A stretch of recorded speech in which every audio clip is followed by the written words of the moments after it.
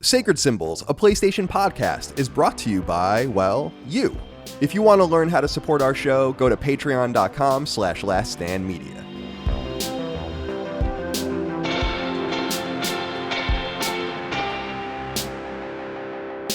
Greetings and salutations. Welcome back to Sacred Symbols, a PlayStation podcast. This is episode number 333. We're halfway now. We are halfway to 666.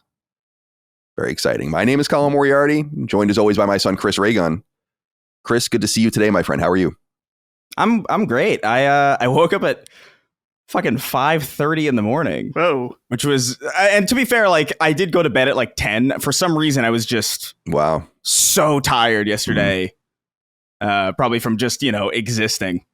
And so I woke up super early and I was like, oh man, I have so much of the day left. I went for a jog, got some coffee, made myself breakfast, and then I just kind of wrote for a couple hours, and we're here now. I don't know. It is really nice to wake up super early.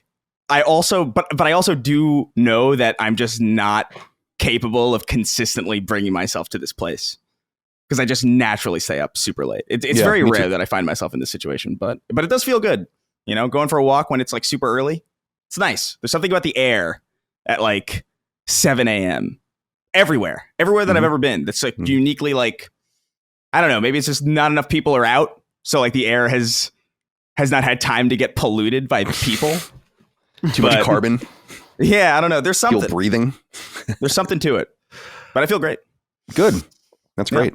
I do this thing. I stay up late, as everyone knows too.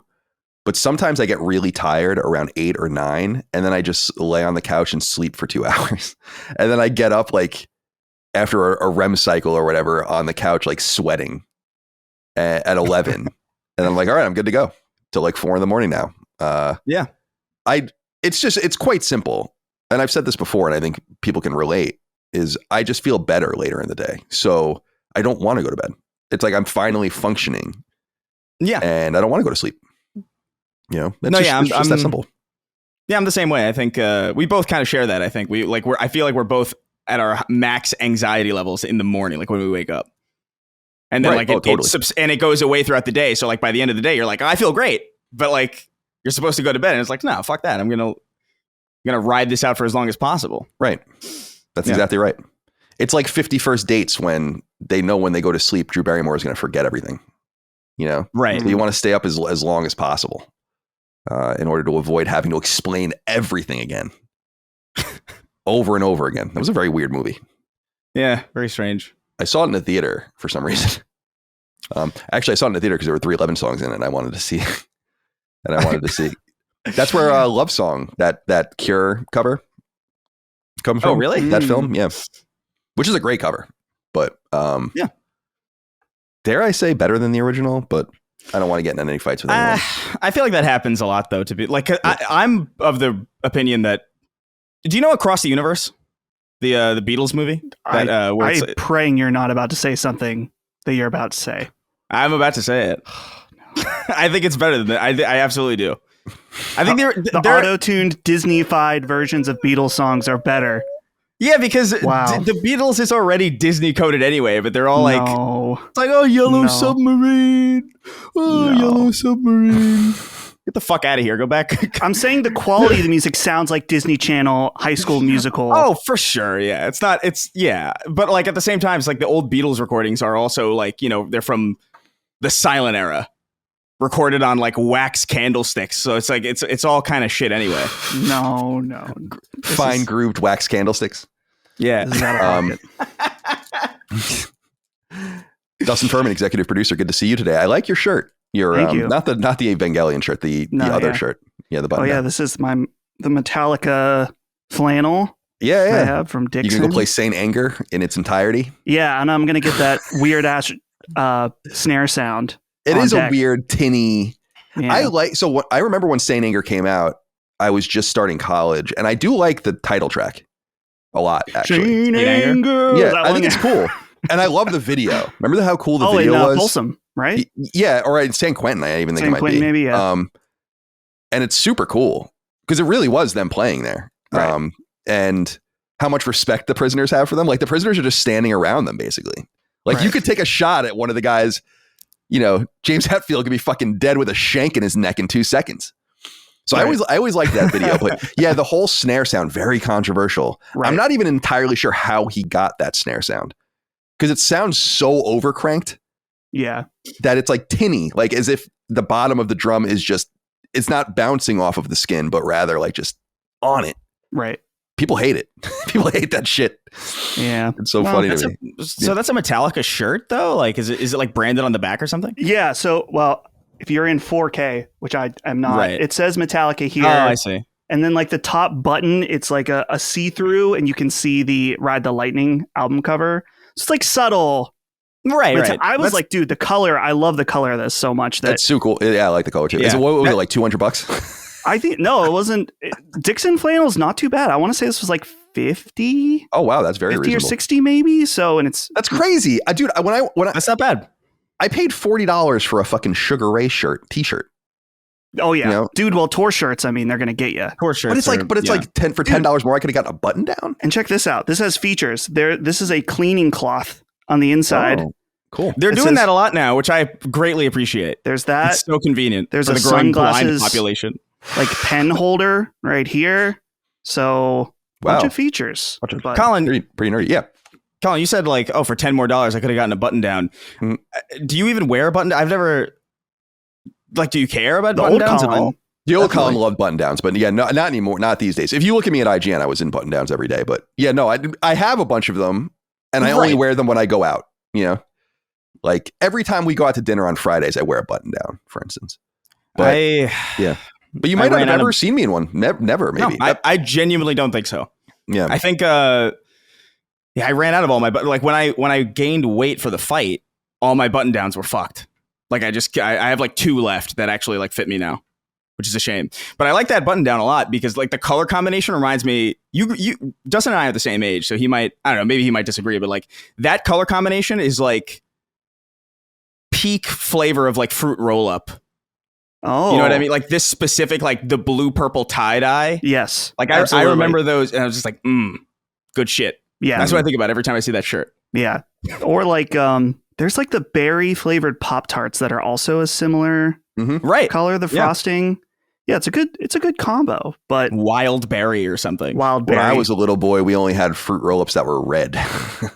Just red flavor. Just red. That was it. That's all you had. Yeah. That was fine. And Pop-Tarts got a little crazy because I remember they had like the strawberry and the raspberry, which I really like. The raspberry is kind of rare. It's the white one with the red great flavor. frosting on it, as opposed to the strawberry's got the color frosting on it. And then I think they came out with like it was like a s'more one or something like that, maybe in the 90s or something. And I never got into that, but now you look, it's crazy. You can't even really, and the shelf space is dominated by the new ones.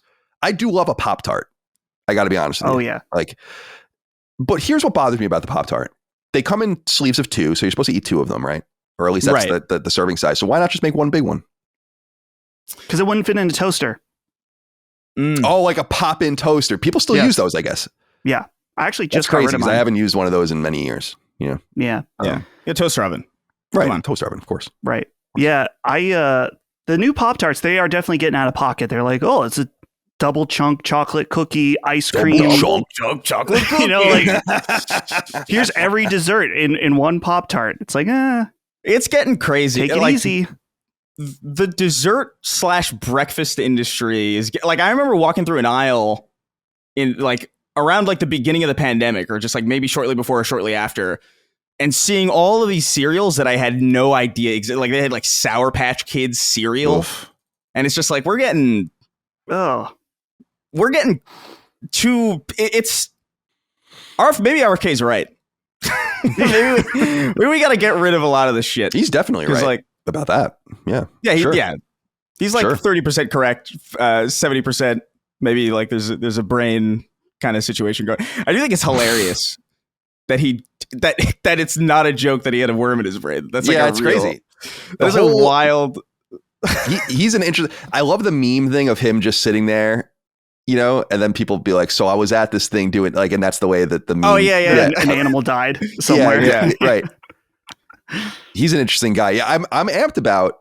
Dude, I love the idea of just cleaner, better food, even if it's bad food. It's like, okay, so eat your sugary cereal, but why does it have to have 17 chemicals in it too? Why can't it just be a lot of sugar and wheat or whatever you need? It is worth asking ourselves how the fuck we got to this place. You know, like what is going on? Yeah, for sure. You know?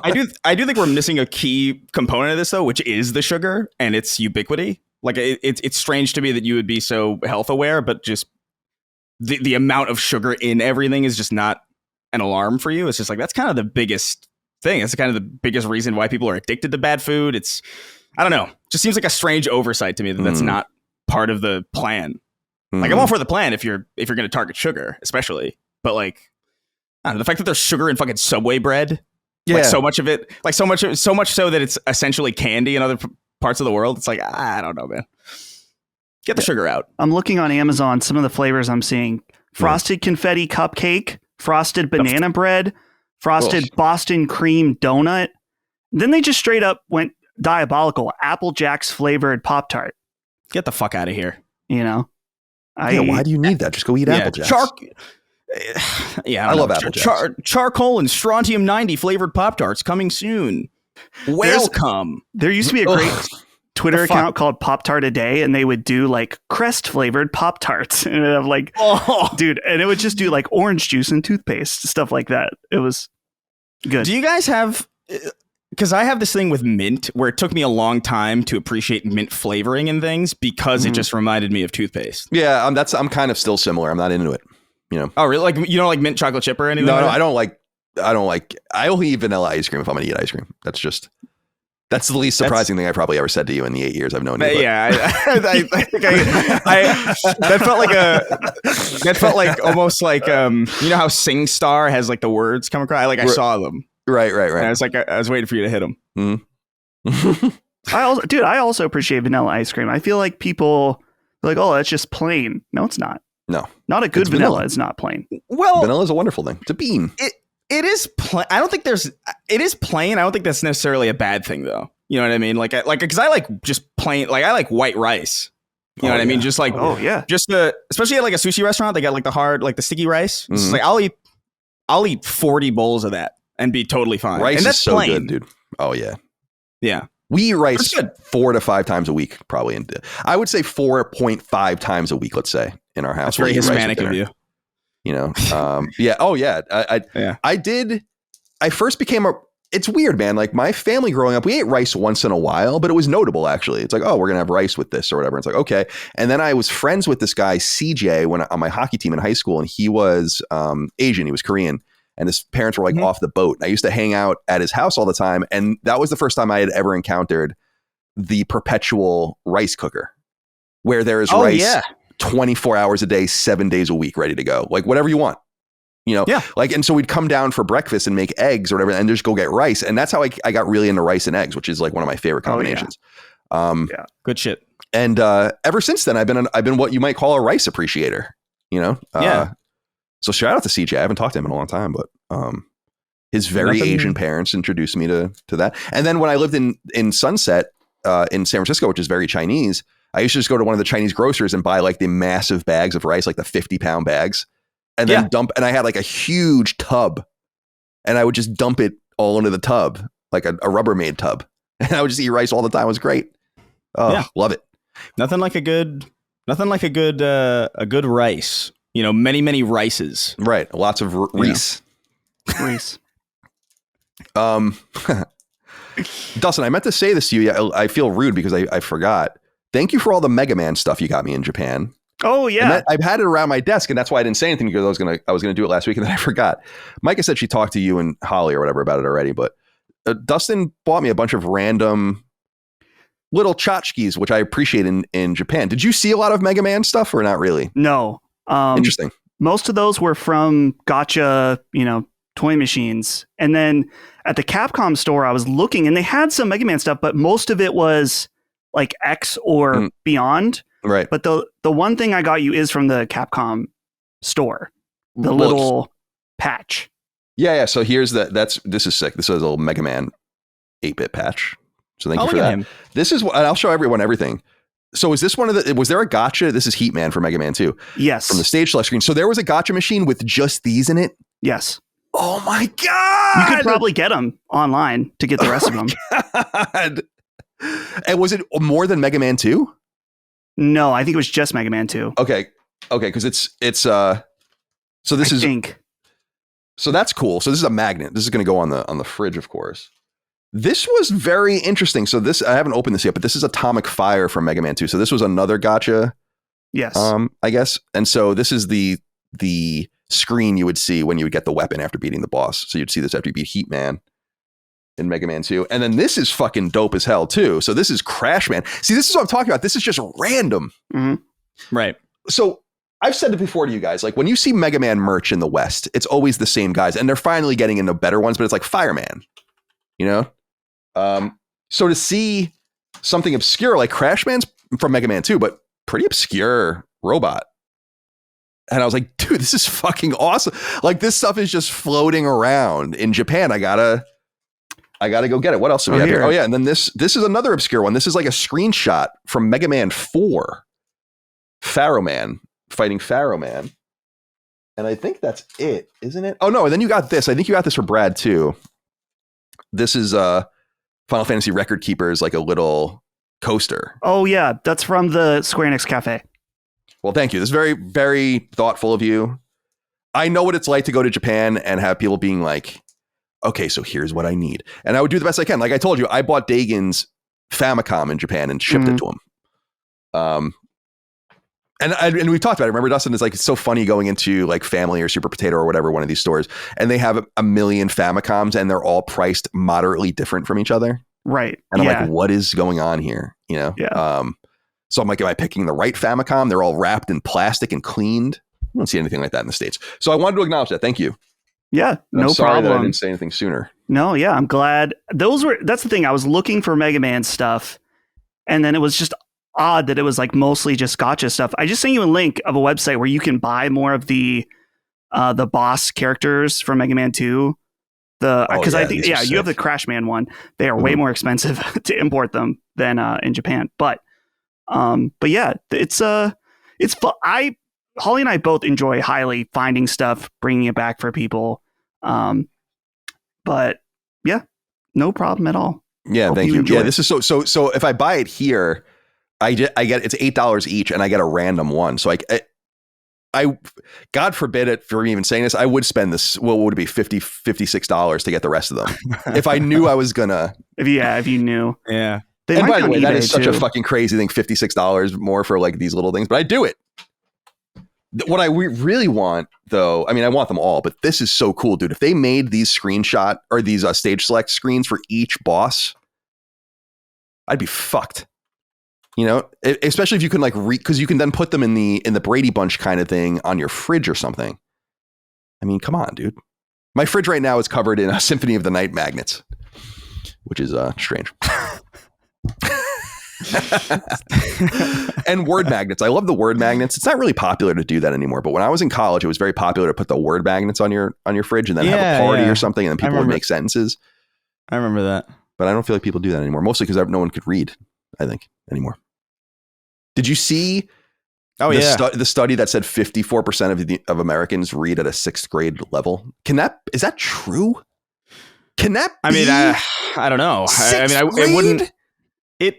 It wouldn't surprise me based on what I see and based on the outcomes that have arisen. But like, I don't know. I do feel strange because I do kind of feel like, I don't know, man. It's always so cringe when people talk about like, oh, my generation was the last shit. But I kind of feel like, I mean, Dustin and I are kind of part of like the last bit of, I feel like, literate people. Like it feels that way. I don't know if that's true, you know what I mean? But like based on like the conversations I get into and based on just like the things that I see, I'm just like, wow, people really just don't know how to, either they don't know how to read or they don't know how to interpret. It's strange. But I don't know how true that is, you know what I mean? It could be, I don't know, who the fuck knows what's real anymore. It's almost impossible for me to imagine existing today and not being able to read thoroughly. That's the thing that doesn't make any sense to me. I understand being you live in Massachusetts in 1810. You're like a farmer on 25 acres. You can barely read or write. You don't even really see anyone. There's like a town solicitor that kind of takes care of you. Like, make your mark here. We'll make sure you get this, whatever. Okay, that makes sense. 2024, the internet itself, the interaction, you're constantly on your, what are you doing on your phone if you're not reading it? Even to get the videos and audio and stuff, you have to be able to read it. That's the thing that's surprising to me. Like, if you were to if I didn't know any of this, Chris, right? And you were like, make $1,000 bet on illiteracy in the United States right now. Are we more literate than ever or no? And I'd be like, yeah, of course we have to be. But the answer is no.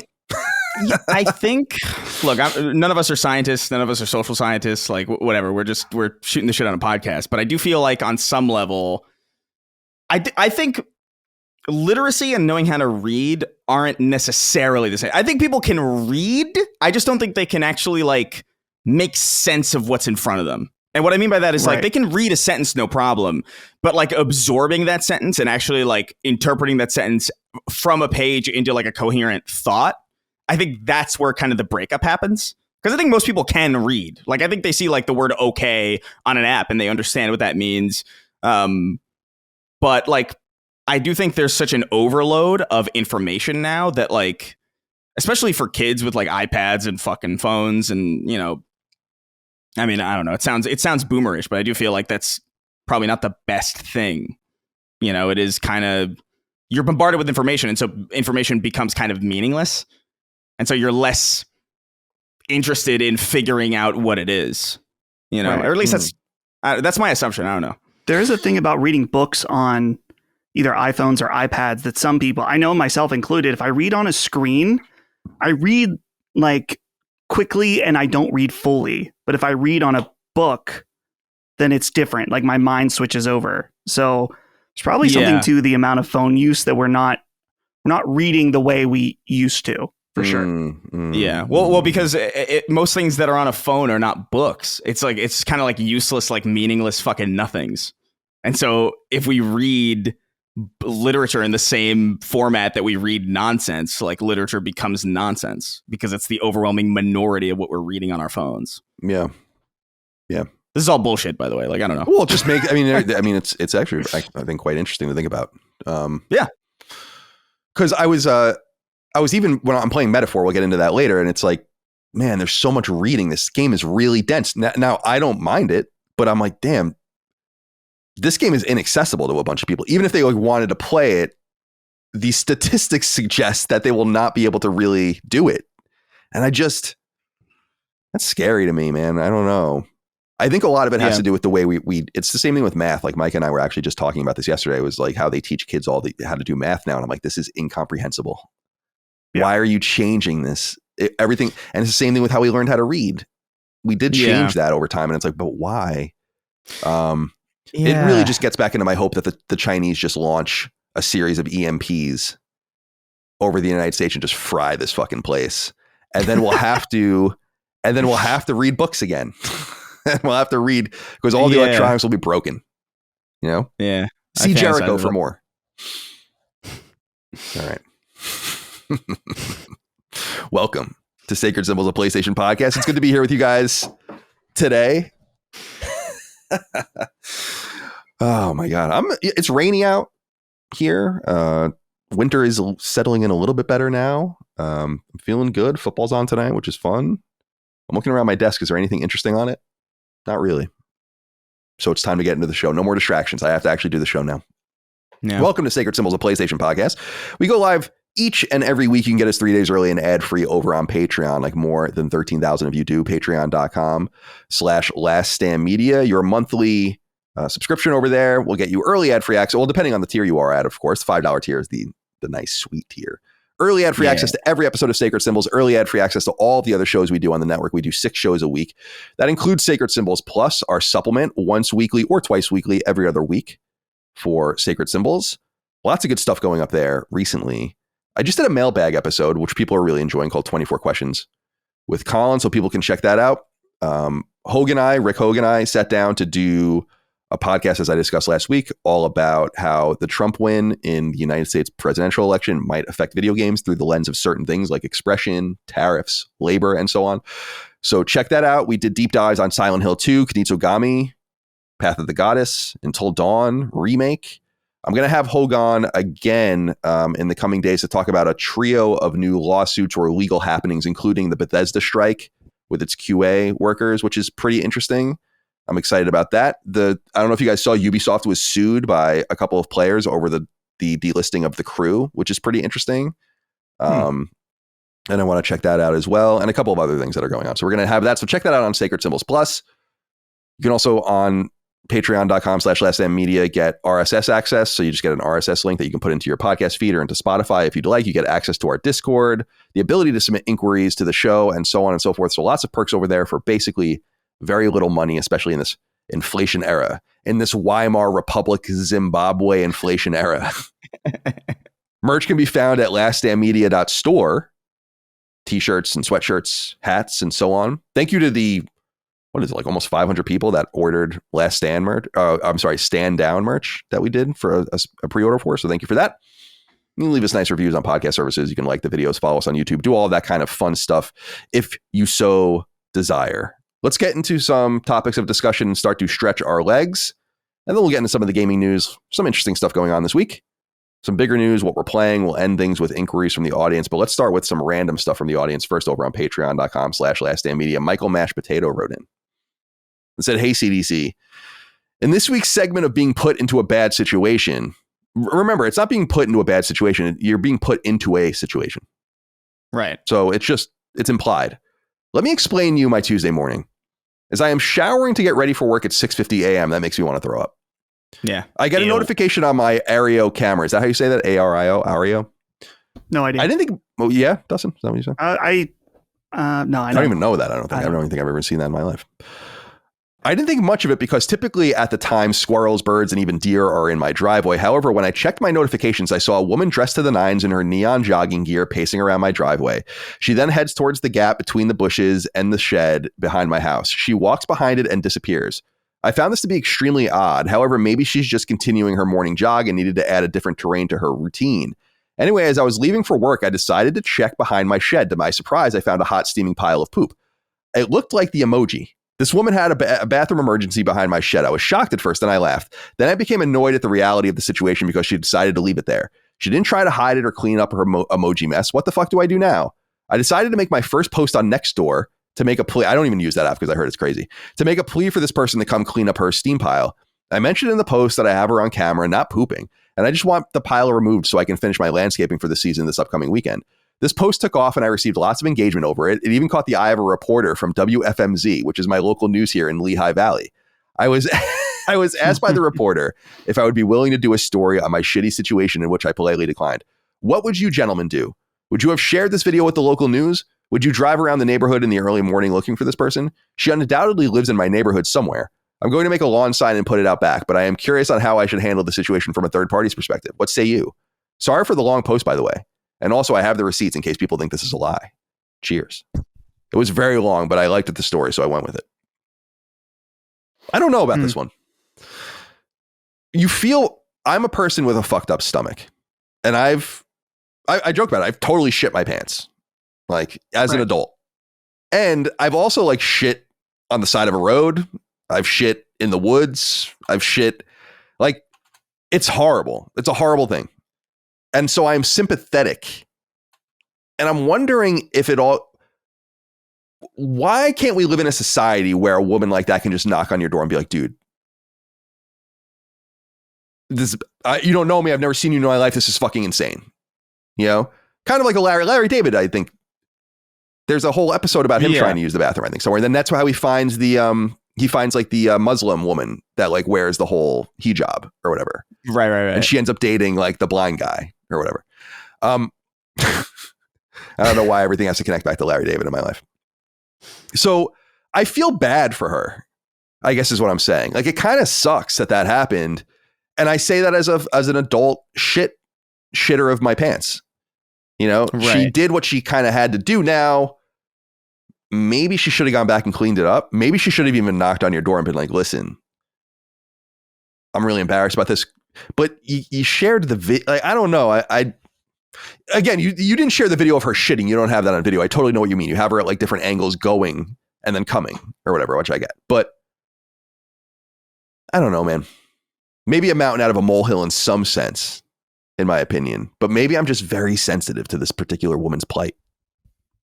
Dustin, what do you think? Well, someone has to clean up the poop, especially if you want to do your landscaping. And I'm in agreement with Colin that it seemed like this woman, I mean, she was in a situation herself. Right, really. Exactly. Right. And you have to be sympathetic to that. So I think you did the right thing by declining, putting it on the news. This is a very embarrassing moment for this woman. The fact that it was already on next door, already kind of, I'm not saying you did the wrong thing, but it's best to not push it further. I had a similar experience to this where my camera went off one night, kind of late. I think it was around midnight.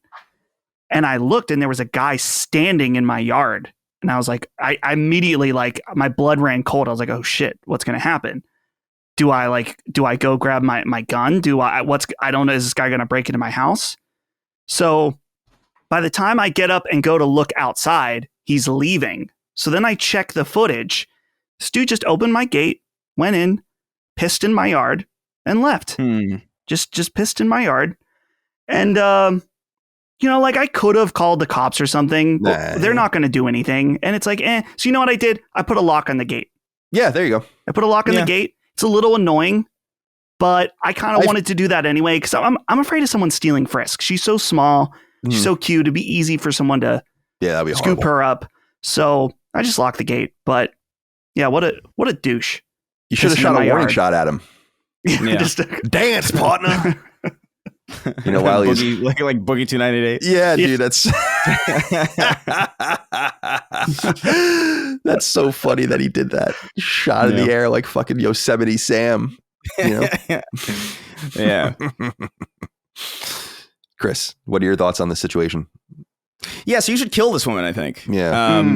Yeah. I think that's the only fair retribution, really, I think. Right. Retaliate. No, I understand that this is like a situation and I understand being frustrated with it. Like that, it would infuriate me too. But I've never in my adult life have I been in a situation where like I've just had to go to the bathroom in that way. Like I don't understand how people find themselves in that situation really, like without having. So I can't relate to it necessarily, but at the same time, I can't imagine that most people would just shit just cuz. Mm-hmm. You know what I mean? I have to imagine that that's a situation that like it is what it is, and if it's repeated, that's a different situation. You know what I mean? If this continues to happen, or if she's for some reason decided that, oh, this is a safe place now for when this happens, like, no, that's obviously you got to draw a line. But I don't know. Once it's an accident, there's part of me that feels like just shit your pants. That's your problem, right? You know what I mean? That's what marathon runners do. They shit their pants. Yeah, just if it's your problem, just keep it to yourself. You know what I mean? Don't rope somebody else into it where like now you're on camera doing something that's kind of like there's part of me that feels that way. But also like, I don't know. It seems relatively harmless. I don't know. Someone still has to clean up though, which I mean, get some gloves, some plastic bags. It's not going to be pretty, but yeah. If the girl was good looking, you might be able to find someone to do it for you. Oh, terrible news. Terrible news. Oh, did I tell you guys that someone offered to buy my shoes on Twitter? Like recently? When I was in Japan, I posted a picture with a standee from Metaphor. Let me see if I can find this. And someone said, would you be interested in selling these shoes? Wait, where is it? Okay, I'll just tell you about it because I can't find it. Someone said, was like, hey, can I buy? Oh, here it is from the Twitter. Well, I won't say the Twitter account. I don't want to expose this person. It says, would you sell me your pair of worn old stinky sneakers for like €600? Maybe these ones here. And he screenshotted my picture and circled where my shoes were. Just in case you didn't know. In case I didn't know. Talk them up to €1,000. That's like $1,200. I did not respond. I also made the mistake of clicking the profile, and don't to be clear, what anyone's into is fine, but I did not need to see that many testicles, I guess. Oh, I see. You don't need to broadcast that stuff.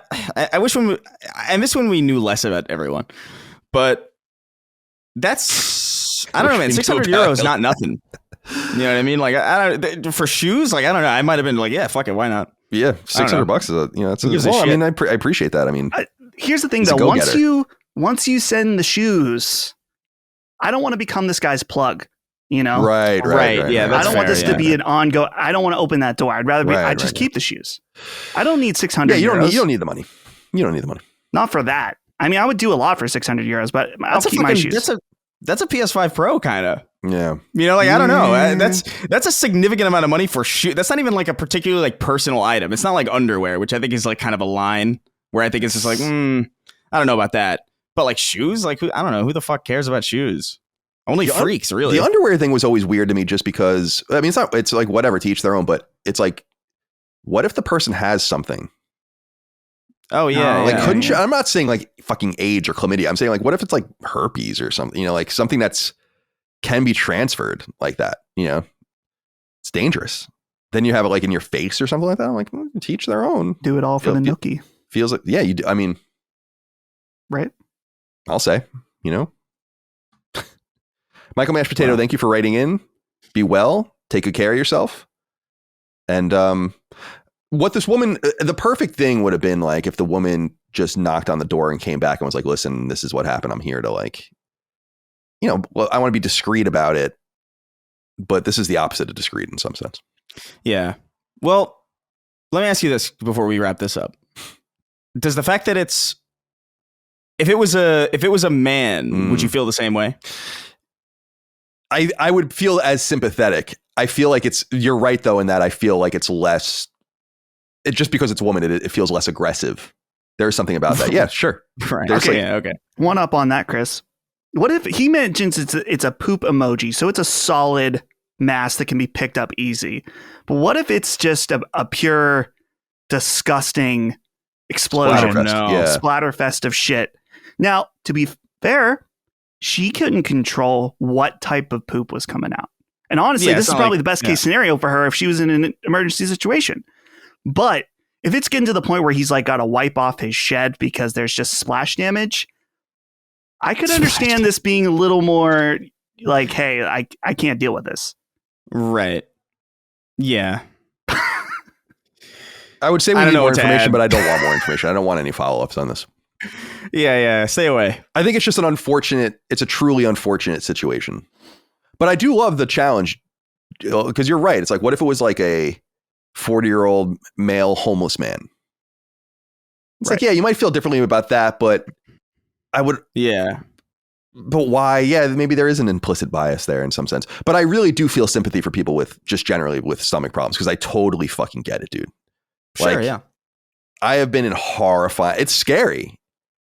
Like, I have such bad stomach episodes that like it makes me afraid to go places. It makes me afraid to like travel because it could happen at any time, and it's like a sequence of events, and I know it's coming. Like, and you can feel it coming, and it's not like like where I really have bad stomach pain and stuff like that. I'm like, damn, dude, there's no getting out of this. The only way out of this is through. And like, what if that happened on an airplane? What if that happened? You know, it's like I always think about that shit. Pardon the pun. Well, yeah, no, I think about it too. Like, I have stomach problems too, but it's not to that degree. Like, it's usually pretty reliable. It always usually happens whenever I fly. Like, there's like a nervous energy to like flying that just like fucks my stomach up. And it doesn't like put me in like a situation where like, oh my God, I'm going to shit in the middle of the fucking, you know, the street. But it is, I have sympathy for that. That's one of the first live shows I did. I was like doubled over in pain the whole time. Yeah, I forgot. Yeah, you were like were laying like sitting like a pencil. Dude, it was terrible, man. With like your back on the back. I just thought you were being you know? No, it was terrible. But so I'm sympathetic to it.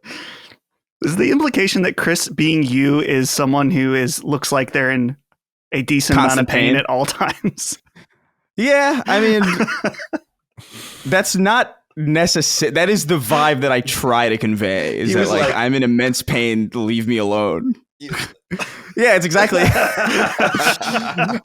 know what it was? I needed to trick my body into thinking that I was lying down because I couldn't. So I was just like, oh, if I'm flat, maybe my body will be like, oh, he's resting. Next time you just say, man, I got to take a poop. I mean, that's classic sacred symbols. At that point. But that wasn't even it. It was just like my stomach there wasn't anything to be done. It's just like, I don't even know what it is. But always when I fly. Sucks. All right. Michael, good luck to you. Be well. And go look to that young lady as well. She could have been older. I have no idea. I envision her as like in her 30s for some reason. I don't know why. Yeah. Shane Doan wrote in, said, hey guys.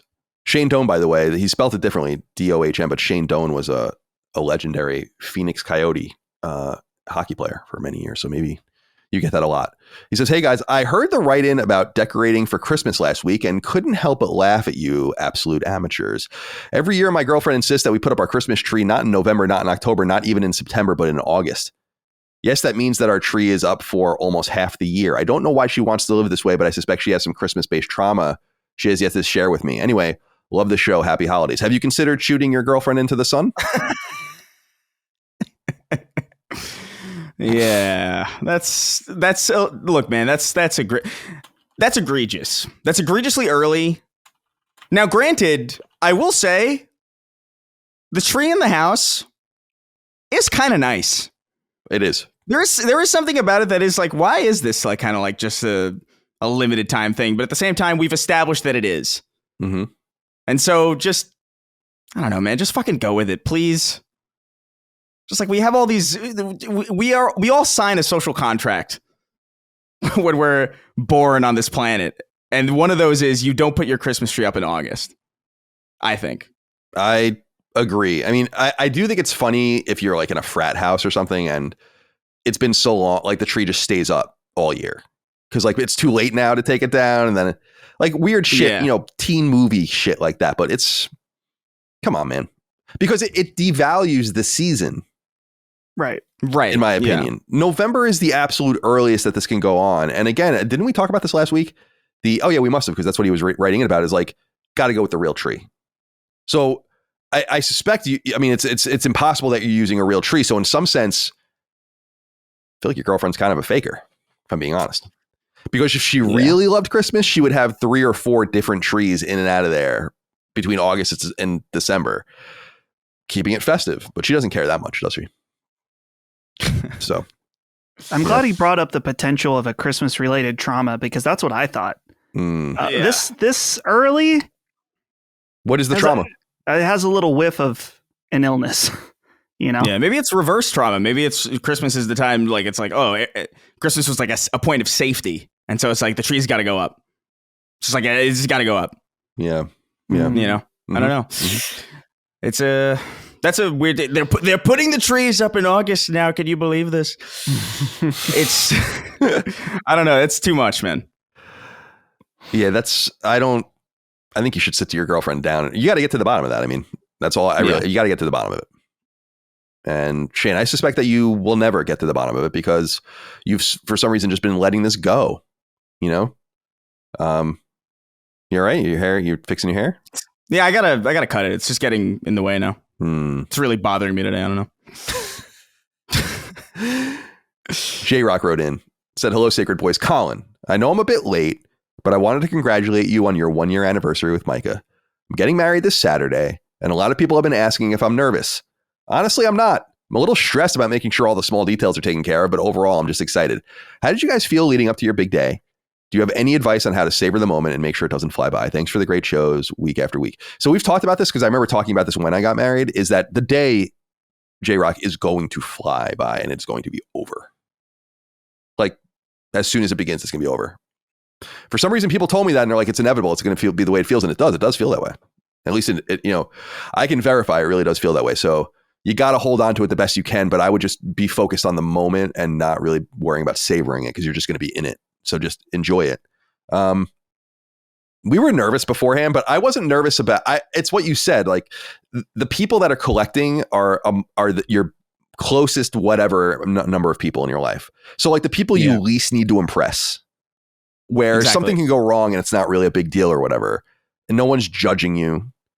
and so on and so forth. So I actually strangely wasn't worried about it from that perspective at all. A very similar way I was worried about, like, I was more worried, like, I want to make sure people are having fun. I want to make sure the food's good, the drinks are good, like everyone's, because I said that, remember I said this at the time, was like, I just want people to look back on the wedding and be like, yeah, good food, good drinks, like well taken care of. That's important. Because as I've said, I remember the great weddings and the not so great weddings. And I just want to be one of the weddings where people are like, yeah, that was good. That was solid.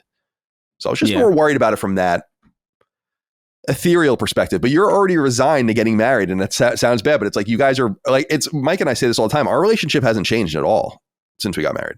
It's just exactly the same.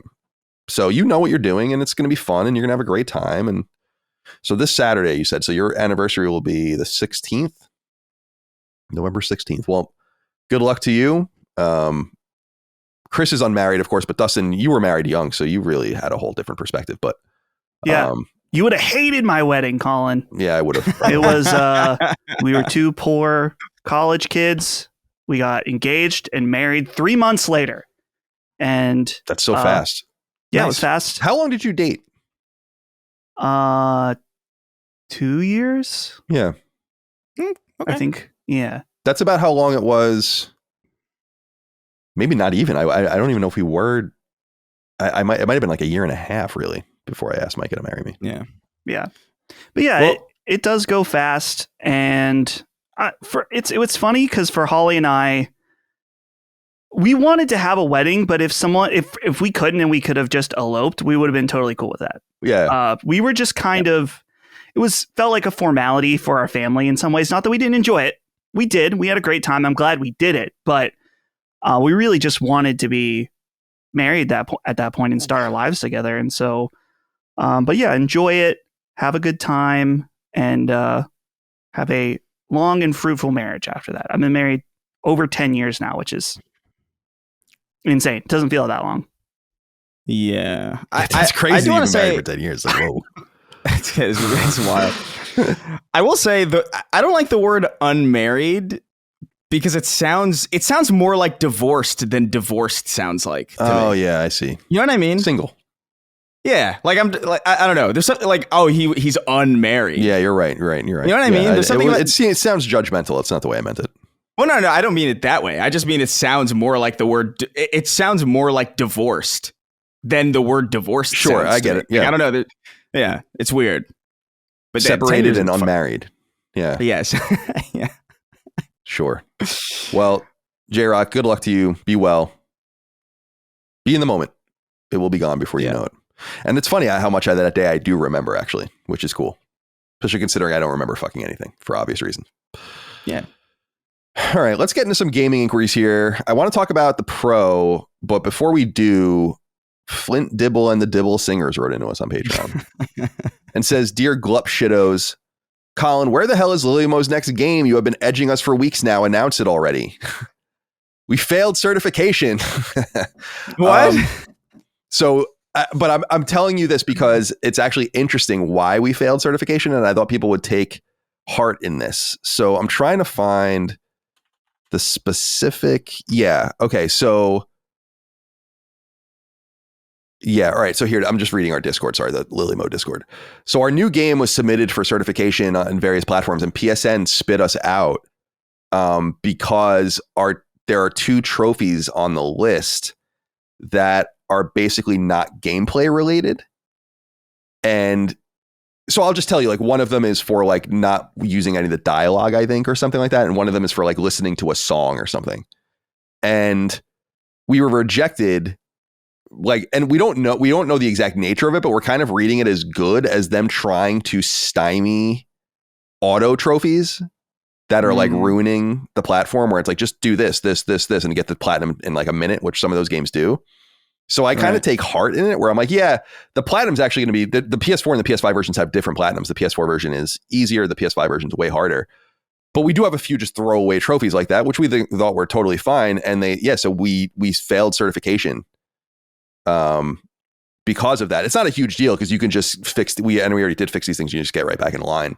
But that's the reason why we haven't announced it yet, is because we don't have a release slot yet because we've not passed certification. The game's done and it's been done. Then I'd love to tell you all about it. but we're holding on. We've come this far. Why do I tell you about it now? There's no reason to tell you about it now. Yeah. So thank you for your patience. It's not, then I didn't mean to blue ball everyone. I didn't think we were going to fail certification. And at least we didn't fail it because the game's broken. I'm trying. Yeah. Trophies are rejected because they are not tied to a gameplay element. So maybe a sign of things to come. I don't know. All right. Let's talk a little bit about PS5 Pro. 10-inch Mutant Ninja Turtles wrote in and said, hello, sacred sex symbols. I am curious to hear about how both Colin and Chris have found their PS5 Pro experience so far. What has been the most significantly positive and perhaps the most underwhelming aspect of the PS5 Pro so far? Second-class citizens such as Dustin and I must hang around until the anniversary bundles come our way, and all I can do at this time is observe and listen to the afterthought that I am. Last Stand Media is miles ahead of the game. A big keep it up to the entire crew. Thank you, 10-inch Mutant Ninja Turtles. Got to be honest with you, still sitting in the box. Oh my God. Here's the thing. It's twofold. Mm-hmm. The first is that I'm playing a game that doesn't need it. I'm playing Metaphor. I'm not playing anything else. So I'm like, I don't know. I don't really feel like I'm not playing Silent Hill or like clamoring to play something. So, and the games that I even have lined up, like I bought Lego Horizon, Dragon Quest 3, don't really need it. So I'm like not feeling the heat, but here's the sadder part. Okay. Is that I just don't feel like re-downloading everything and doing all of that. Now, I know that there is a function to send things from one console to the next or whatever. And I think that that's really cool. And I might end up doing that. But I'm kind of one of the weird people when I get a new phone. I'll take my contacts over, but I actually just like setting it. Like, I don't want anything else. I don't want old texts. I don't want old pictures. They're all in the cloud. I pay $2 a month. The shit's just sitting there. It's never going to be seen by a fucking human eye ever again. But for some reason, it's sitting up there. And so I'm one of those people that likes to be very selective about what I bring over. I don't want everything to come over. So while I know that there's an easy solution to kind of just get it to where it is, I'm like, no, part of the fun of getting a new console, in my opinion, is like purging and starting again, but I still need to download certain things to it. Like we use ESPN Plus to watch hockey, YouTube all the time, Spotify, whatever. And then all the games I need to download. So it is like fucking trivial, but for me, I'm just like, I'll like when I'm playing it, when I'm going to finally rev up Silent Hill 2 or Alan Wake or one of these games that's going to really use it, then I'll just make that my PS5 moving forward in the living room. And I'll take the PS5 in the living room is the launch PS5 that I've been using the entire time. I'll probably just send that to someone like a friend or a family member that needs it. And I'll keep my loft PS5. That I only use with the with the portal, which is like barely ever used, really comparably. So it'll be nice to get a new one, but I have no opinion on it yet because it's just sitting there in its black box in front of my entertainment center, unequipped as of now. So, Chris?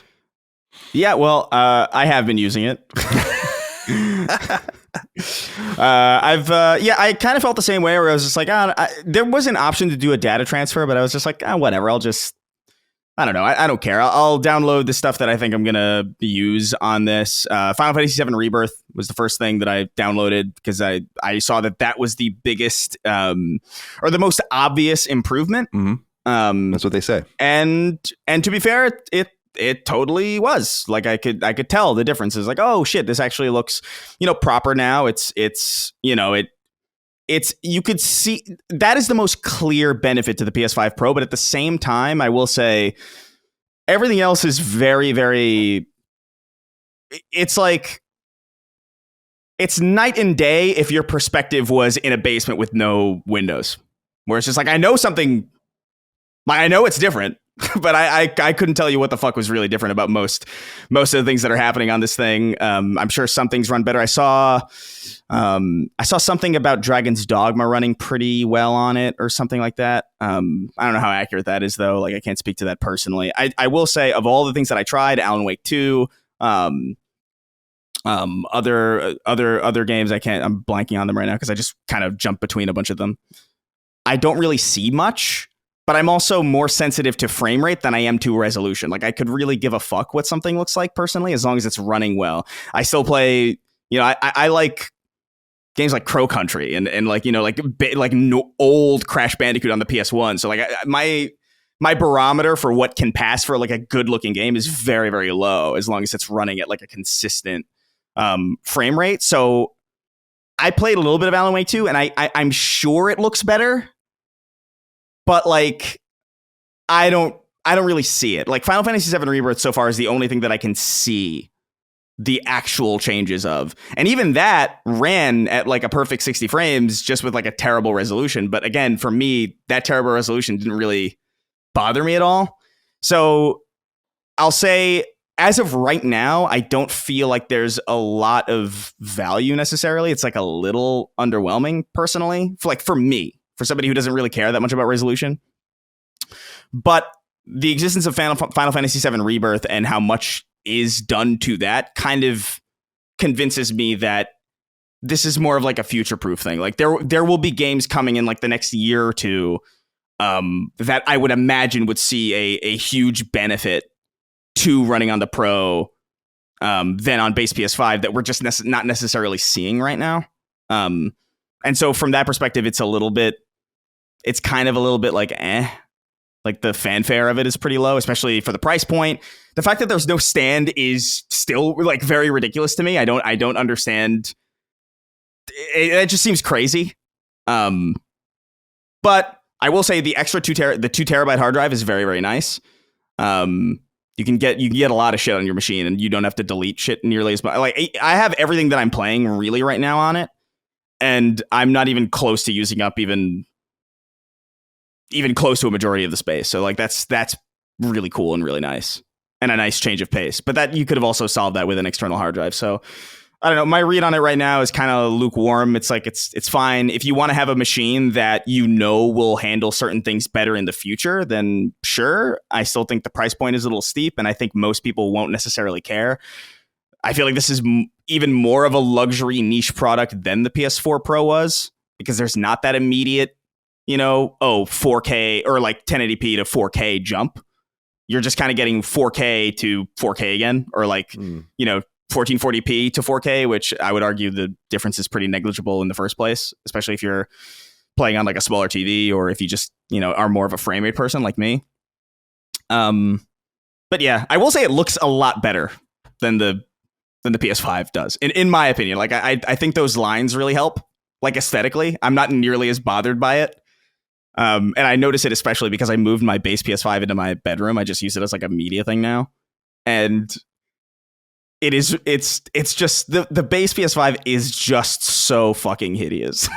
I can't get over it. But yeah, it's fine. I don't know. $700 is a lot for what I feel like the difference is here. And I think that's going to sting a lot of people. And I would recommend most people, if you don't give a shit about this kind of thing, you're probably not going to really need this thing for a while. And by that point, you might as well just kind of wait for the next thing. I don't know. I'm a little underwhelmed. I will say, I don't want to speak to the console yet, because I maybe I'll use it this weekend or something. I don't know.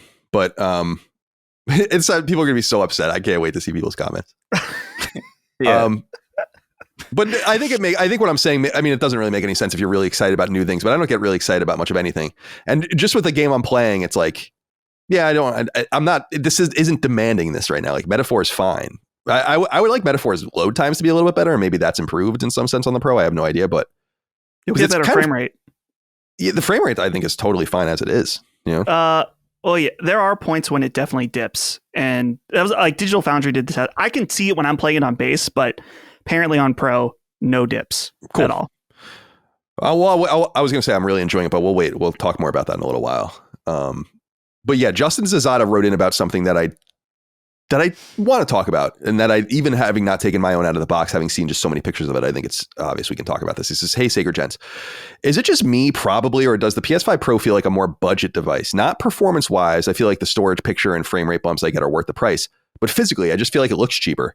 Maybe it's because I feel like I keep it vertical and I don't have a stand yet, but I felt this way about the Slim 2. It looks too narrow and feels like cheaper quality plastic than my base PS5. Even the LED lights aren't angled the same and look a little too bright. Maybe with a stand and my preferred silver plates, it will cut a better figure, but material looks wise, the stock system is just not doing it for me. Does anyone feel similarly? Thanks for all that you do." I have kind of felt this way since the redesigned Slim baseline model, where I'm like, what is going on with this Temu looking aesthetic that they got going on? Like it is true that these don't, in my opinion, they don't look like high-end electronic devices at all. And I feel this way about, I've said this since the PS5 was revealed, and certainly since we got them in fall 2020, where I'm like, I don't really like this thing. It kind of looks stupid. And yeah, I think back to the PS1 is whatever. PS1 very much looks like a video game console, and that's fine. But PS2 is a absolute industrial design fucking powerhouse. It looks awesome. It still looks awesome to this day. PS3 fat, I thought was woeful, and really the whole PS3 generation I thought was kind of underwhelming, especially the third generation, like George Foreman grill. But then you got to the PS4 and the PS4 Pro, again, beautiful design, just a physical box, and it looks great. And this is what I keep saying about, we have an Xbox Series X hooked up next to our PS5 and a Switch in the living room, and I'm like, the Xbox Series X just looks so much better. It just looks so much better than the PS5. And so I have noticed that, and I'll be interested to see when I take it out of the box if I feel the same way. It looks cheap. It's cool that it does much more than it looks like it can do. But I think Sony did care a great deal about the aesthetic forever, since the 60s. I mean, it's weird that this isn't a bigger deal, because these guys have been always amazing designers, industrial designers, so it's something that I have noticed, and I don't know if you feel the same way, Chris, or Dustin, if you get that vibe too, but I feel like they gotta like redo the PS6 better look fucking way better than this, you know? I don't know. I've had mine where my PS5 used to be. I felt that way about the Slim, but I don't know if I feel that way about the Pro. I think the size difference helps. Granted, that's I'm using a digital version, so like I'm sure some people, if you have the disk drive, I'm not really sure how it looks. It might look shittier. Like I like the kind of slim, I will say the shiny plastic on the center looks cheaper and looks worse, in my opinion. But at the same time, I think the fact that it is slimmer and a little bit smaller kind of helps. Like I prefer it to the base PS5 personally. But at the same time, like that bar is very low, because we just kind of we went over it already. But like I just think it looks fucking ugly. Like the general form factor and design language of this thing is so loud and obnoxious, and it's just hideous. I don't know. I don't like it. I would prefer this to look more like a PS2 or like a PS4, or even my personal, like I really love the PS3 Slim when that came out. I thought that was a really nice looking machine. That was the best of those three for sure. Easily. Yeah. And I do have a soft spot for the fat PS3 too, but like there is, I don't know, man. It's the weakest Sony console design in my personal opinion. Definitely. It's so surprising that, I'm sure there are reasons. They probably Sony might have even gotten into it about why it's shaped the way it is, and like, airflow and all that. I know it's like very sophisticated, but I just feel like, damn, I just loved the PS4, especially the way it looked. And I loved that the PS4 Pro was just another stack on the, and I was like, this is so elegant, dude. And I really hope they get back to brass tacks with PS6 whenever we see that in the years to come, because it doesn't matter. I've always said before, it's like the PS5 could be a fucking cardboard box. I don't really give a shit ultimately.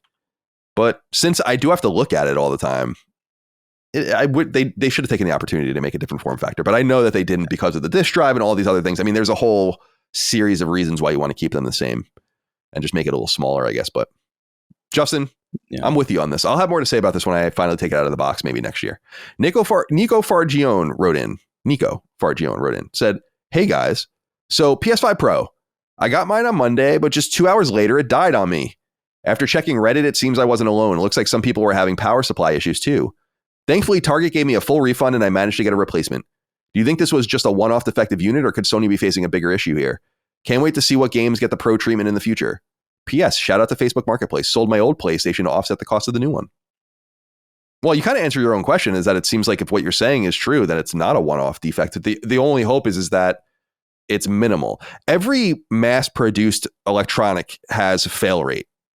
And the only hope, and there's something endemic with all of them that will go wrong. I mean, this is what we saw with Xbox 360 with, 3 red lights and all the rest, and PS3 with the yellow light of death and all of that, where which was way less than the 3 rings or 3 red lights. But I don't know. To me, I look at this and I say, let's watch it play out and see if this is a deeper problem. Hopefully it's not.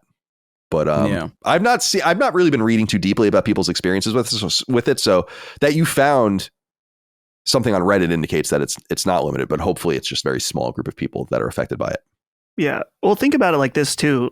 Let's say you have a failure rate. Like what would, I don't know, 0.3% a failure rate. And let's say they put out do we know how many of these have sold yet? No, they haven't said. No way. Let's say there's 3 million. Is that? We might never know. PS5 Pros, like 3 million, you said? I don't know. I would say a few 100,000, probably something like that. A few 100,000. Yeah. Okay, we'll put 100,000 here. My main point overall, though, is if you even have a failure rate that small, like let's say there's 100,000 out there, that means 300 of them are busted. And these are people that use technology, probably use the internet. And so what are you going to do when your brand new $700 console shows up and it's broken? Probably going to post about it online, and because you're upset and you want to see if anyone else had that. So I don't know, not to like undercut that there could be a widespread issue, but this happens anytime a new console comes out. People make compilations of all the broken ones. And it's like, well, when there's a huge amount of people getting them all at the same time, even at a small percent failure rate, there's going to be literally thousands potentially. We'll see. We got to watch it play out. Hopefully this is a very limited issue. It's like Ben with Returnal. Oh yeah, Returnal. You know, Oh yeah, which was so strange. One of the strangest things. All right, let's get into some of these smaller news items, and then we'll get into some of the bigger news items. But a substantial news item was that Tony Tod has passed away. This is relevant for a lot of reasons. He's a famous actor that is well known in nerd circles. I think isn't he like the original Candyman, which is so funny. Yeah. And he's in a bunch of other things too. But in our space, more recently, he was Venom in Insomniac's Spider-Man 2, which came out last year. And actually, it was Insomniac that widely released his passing because Venom's obviously deeply associated with what they're doing with Spider-Man. But also, the rumors indicate that Venom is going to be in an interstitial Miles Morales-like game. At least that's what the indication was. It seems like Spider-Man 2 is going to get an interstitial like Miles Morales, but it will be a Venom game. And I'm pretty sure Tony Tod had said around the time Spider-Man 2 came out that it appeared to him that I think he said 90% of what he did and recorded and mocapped was not used, which means it's for something else. Maybe it was going to be in that DLC that never came to fruition or whatever. But so that has a more pressing cause for us to talk about it, because obviously I think most people that played Spider-Man 2 really liked it. So, but of course he's well beloved and well liked, and so RIP to him. Very sad situation. I don't think he was that old either. Let me see. He was only 69. Which is not old. Yeah. So it's not. Well, I mean, it's not drop dead old. No, right. I mean, it's old, but it's not. But by today's standard, it makes me scared. My parents are 5 years older than this man. No, of course, yeah. So it's like, I'm reading here. I don't know if we know the cause of death or whatever. If it was just health related, I'm sure. But terrible thing. Any thoughts, Chris? Well, I mean, it's obviously sad. I mean, it's especially just because, I mean, like you said, it's not like he's not like Jimmy Carter, Oh my God, dude. What do they do in the Jimmy Carter? Can they just let him go? They don't need to be wheeling him around like this and let journalists take pictures of him and stuff. I feel like it's quite disrespectful. I think so too, but yeah, no, I mean, it's super sad. I don't know. I'm not super familiar. I know he was in Final Destination, like those movies. I remember him being like that guy. And I don't remember the names of any of the characters in those movies, but like William Bloodworth is his name in Final Destination. Really? Yeah, it's amazing. But yeah, no, I mean, I don't know. It's sad. I'm curious. What, like, if this will have any impact on that Venom game. Like, I would imagine, if it's even still happening, it could also be true that that's just outdated information. Like that DLC was. But yeah, I mean, it's depressing. I noticed that the tweet from Insomniac Games has a hidden tweet. I was that little icon you can click on it and see. And the only hidden tweet says Spider-Man 3. Wow. What is? Yeah, it's, I don't know, spam, I guess. Yeah, it just seems like I was clicking on it expecting like something horrifying. You know, might as well just ignore these people at that point. Well, this is very much an, you know, Mike and I always joke around. Is it, you know, when someone passes away, is it R.I.P. in peace or is it R.I.P. Bozo? And this is very much an R.I.P. in peace. Tony Tod. Dustin, any thoughts? No, you know, respect to his family as they're mourning, and he will be missed. Just, dude, Venom in Spider-Man 3 was so cool. Or Spider-Man 2 was amazing. And Spider-Man 3, the movie, but that wasn't him. But wishing the best for his family. Yeah, he's my favorite. He's my favorite performance in that game, I think, actually. I wonder, man, he is just such a, I'm looking at his filmography. It's like he's been in a lot of shit. Like he was working constantly. It's pretty crazy. Good for him. Oh, he was in The Flash. I didn't know that. It's interesting. Riverdale. That's that Archie Comics, right? Yeah. Yeah. Interesting. Okay. Well, yeah. R.I.P. and peace to him for sure. I mean, he did bring a lot to Spider-Man 2. Venom is a great character. Venom came out when I was like a little kid. I think I feel like it's Todd McFarlane, right? Oh yeah. Yeah, I think so. Right. He's very if not, he's very Todd McFarlane coded. Right, because Todd McFarlane left Marvel and then made Spawn, which is kind of like Venom, right? Yeah, it's literally Venom with a cape. And it was in the late 80s. And I think I kind of remember being exposed to it. You know, my brother read comics and stuff like that too. So, and he was always, and then I remember, you know, and then Carnage later and all that kind of stuff. So it was like, oh yeah, Spider-Man was cool in the 90s. And yeah, well, be well, my friend. Yeah, nothing here about what he passed away from. Maybe we'll hear soon enough. Not that it really matters, I guess. He's in Indiana Jones and the Great Circle, by the way. So that will be a posthumous release, it says here. Okay. Tony Tod. What's next? Oh, all right. So a few PSAs. Video Games Chronicle brings us this, although a lot of people are talking about it. And I meant to take an inquiry about this from the audience. I guess I didn't. Basically, the PlayStation 5 Slim Digital Edition is $70 off. And so you can get it was $450. It's now $379.99. The offer ends 12/24 according to Sony. And this is kind of portended in, we'll get into the Sony financials later. They were kind of talking about how they have more flexibility now and how much money the console is making, and they can start playing around with the price and starting to shuttle more units. And this is obviously very wise to prepare for a fluid Christmas season for the console. So I know a lot of weirdos listen to this show. I mean, just generally speaking, but a lot of people that don't even own a PS5 listen to this show, which is great. Some people, you can't afford it. You don't want to get too crazy with things or whatever, or you're just not that interested. You might be interested in it now at a $379.99 price, which is basically if you've spent the same amount at $450, you'd get a game basically that you'd be able to play on it as well. So nice little price cut there for those that are interested. I think that will help sell some units. And another PSA that I wanted to bring up was that we are running out of time to get a PlayStation camera adapter for your PS5. So if you want to use your PlayStation camera on your PS5 from the PS4, it has no native port for it. And so you have to request a special dongle that will connect to your PS5 to allow you to put the PS4 camera in. And this is relevant mostly for PSVR. It doesn't really matter for almost anything else. Although I guess if you want to play around with some of the other camera functionality, you can do that too. Over on PlayStation.com, they note that as of November 26th, so November 26th, not too far from now, or until supplies last, the PlayStation camera adapter will no longer be available. So if you want to ask Sony for one, like solicit one of these, you got to do it now, or you're not going to be able to get one. So keep an eye out for that. I think that's the only PSA related stuff we have here. So let's get into this. Did you guys see this new trailer that Sony put up? It's not a trailer, it's marketing for Play Has No Limits. It's just an ad. So 1 minute and 37 seconds long. Everyone's mad about it on YouTube. Everyone hates everything on YouTube now. But there is an interesting thing at the 46-second mark. And people have kind of tuned into this. Nickman wrote in about this, but others did as well. He says, "Hi there, post Freelanders. The new PlayStation ad appears to be teasing something for December 3rd, 2024, the date for PlayStation's 30th anniversary.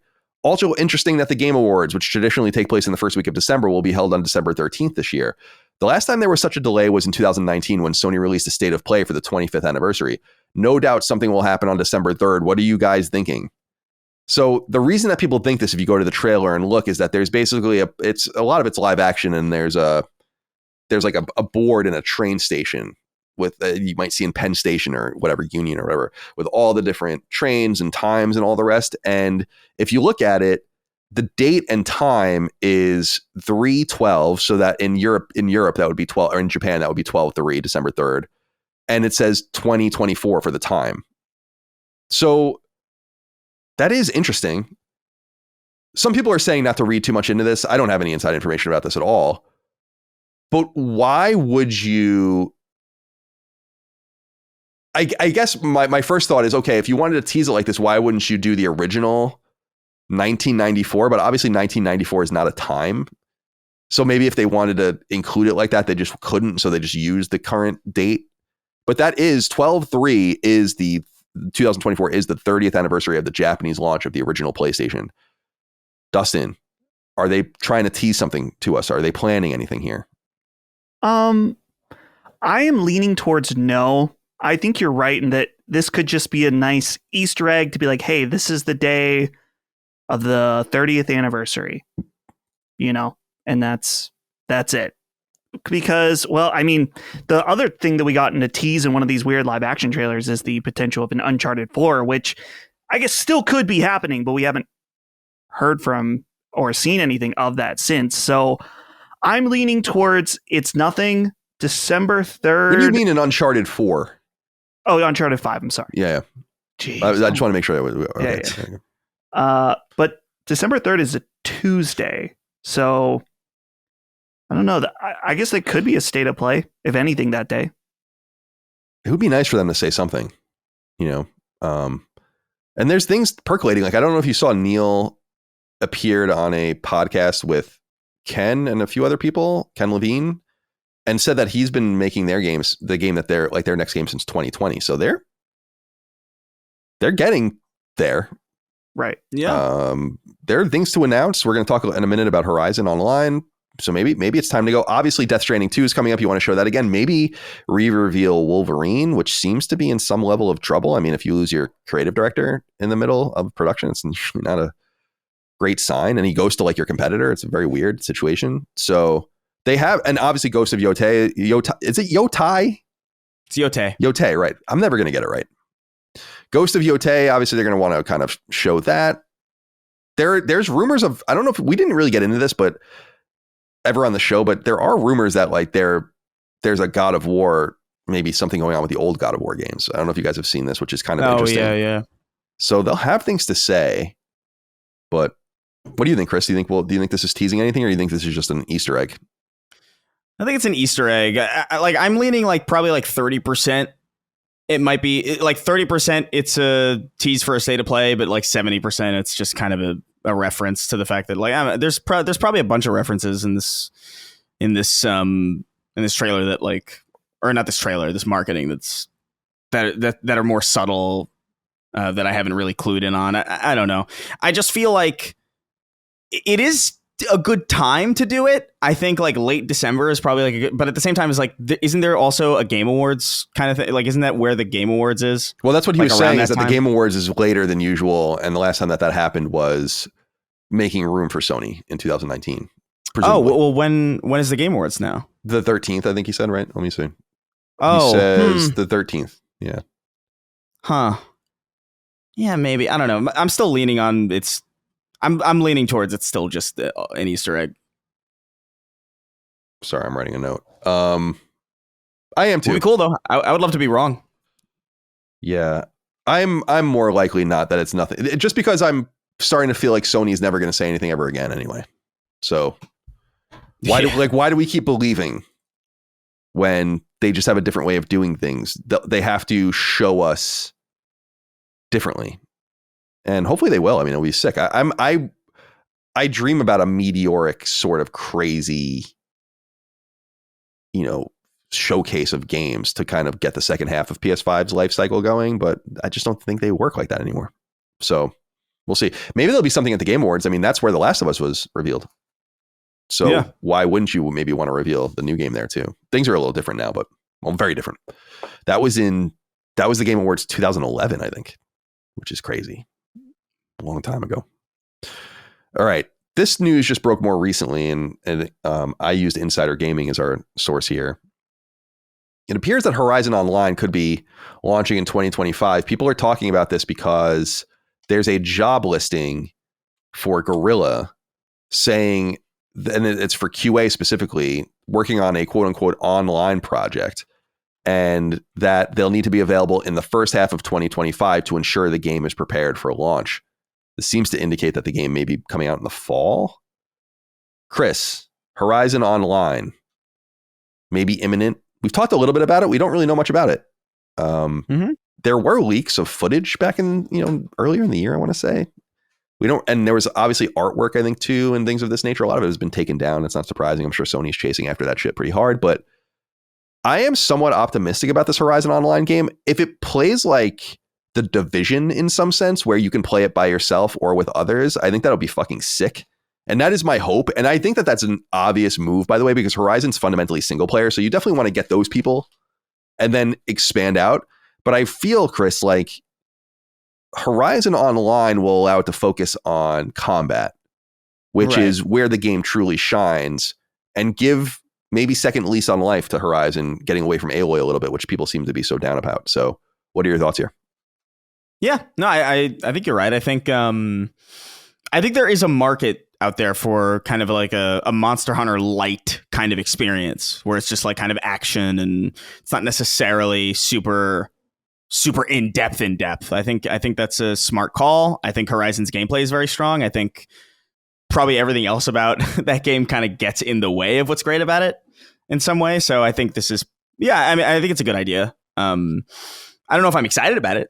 Yeah, I don't know if I care that much, but I think it's a wise move of them to kind of focus on the core strength of Horizon, which I think is the moment-to-moment combat and the traversal and that kind of thing. And as long as that's intact or expanded upon, even in a multiplayer setting, I think there's potential there for a pretty big success. I wonder if a game like that will be day and date on PC. That'd be that's my point of curiosity. Yeah, that would be nice. I mean, I think that would be cool. Yeah, I feel like that. I mean, that's obviously going to annoy some purists, but I just feel like that's going to be a necessity moving forward for online games, just to buttress the numbers and make it playable. I think it's just totally essential. And then if you can't get numbers even doing both, then the game's a true failure. That's how we knew Concord was fucked. In some way, they would have been able to obfuscate how bad Concord was doing if they didn't release it on PC. That's kind of the big irony of it, is that they might have still canceled it, but it would have probably come under much less trepidation. It's because we saw Steam charts and all this that you can kind of glean, this thing didn't sell well. But I wonder if they would have been able to, there's some irony there of the walled garden.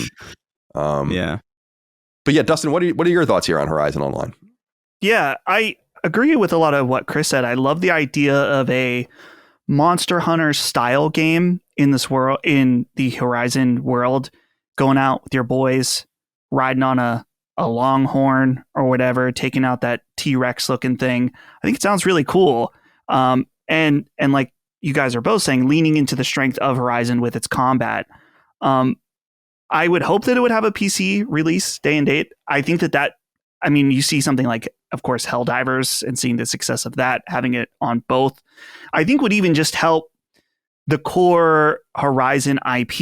If you then release Horizon 3 later on as an exclusive, you could get those PC players in potentially. But I'm excited. I'm excited by the idea of it. Of course, we haven't seen anything, but this is something I would absolutely check out. I could see like Brad and I being into this, and hopefully they're smart with when they release it. It's not too close to Monster Hunter. I feel like that would be a death sentence. So hopefully later in 2025. Yeah, it sounds like it will be. If it does happen in 2025, it will be a fall game. And it's just my hope. I want to know where this fits into the games as a service model that Sony's kind of pursuing, in the sense that Helldivers 2 can't be played alone, really. I mean, you can, but it's not easy. And you're not going to be able to play on a higher level than like 4 or 5, which is baby Helldivers. And Concord obviously was not playable by yourself. I just wonder if they know. Let me back up. This should just be modeled after a Ubisoft Online game.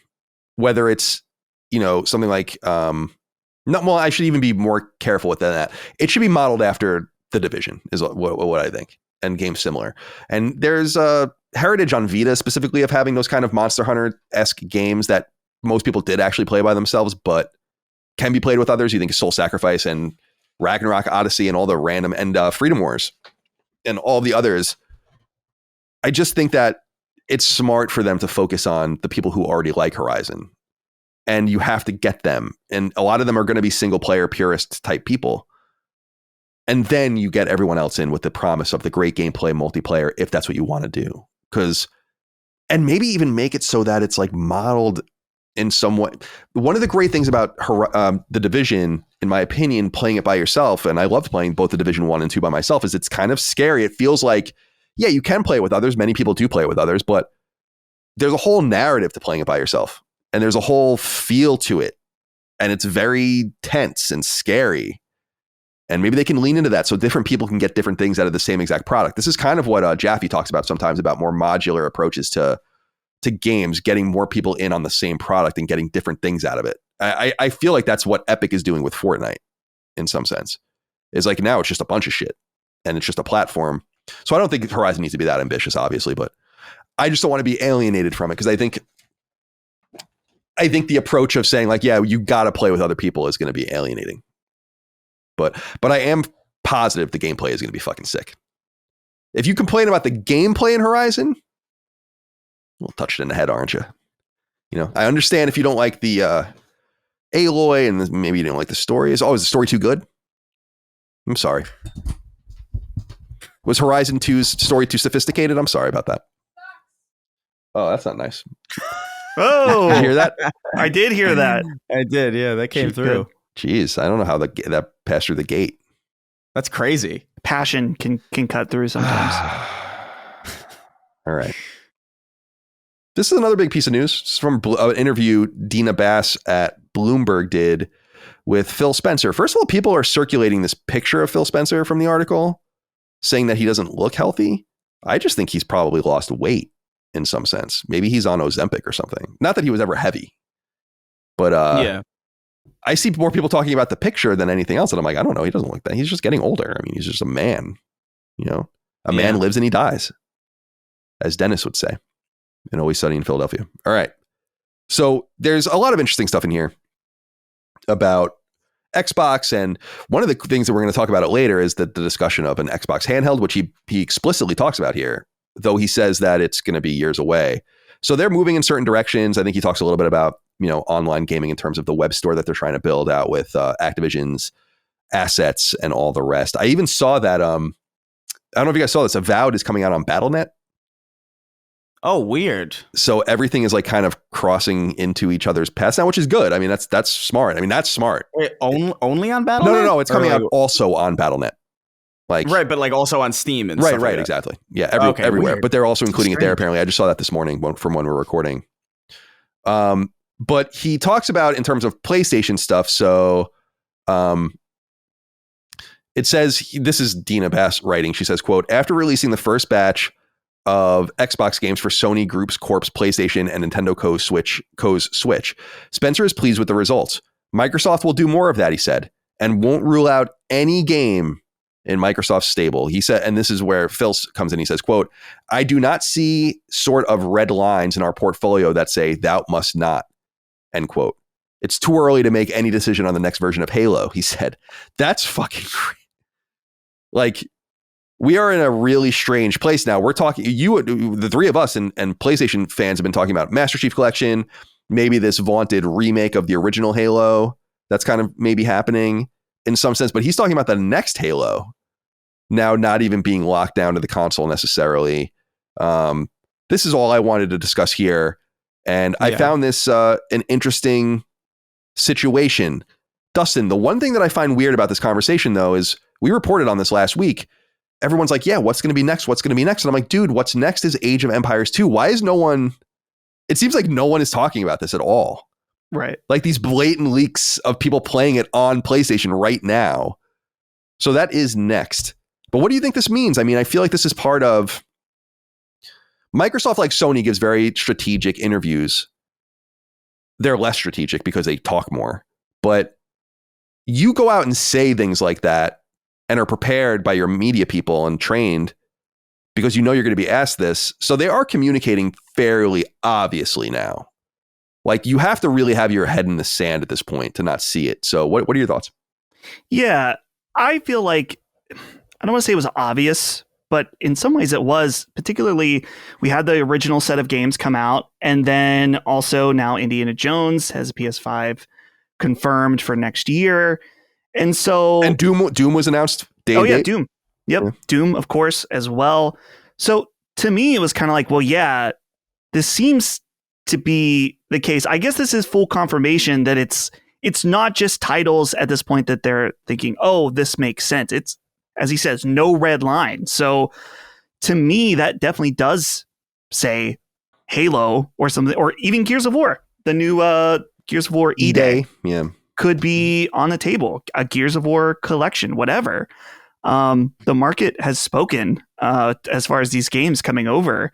And so it makes sense, especially now. I think it was this morning they released this new marketing thing of like, this is an Xbox. This is an Xbox. Yeah. And Colin, you had the tweet about the snarky tweet, of course. A PlayStation is an Xbox now. So yeah, there's no red tape. And I guess I'm just curious when we're going to start to see like the big one, like the day that they're like, hey, Master Chief Collection, PS5, or this rumored Halo remake as a possibility. Mm-hmm. I feel like Halo remake, lock that in for PS5. I would lock in pretty much everything at this point. Right. At some, not day and date, you're going to manage your portfolio, but I feel like it's a matter of time. I agree. What do you have to add to this, Chris? Would you like to talk about it? No, well, I mean, I think it's a little confusing to even have this conversation at this point, because I feel like and not to give us any like special credit, I think anybody who pays attention to this industry with like any semblance of knowledge kind of saw this writing on the wall. I mean, you know, their consoles are selling less and less. They're venturing out into more of a third party capacity. I feel like they're kind of operating in some kind of middle ground where like they're kind of in between Steam and like a major publisher. You know what I mean? Where like they're probably still going to make electronics. They're probably still going to make a machine if you want it. They're probably still going to make. Obviously, this Xbox handheld wouldn't be talked about as openly if it wasn't something that they were seriously considering, even if they are in a position where they're kind of losing a lot of market share to PlayStation platforms in the, you know, the hard sale console market. It just kind of seems like that's where they're going to slot themselves. And yeah, like, why wouldn't you put everything on everything if it's going to make more money for you? Like, there's no real desire for them to stay in a console business that has obviously made a decision. I think they made a fatal error in the Xbox One generation that, you know, had they not made it, things might look a little like a lot different today. But I think the reality is today that Xbox as we know it is dead and has been dead for a while at this point. And what we're seeing is kind of this new form that will kind of persist, potentially even stronger than they would have if they had that, you know, the cost of making new machines and cost of needing to sell them over their neck. So I just think everything's in play now, man. I think Perfect Dark is no question. I think Master Chief Collection is no question. It's just a matter of like, when are we going to see it? That's my curiosity. It's like, when are they going to rip the Band-Aid off? Because realistically, like, the Band-Aid's kind of already off already. The Band-Aid's barely hanging on, you know? So we'll see. It'll be an interesting time, but we're already there, I guess, is what I want to say. Like, people are wondering, it's like, when is it going to happen? It's like, we're there, dude. Like, it's already there. Sea of Thieves is there. Pentiment is there. That was a pretty big deal. Even if it was like smaller titles, but it'll be a matter of time before we see Gears, Halo, Forza. Forza was one of the early, I think it was Forza Horizon, 5 or whatever the hell the newest one was one of the earliest rumors that came out, like that was, and I think that would be an interesting move too. It's just, you look at the console hardware for Xbox and the sales, and I have it brought up here, since Q4 fiscal year 2022. Okay.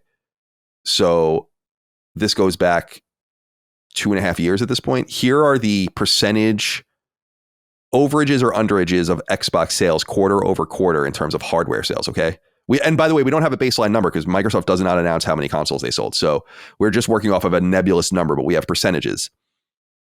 Q3 to Q4 2022, down 11%. And then up 13%.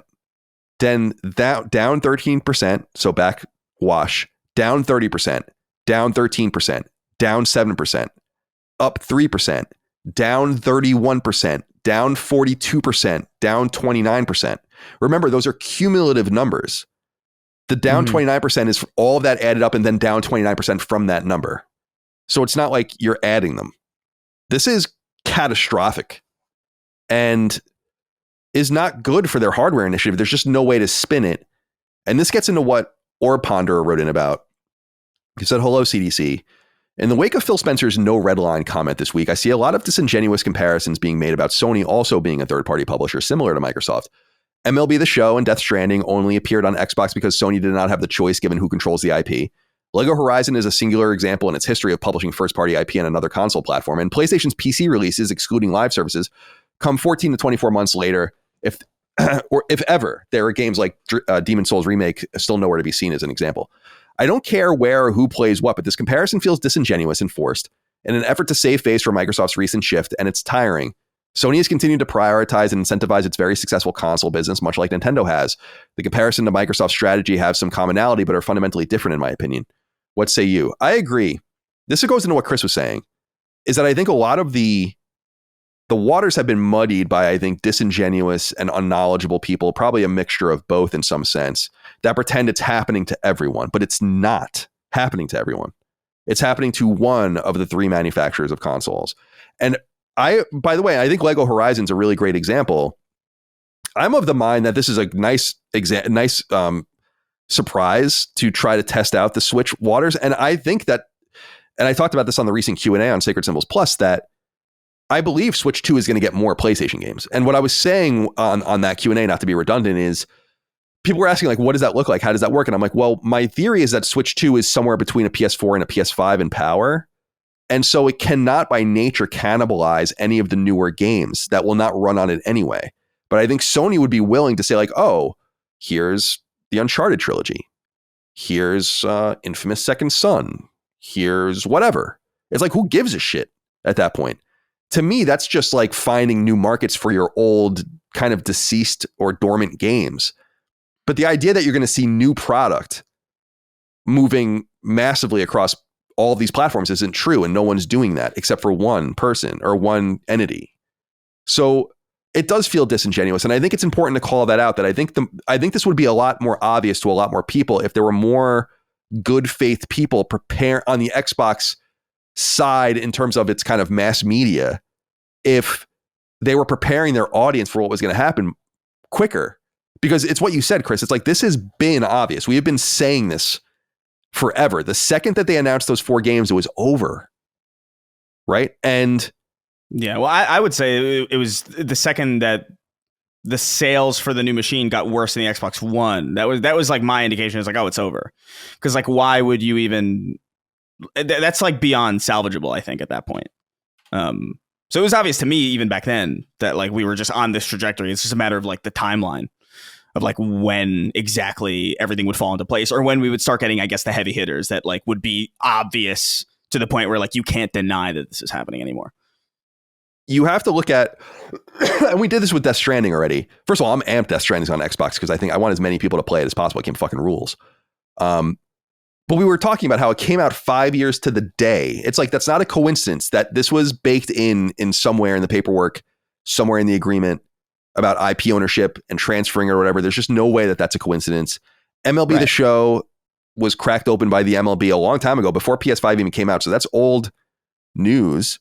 And yeah, the Lego Horizon game, I think, is a nice...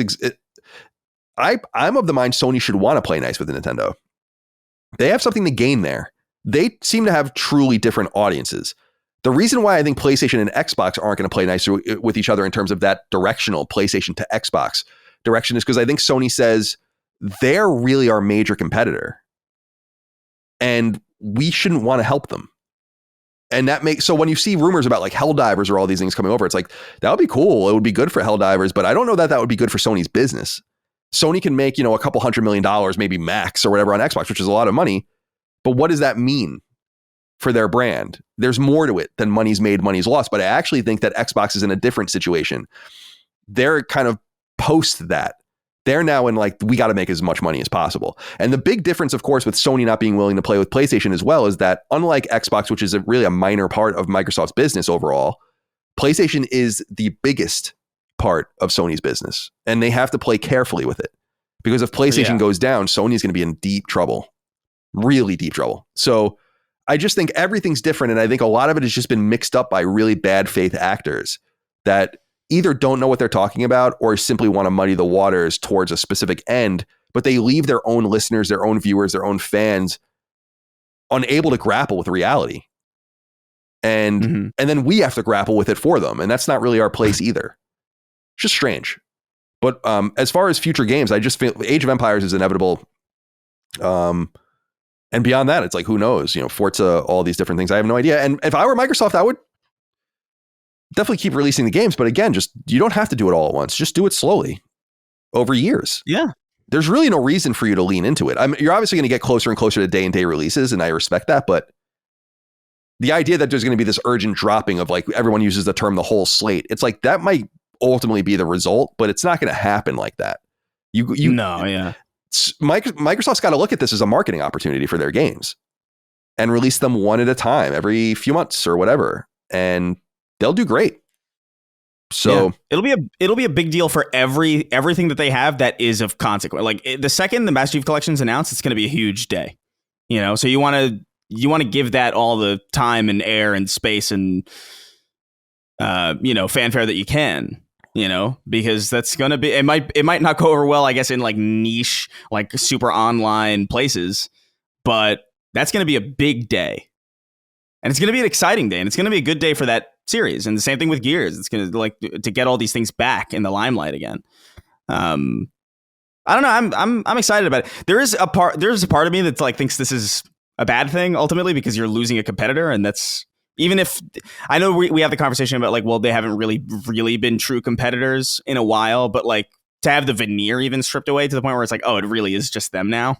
That is ultimately, I think, not a necessarily positive thing, but it is kind of where we're at. So I don't know. We'll see. I've been excited about the possibility of Halo on PlayStation forever. So it's cool.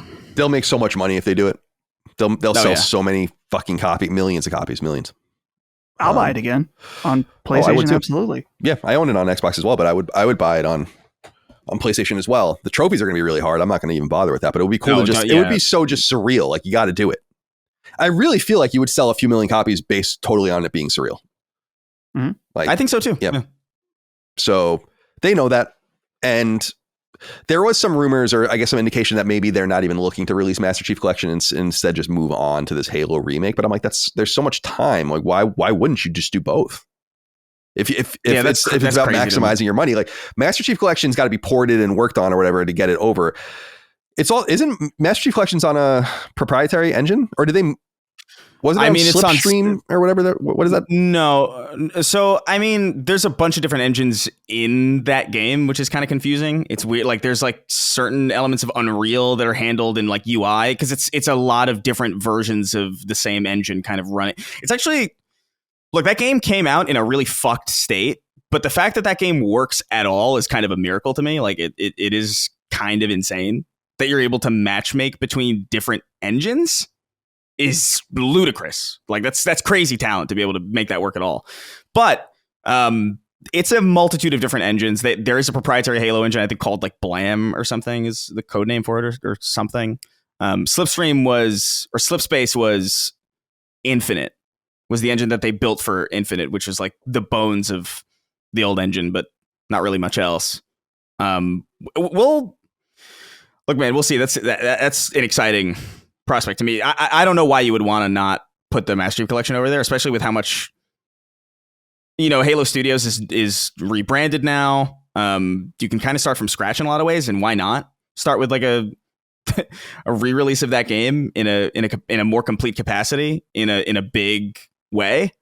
I mean, they just had like one of the coolest updates I've ever seen, where they had like, did you see this? That they had like the Halo 2 E3 2003 demo. Right. That was the one that was the one that was hands off, right? That demo. Mm-hmm. Yeah, that was like a behind closed doors like demo, and it didn't end up being in the game because after that the game got rebooted and they built the rest of it out in like 11 months or some crazy thing. But like that's been lost media forever, and now you can just play it, and that's fucking amazing. Yeah, it's cool as hell. Like that's did you so play it, cool. Chris?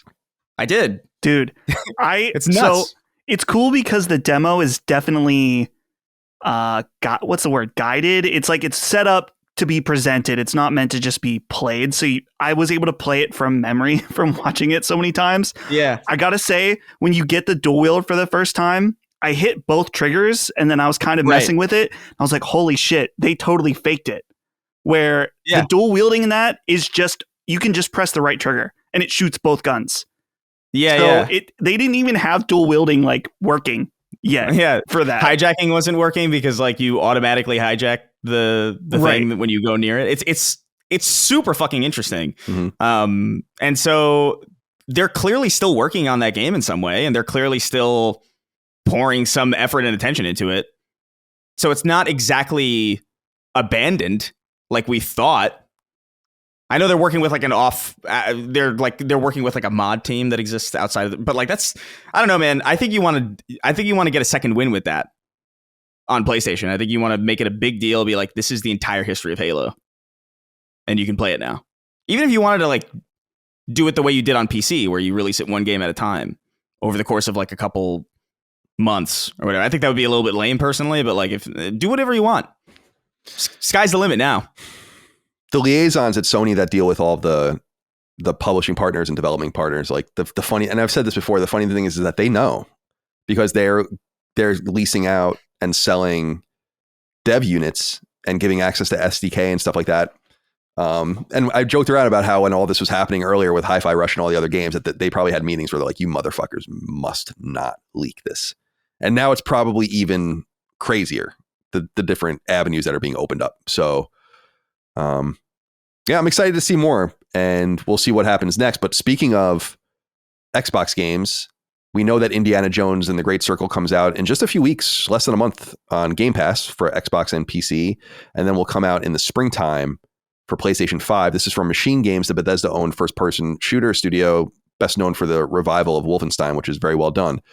Over on PlayStation's YouTube channel, they posted a gameplay deep dive that's about 14 minutes long. And it's been somewhat controversial what people think about the game. I'm curious what you guys have to say about this. Dustin, let's stick with you. Did you get to watch any of this? And what did you think?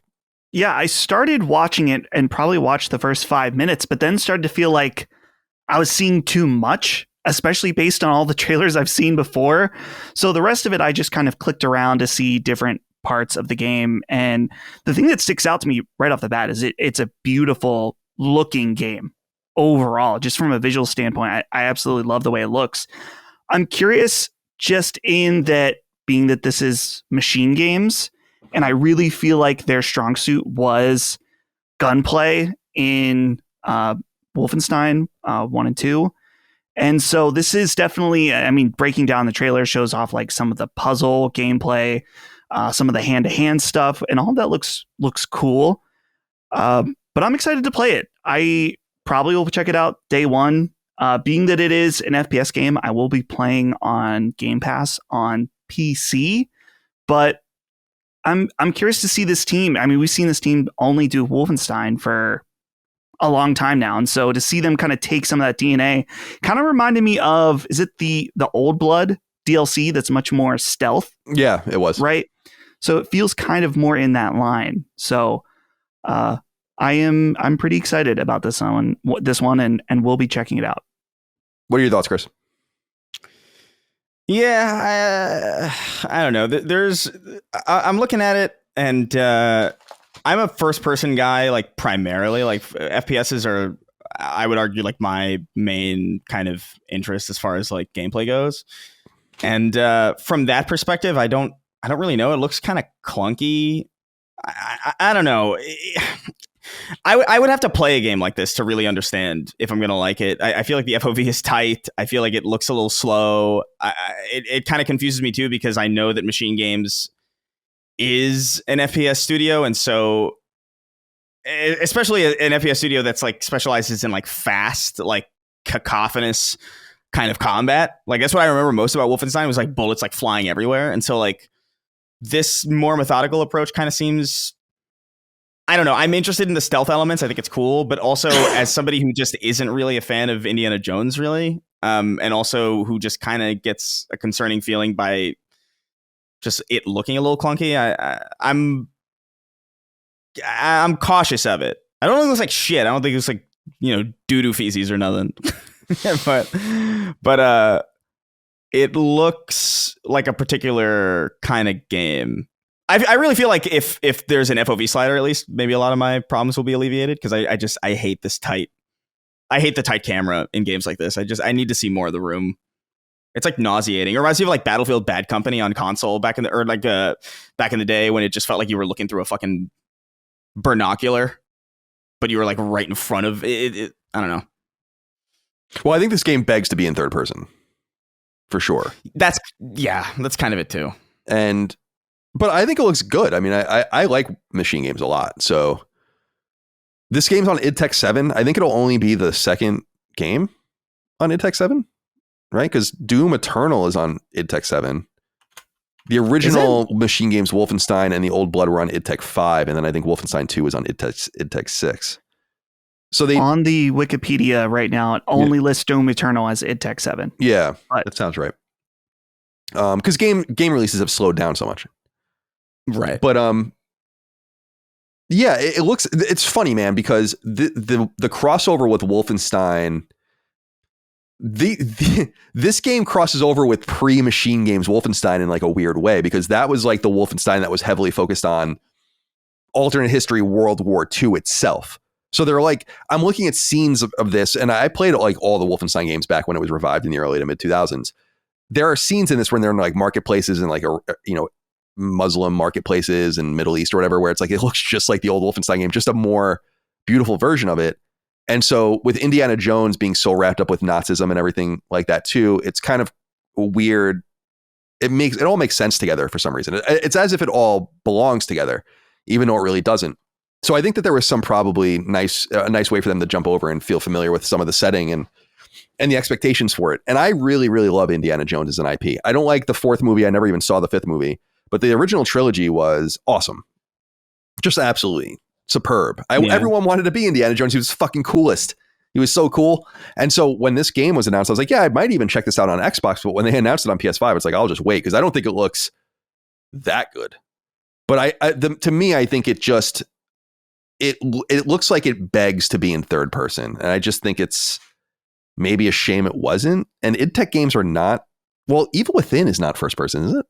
Evil Within's third person, isn't it? Evil Within is third person. Yeah, so id Tech runs Evil Within as well. So they could have done it. It was a choice to stay in first person. And I don't really mind that, but I think it's what you were saying, Dustin. Like, there's too much puzzle solving and melee in Indiana Jones for effective. It's like platforming in first person. It's only fun if you do it a little bit.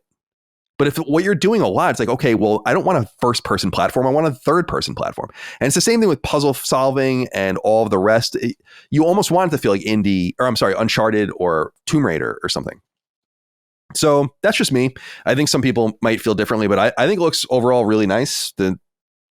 I was like you, Dustin, where I was actually actively scrubbing around because I don't really want to see too much. So I was just scrubbing, watching 10 seconds, scrubbing, watching 10 seconds. And it looks really nice, but I don't need to see anything else. I'm looking forward to it when it comes out, and hopefully it does well. We'll have reviews probably on the Xbox version in the coming weeks. Yeah. So that's it. All right.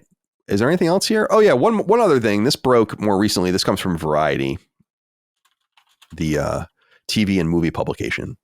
Mass Effect TV series in the works at Amazon from Fast and Furious 9 writer. It says, quote, a Mass Effect TV series is officially in development at Amazon MGM Studios, Variety has learned exclusively. Daniel Casey is set to write and executive produce the adaptation. Kareem Zreik will executive produce under his Cedar Tree Productions banner, with Ari Arad and EA's Michael Gamble also executive producing. Exact plot details are being kept under wraps. It was previously reported in 2021 that Amazon was in negotiations to develop a Mass Effect TV series, but there have been no updates on the project until now. There had also been various attempts to develop a feature film based on the games, but the project never materialized. That's what I was really going to say was, of course, the first game came out in 2007. And at that time, it was already, I think, being optioned. So it's been almost 20 years at this point, and they still haven't gotten anything up. And by the time this comes out, it might be literally 20 years.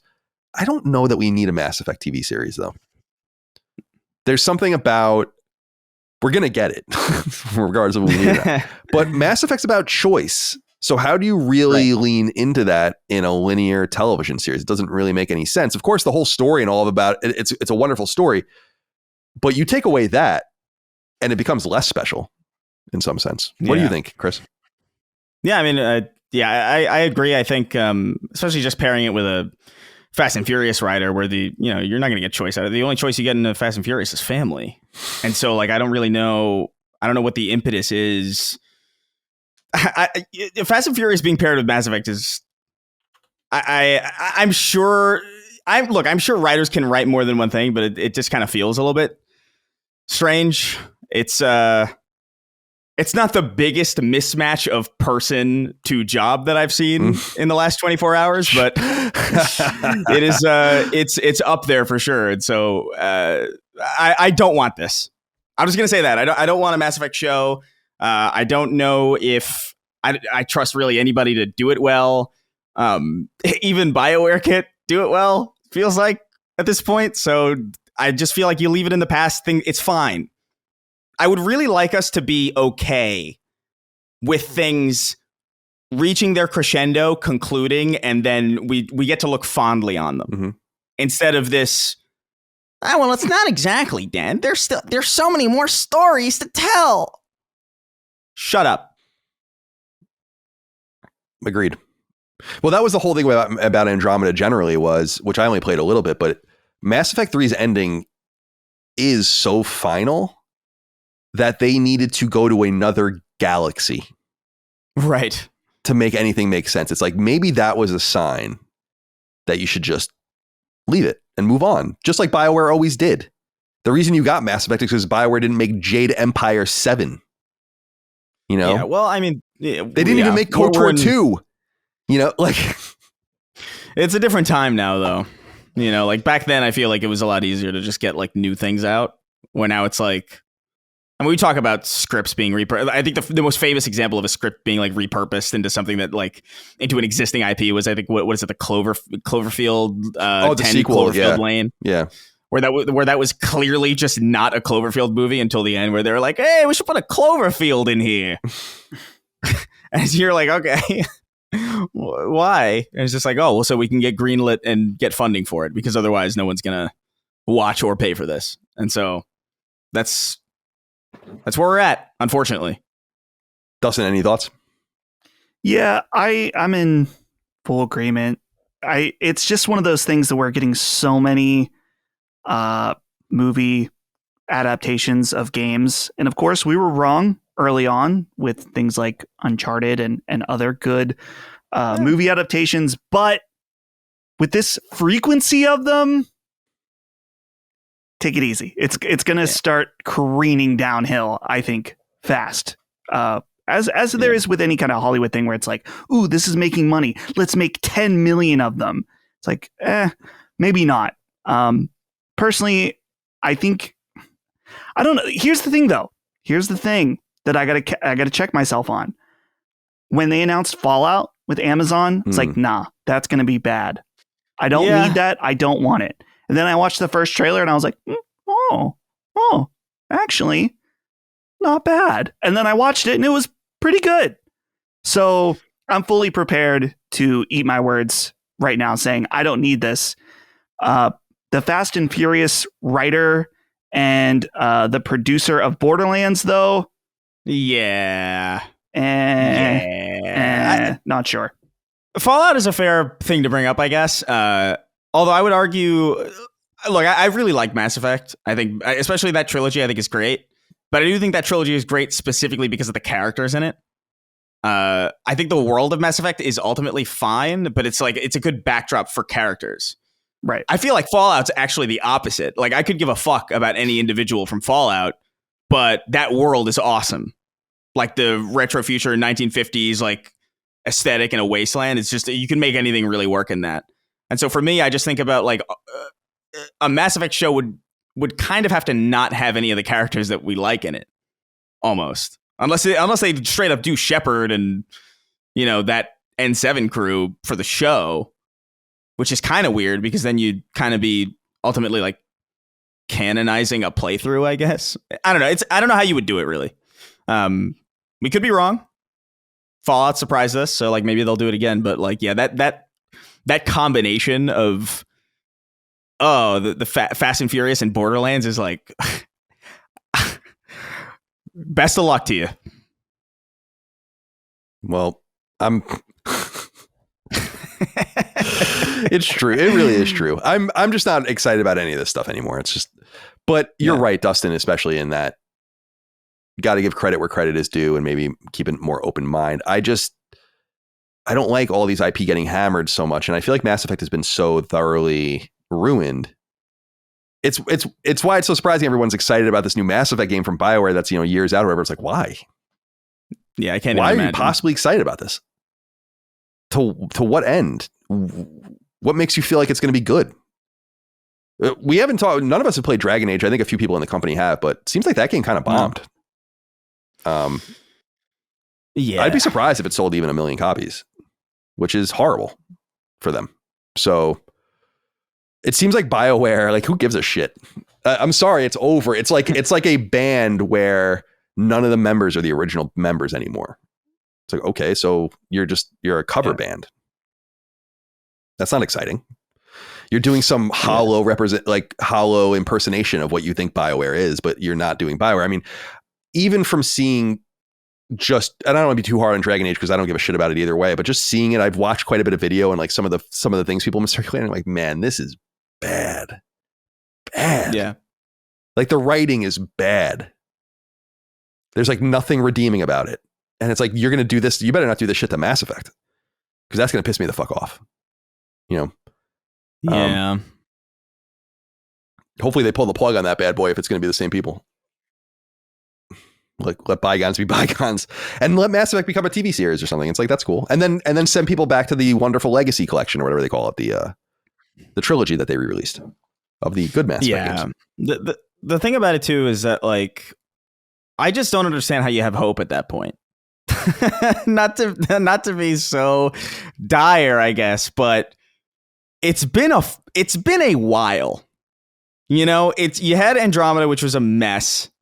You had Anthem, which was a mess, and then you had Dragon Age, which isn't necessarily a mess in the same way, but it's not going over well. And so, like, you've had 3 tries at this point to really nail it, and you kind of didn't. I can think of other studios that had far fewer hiccups that people had way less patience for.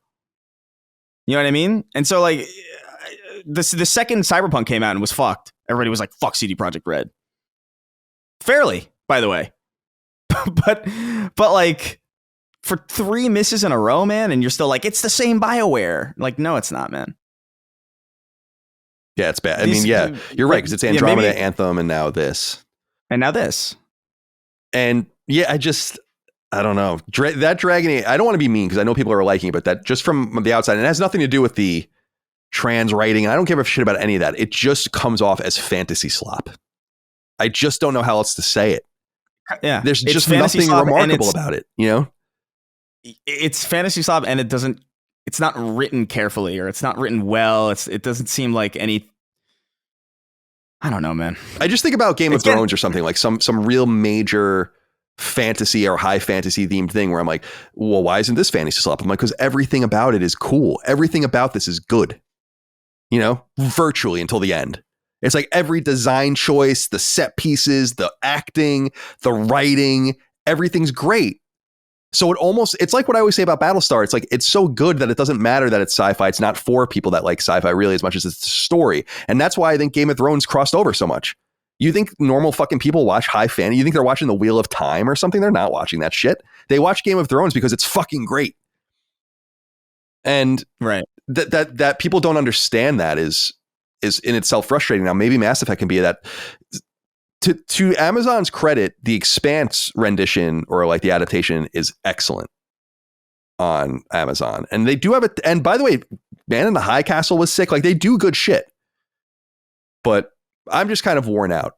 I want new things personally. And that comes from someone who's been with Mass Effect since the very beginning and loved it since the very beginning. Like many people, it's like, it was great. It's cool. Now we can, it was about Shepard and that story, and it's over. It is over, you know? And then they're going to, by the way, with the new Mass Effect, they're going to try to unwind Mass Effect 3. You know it. You know that's going to happen. So that is definitely going to happen. And I don't know how they're going to do it. Should we be meaner to Sci-Fi Slop now, I guess? Like, oh, it's a laser. It's a laser. You got the mass relay. So faster than light. Spaceship. There's a force field in the way. Yeah, we can be fit. We can be mean to sci-fi. I don't mind that. Ancient alien race. Prothean ruins on Mars. All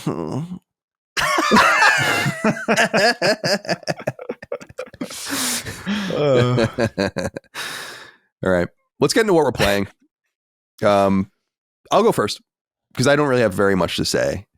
Though we do have a couple inquiries about it, and I know you're playing it as well, Dustin. I'm still playing Metaphor ReFantazio. I'm nearing 40 hours in. I think I'm in the end of, or near the end of August in the game.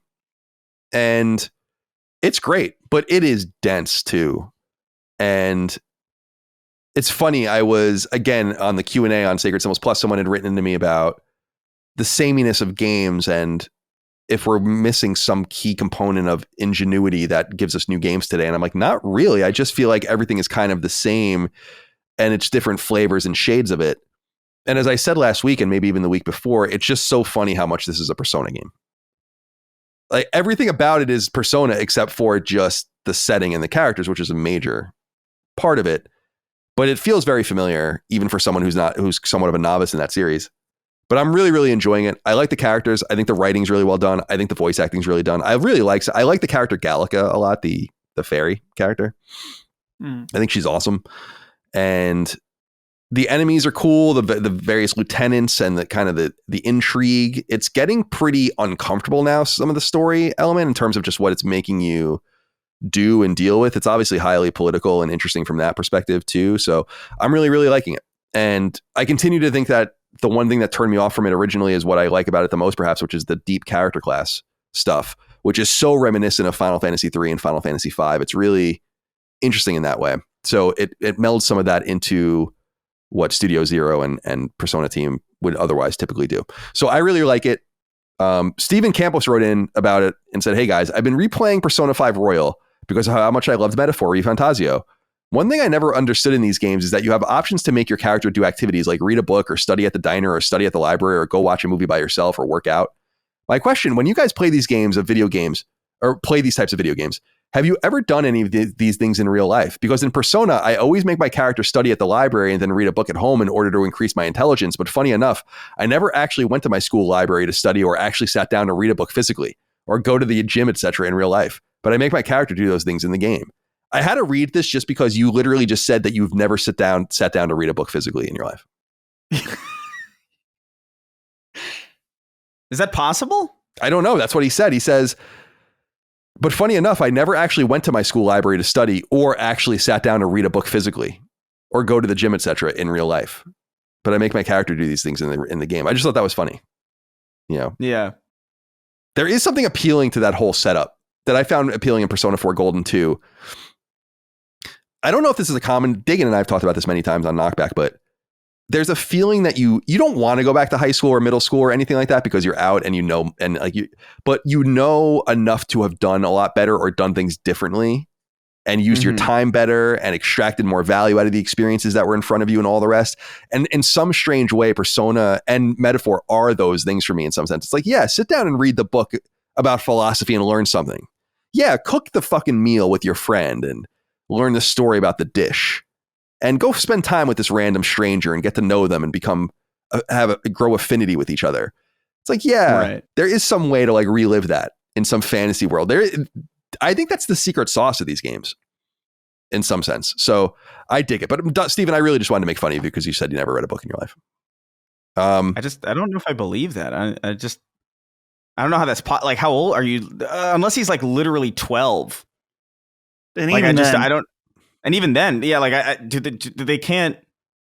I don't know. That really is confusing as hell to me. Like that's actually like triggering because I can't square it with my perception of the world. In school, they gave you like tablet computer, or they gave you like like an Audible download. Like I don't get it.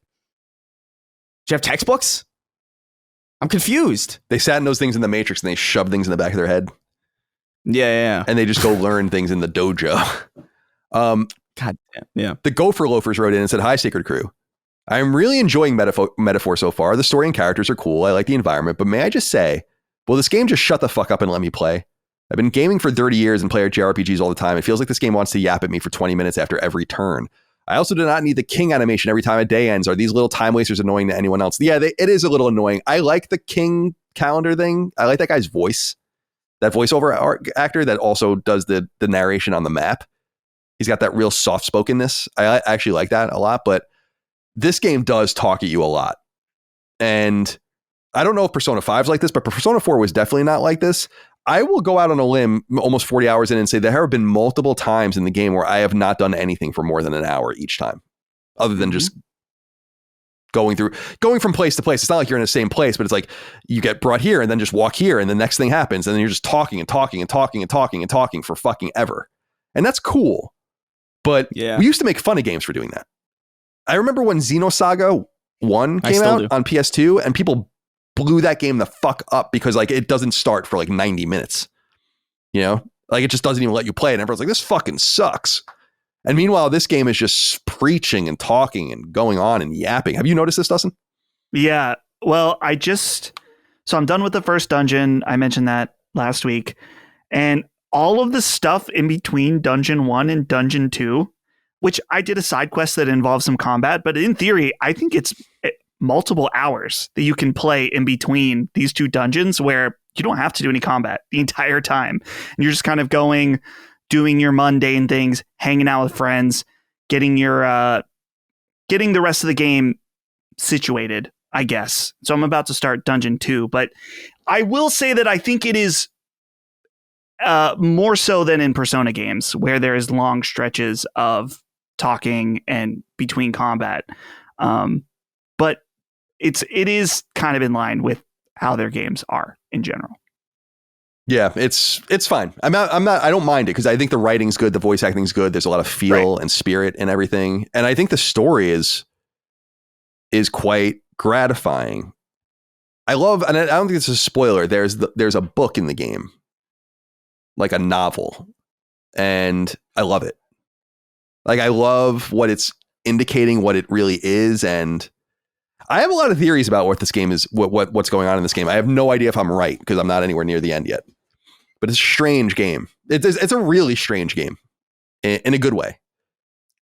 There's like a lot unsaid that seems so overt in the world and in the ethos of the game.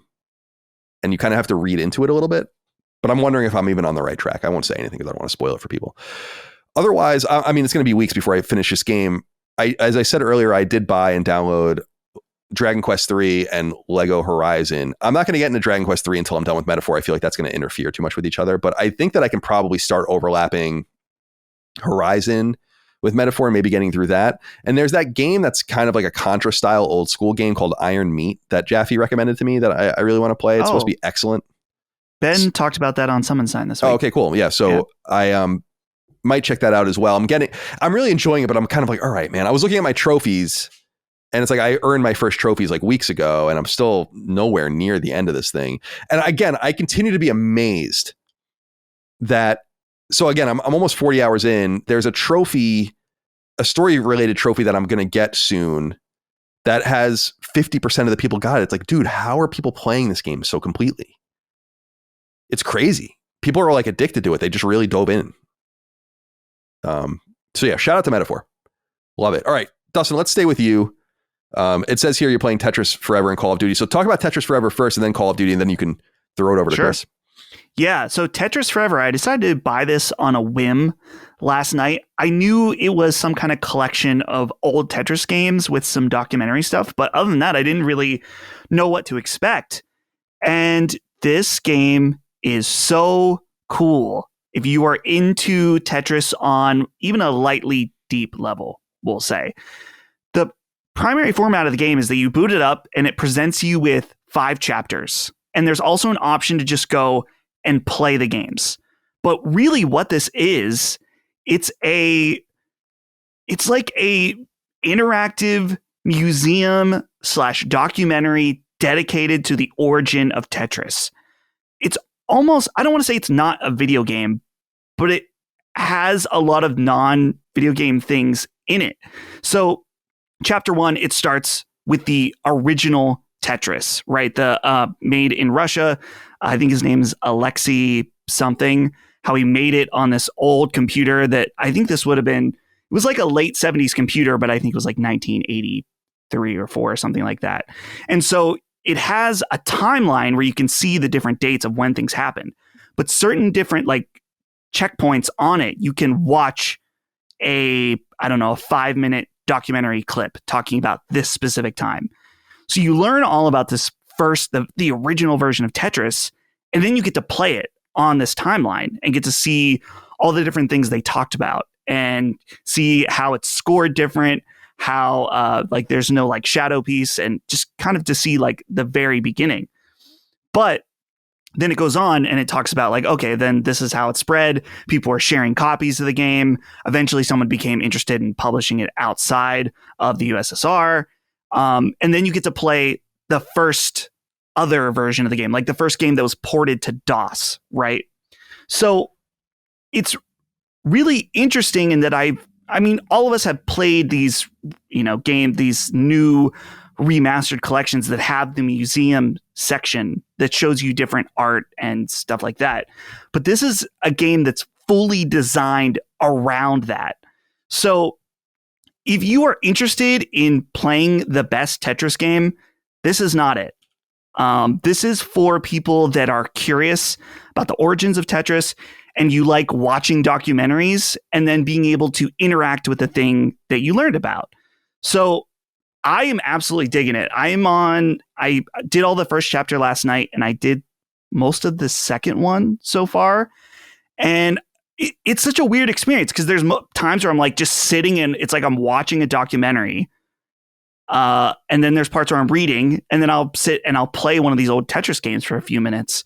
So it's not like anything I've played before in its format. And like I said, if you like Tetris, if you're interested in the story behind it, and the fact that it was made in the USSR where they weren't even really allowed to do business outside of the country, it's a very intriguing story. And it's just cool to see the original versions of these games presented in a way that's easily accessible. So Tetris Forever, I believe it's $35 available on PlayStation, PC, Switch, probably Xbox as well. But Colin, I think you would really dig this. Yeah, I'm going to get it. I think history fan. Yeah, because they did. It's as you said, they did a few of these, like the Llamasoft thing. They did Karateka. They did a thing like the making of Karateka, but Digital Eclipse is the company that did this, and they, of course, more recently did the Atari 50 collection, which is apparently very, very good. And their first product ever, people might remember, is the Mega Man Legacy collection, which was excellent and was really the first modern collection of its time. They did the Disney Afternoon collection, the SNK 40th anniversary collection, the Cowabunga collection, the TMNT games.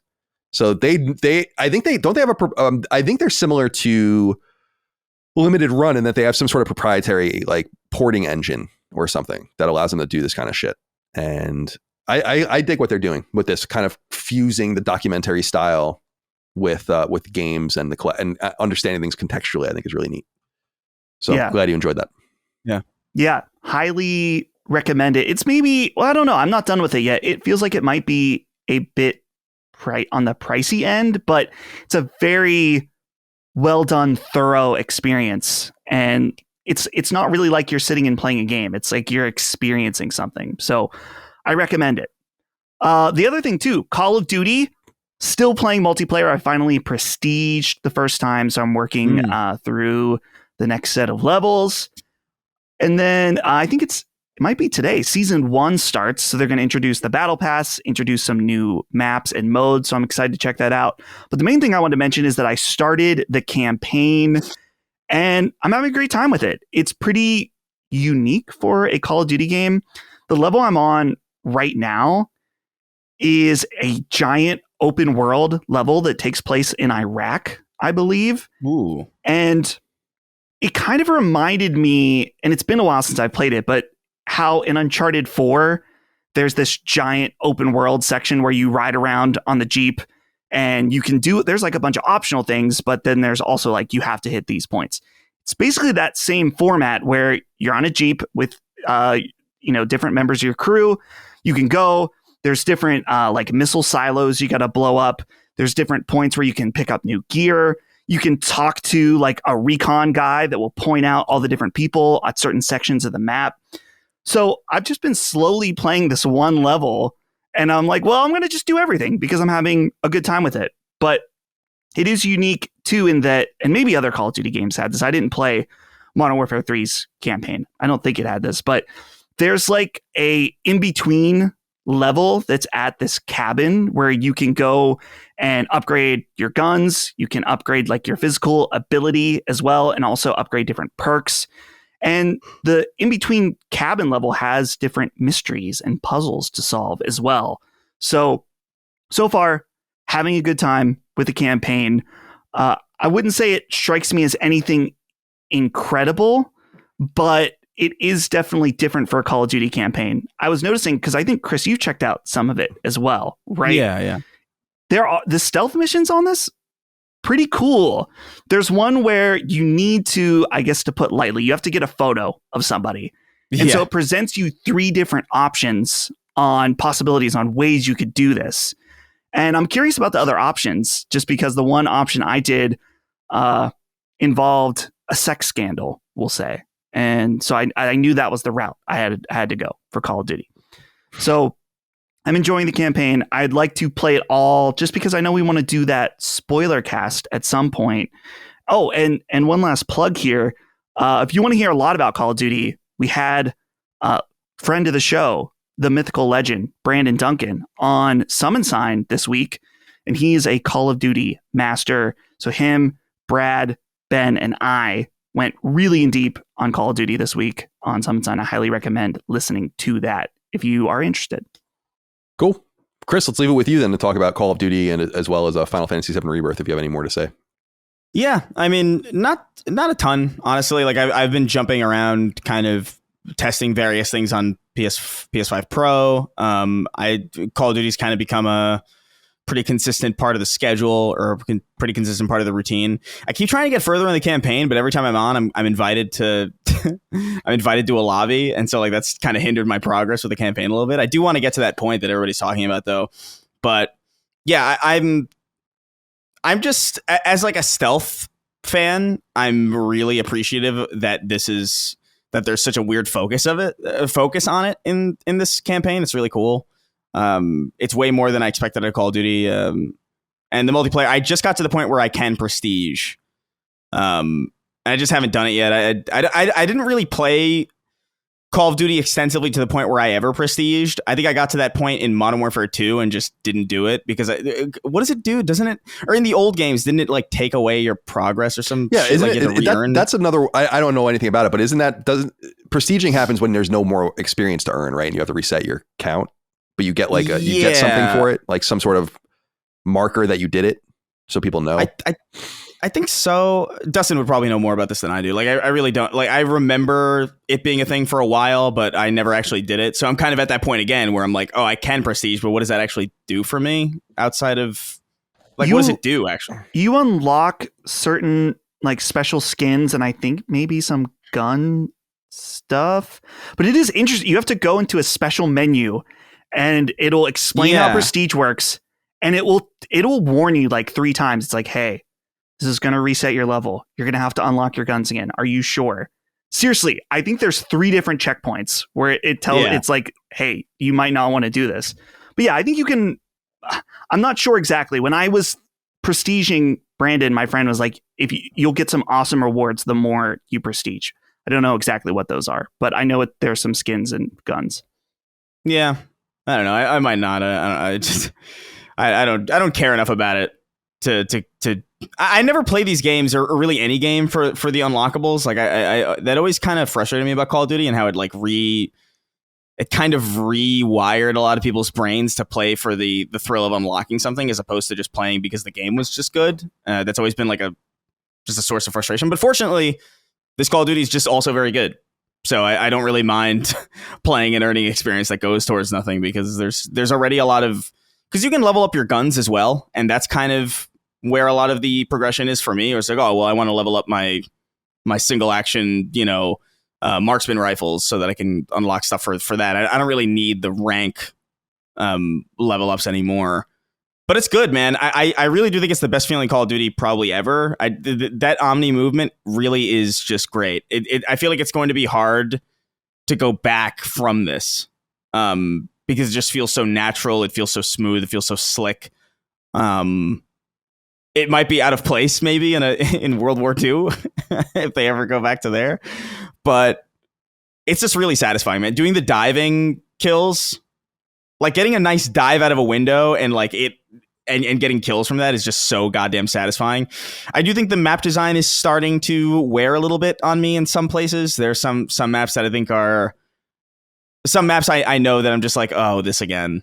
And that's not the best feeling, but at the same time, I mean, I think it's pretty unavoidable if you're playing as much as I am, quite frankly.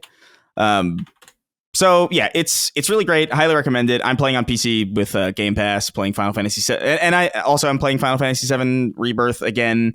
Picked it up where I left off at Gold Saucer. I'm right now at that forest region after Corel. I can't remember what the hell it's called. Yeah, it's like jungly. I don't remember. Yeah, I don't remember. Yeah, Gongaga? But yeah. It's a stupid name. Yeah, it's a stupid. Me Gongaga. It does sound fucking goddamn stupid. But yeah, I'm there. I unwittingly kind of got there after. I didn't realize I was speed running through Corel. And so like I'm in a new destination and I got to remember how to fast travel back to old regions, which is kind of weird.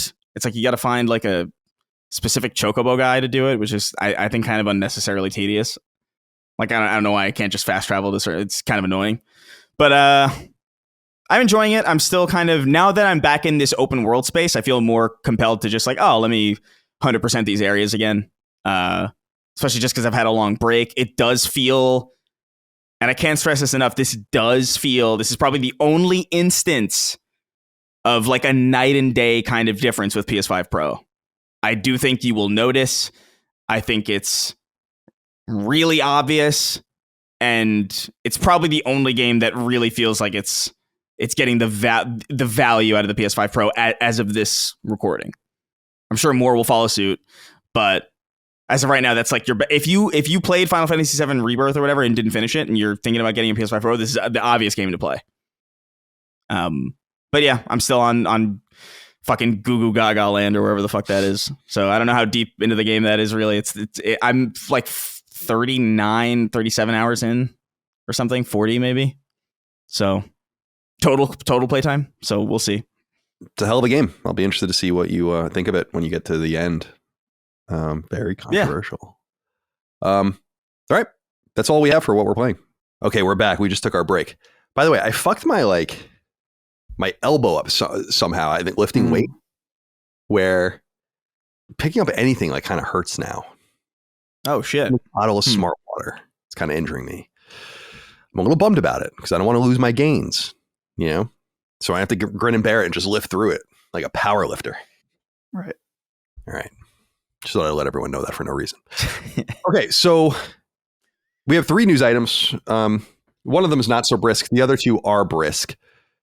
This first piece of news is big and long, but it came out last week and right after we published the show. So it's a little old, but we wouldn't be Sacred Symbols if we didn't get into it.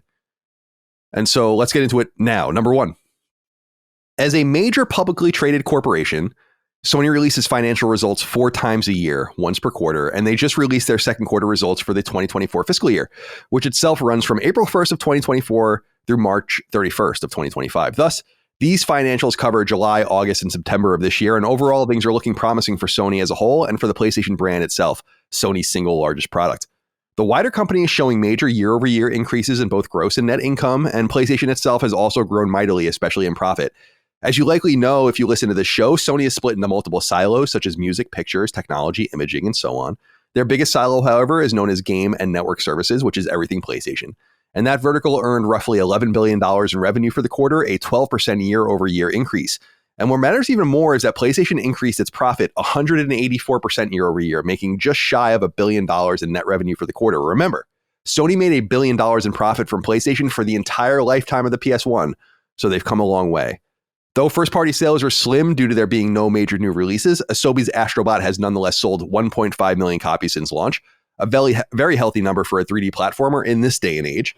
Interestingly, 37% of those who purchased Astrobot hadn't purchased a Sony-published game in the past 2 years, and it has attracted a markedly younger audience than what's typically found on PS5. Sony otherwise notes that strong financial numbers for PlayStation are due to great third-party game sales, an increase in PlayStation Plus subscriptions, including people migrating upward up the tier chain, and positive currency exchange rates. The Japanese yen is extremely weak right now, and as PlayStation is largely a foreign product at this point, Sony is harvesting profits in US dollars, euros, and other stabler currency. Also emphasized is increased profitability on PlayStation 5 itself, which is allowing Sony to not only make more per PS5 unit sold, but to slash prices on the console too, as we discussed earlier in the show. Speaking of the console, Sony sold an additional 3.8 million PlayStation 5 units in Q2, bringing lifetime numbers to 65.5 million as of the end of September. It's likely to surpass 70 million units sold by the end of this calendar year, bringing it within reasonable striking distance of PlayStation 3's cumulative sales. PlayStation likewise totes 116 million active monthly users on the PlayStation Network, a year-over-year increase of 9 million, and Sony sold 77.7 million full games for the quarter, up 10 million year-over-year, with 70% of those games being purchased digitally. Dustin, which is actually down 10% quarter-over-quarter, but up 3% year-over-year. Other than Astrobot, Sony hasn't provided any new first or second party sales data, and indeed, the company has only revealed sales data from 3 games this calendar year at all. Spider-Man 2 reported to be at 10 million sold in February, Helldivers 2 reported to be at 12 million sold in May, and now Astrobot at 1.5 million units sold as of November. Strong results across the board allowed Sony to increase financial expectations for PlayStation for the fiscal year by 4%. This bullishness is in part driven by a notable increase in one of the most important metrics, engagement. Year over year, total playtime on PlayStation products is up 14%, and it's up 11% this calendar year alone. A caution, though. Because Spider-Man 2 and Helldivers 2 both launched in the second half of the last fiscal year, in quarters 3 and 4 respectively, Sony is advising that revenue and net income will decrease year over year, as they have nothing of note ready in the chamber in the short term.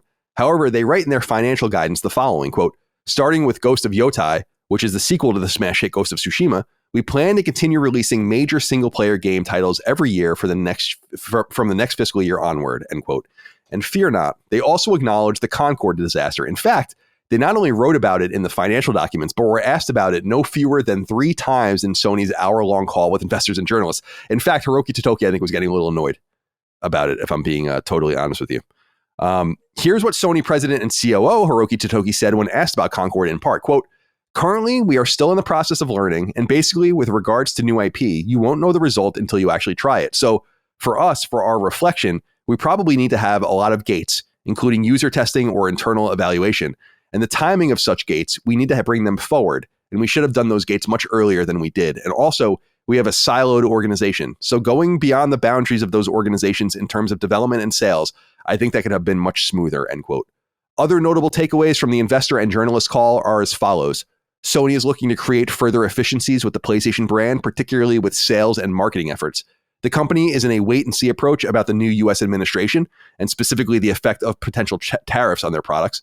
PS5 Pro pricing hasn't had an effect on demand. Sell-through of PS5 continues to meet expectations. Sony isn't backing away from PSN logins for PC, which they strangely deem as for safety, in quotes. They don't think their PC initiative is cannibalizing sales. Churn from PS4 to PS5 seems to be happening in a reasonable clip. Sales and marketing efficiencies in the PlayStation brand. Oh, I'm sorry. This is... Nope. That's it. That's all we have. This is from... I forgot this is a note that I wrote to myself that I just bumped in. So that's all we have. So that...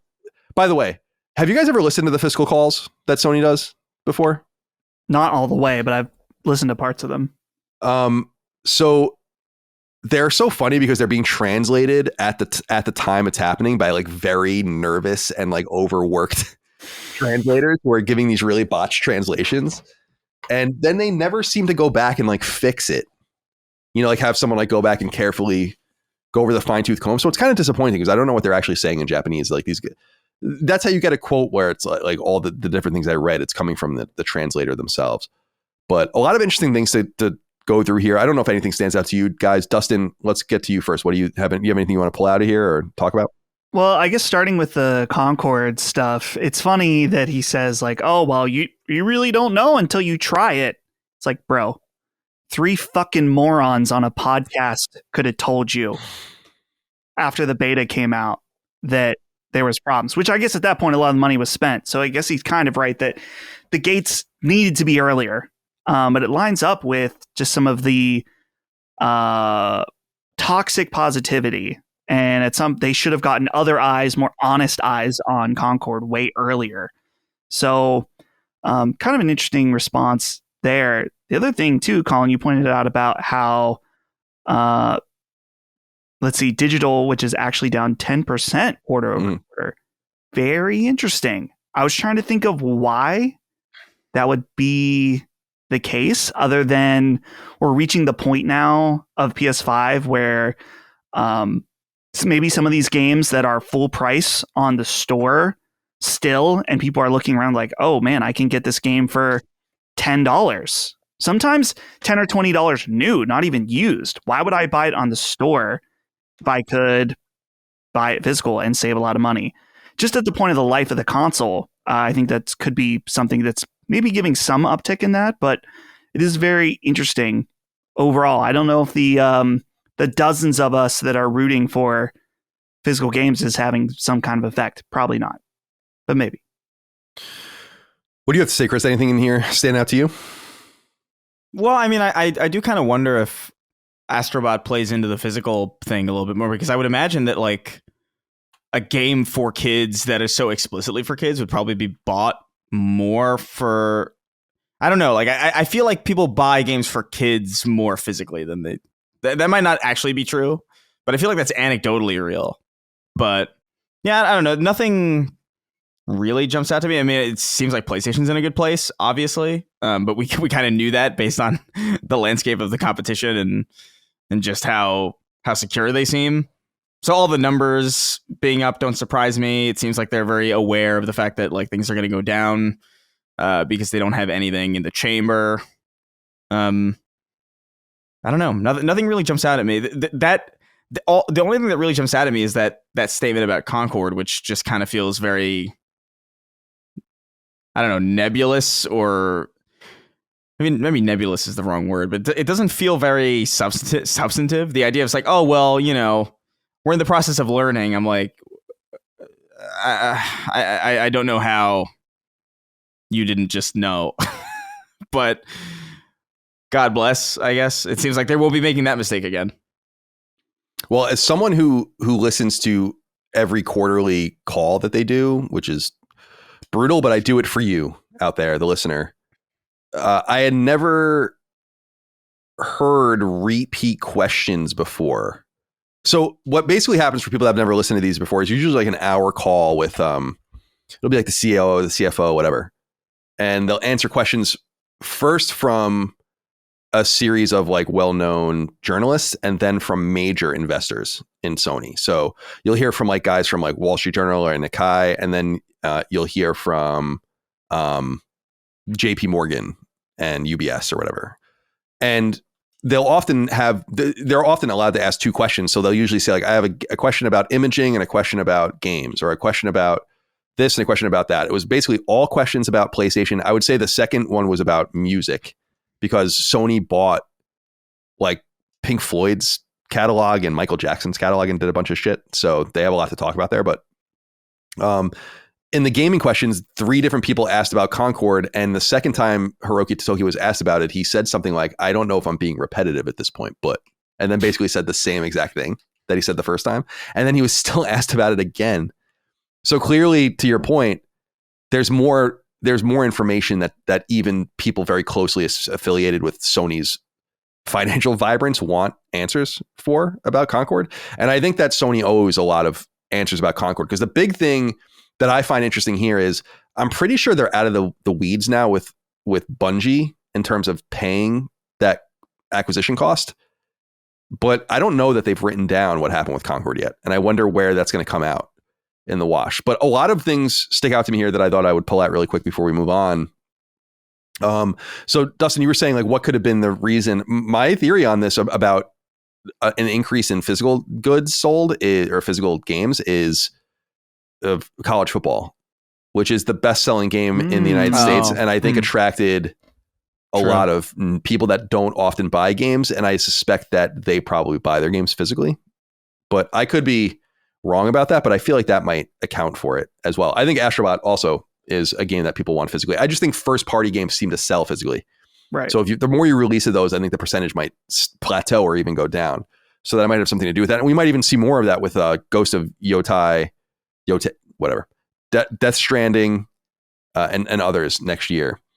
I noted this in there, but they made as much. This is how well PlayStation's doing, is that they made as much profit on PlayStation for 3 months, the last 3 months, as they made for 5 years with the PS1. It's really an incredible evolution of the market and the product. This is why when people say like, oh, the console space is stymied and kind of flat and not growing, it's like, really? Because you might not be selling more consoles per se, but you're definitely selling a lot more software, and you're definitely selling a lot more services and all of the rest. And it shows in the numbers across the board, not only with Sony, but with Microsoft and with Nintendo too. So I thought that was fairly interesting. I want to note that I'm a little frustrated that they're not revealing more data for game sales. Not that they have a lot to say, I guess, but if you go into the supplemental information when they release their financials, they release like their financial statement and all the numbers or whatever. And then they release this thing called the supplemental package, which is like all of the data. And in there, so it's like a bunch of really interesting shit, actually. It's about like how much music sold and how TV shows and movies are doing. And one of the pieces of supplemental data is always like this huge list of game sales. And it's a bunch of PlayStation games and then dates next to them and then numbers. And each one is like the last time they announced a date or last number. So on this date, they announced Bloodborne sales. On this date, they announced this. And they just don't say shit. These numbers are so out of date that it's actually frustrating, some of the numbers.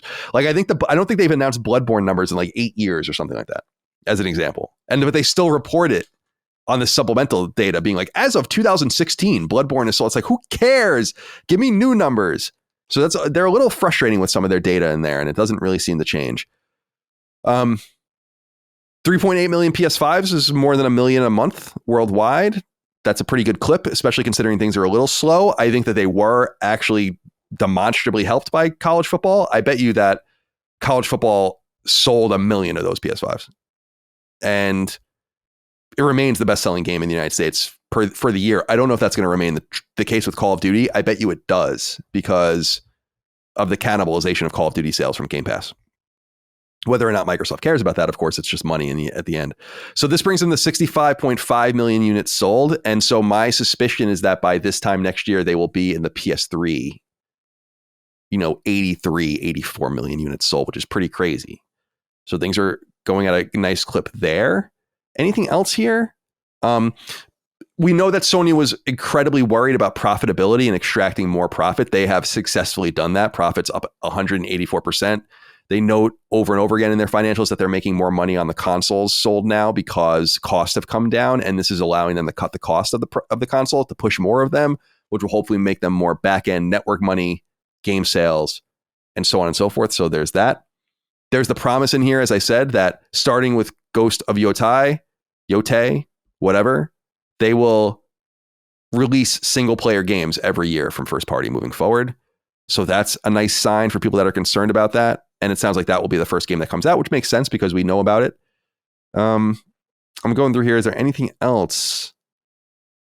Not really. Oh, I guess there are a few things that they said in the call that people aren't really reporting on. One thing that they're asked about is if the PC initiative is cannibalizing sales, and they're like, we don't see that. And I believe it.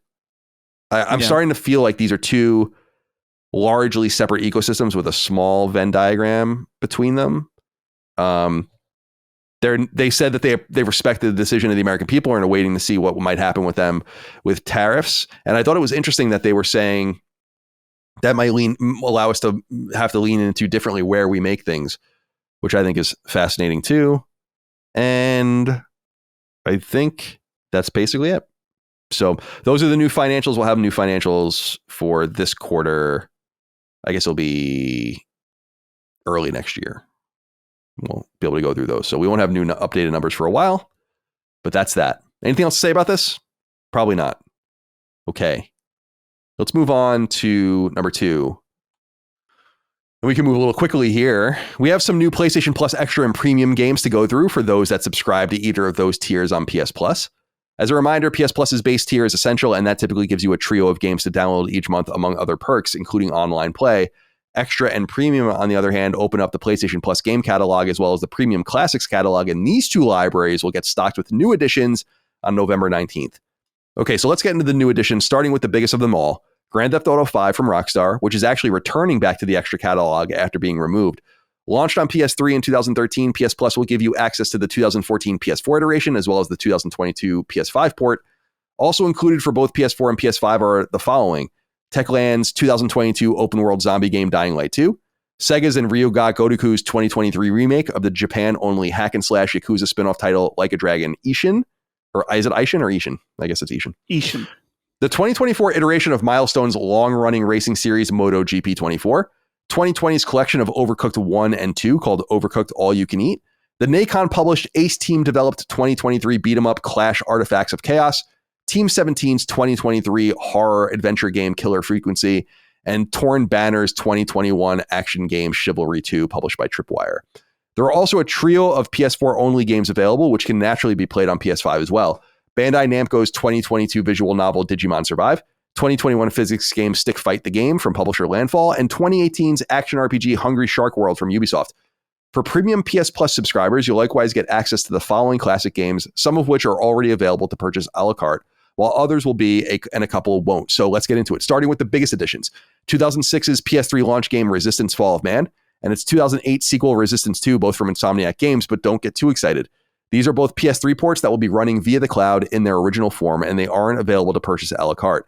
This means that Fall of Man won't have trophies, though Resistance 2 does, and it's unlikely that online functionality will work for either game either. Also available are 2 games from the PS1 and PS2 eras in the form of 1996's top-down action game Blood Omen Legacy of Kain, developed by Silicon Knights and published by Crystal Dynamics, and its 3D sequel, 2002's Blood Omen 2, developed by Crystal Dynamics and published by Eidos. Both games are now owned by Embracer Group along with Crystal Dynamics, and these should act as a good jumping off point for Soul Reaver 1 and 2 Remastered, which came to PS1 and PS2 in 1999 and 2001 respectively, and were squished between the Blood Omen games, though they're all interconnected. Finally, players will receive access to nDream's PSVR 2 exclusive FPS Synapse, which launched on PlayStation 5 in 2023. According to website True Trophies, the following games are leaving PS Plus Extra's game catalog on November 19th.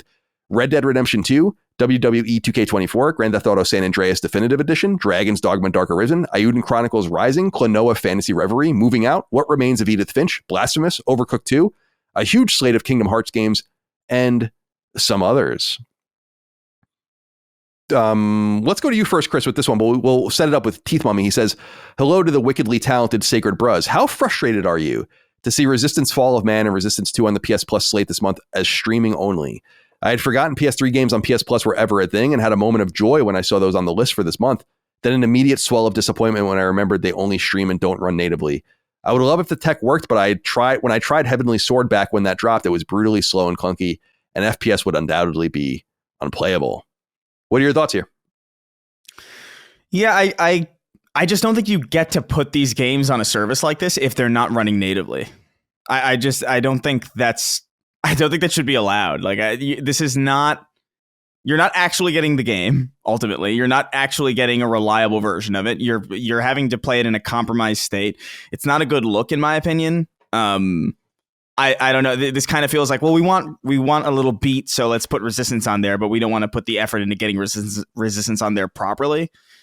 And that kind of rubs me the wrong way. Because when I see like an update like that, where it's like, oh, this game's coming to PS Plus or whatever, and it's Resistance, for me, when I see that, my ears perk up and I'm like, oh shit, And then to find out that it's literally just the same way that it's always been, and there's no actual reason to jump into them. It's like, I don't know, man. That's a really disappointing thing to see. I don't think they should ever get into the habit of doing this. Maybe this has happened before with some other titles, I'm sure, probably, but a game like that where it's sorely missing and it's first party, no, not happy about that at all. Does it anything you want to talk about? Oh, I'm sorry, Chris. I didn't mean to interrupt you. Go ahead. Well, no. I mean, because I feel like the question's coming up. Is there anything here for me? It's like, yeah, sure. Synapse I heard was pretty good, so I'd be curious to check that out because that's something that I keep hearing about. But everything else I've played, or I'm just not interested in. The Blood Omen shit looks cool too. That's a pretty good get. I've never actually played those. I've only ever played Soul Reaver. So yeah, it seems like it's in preparation for the Legacy of Kain 1 and 2 remaster as well. Yeah, to give you context, clearly. Which is cool. Yeah. Dustin, what do you have to say?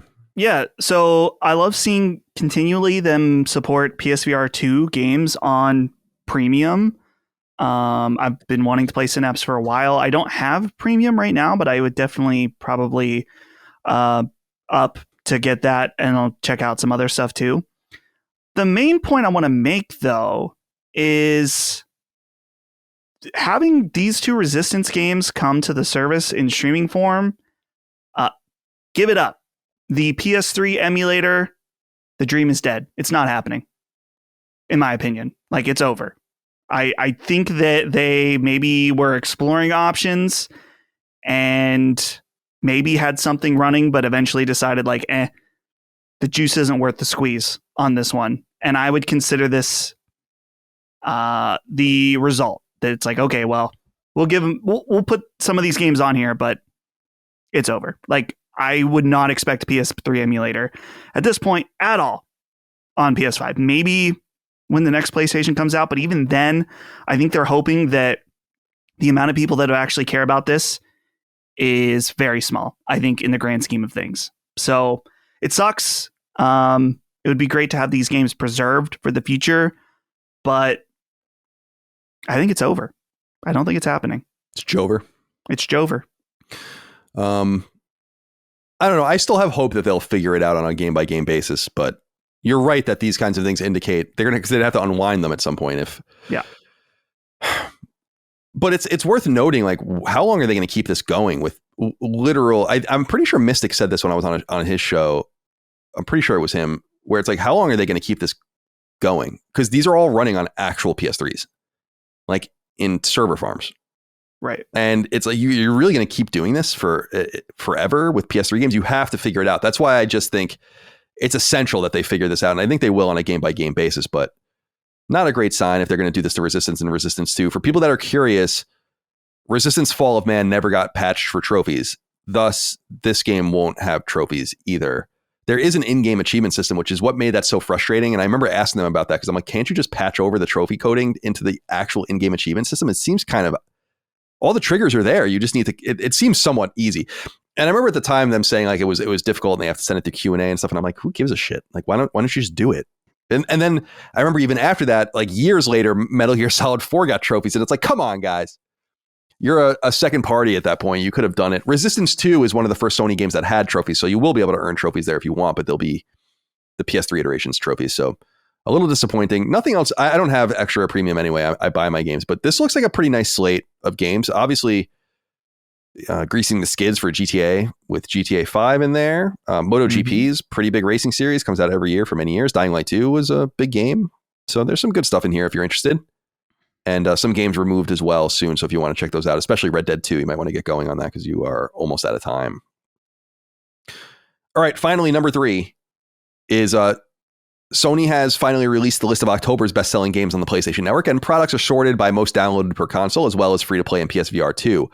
On PS5, Activision's Call of Duty Black Ops 6 was unsurprisingly the most purchased and most downloaded game on PSN, followed by Bandai Namco's smash hit fighter Dragon Ball Sparking Zero in the second slot. Interestingly, a surprise game came in third, a boxing title from publisher Deep Silver and developer Steel City Interactive called Undisputed. Have you guys heard of this game? I was really surprised to see that in the third slot. It's a not very well received boxing game. It's got pretty bad reviews on Steam. It's better on Metacritic. I was looking into it. but it was number 3 on PSN. In 4th place is Konami's and Bloober's Silent Hill 2 remake. Other notable games include BioWare's and EA's RPG Dragon Age The Veilguard in 9th place, Pocket Pair's Palworld in 10th, Atlas's and Studio Zero's JRPG Metaphor ReFantazio in 11th, Kinetic Games co-op survival horror game Phasmophobia, in 12th, and Astrobot at 18th. On PS4, there's nothing interesting going on. Call of Duty Black Ops 6 topped that chart too, though everything else is predictable and boring.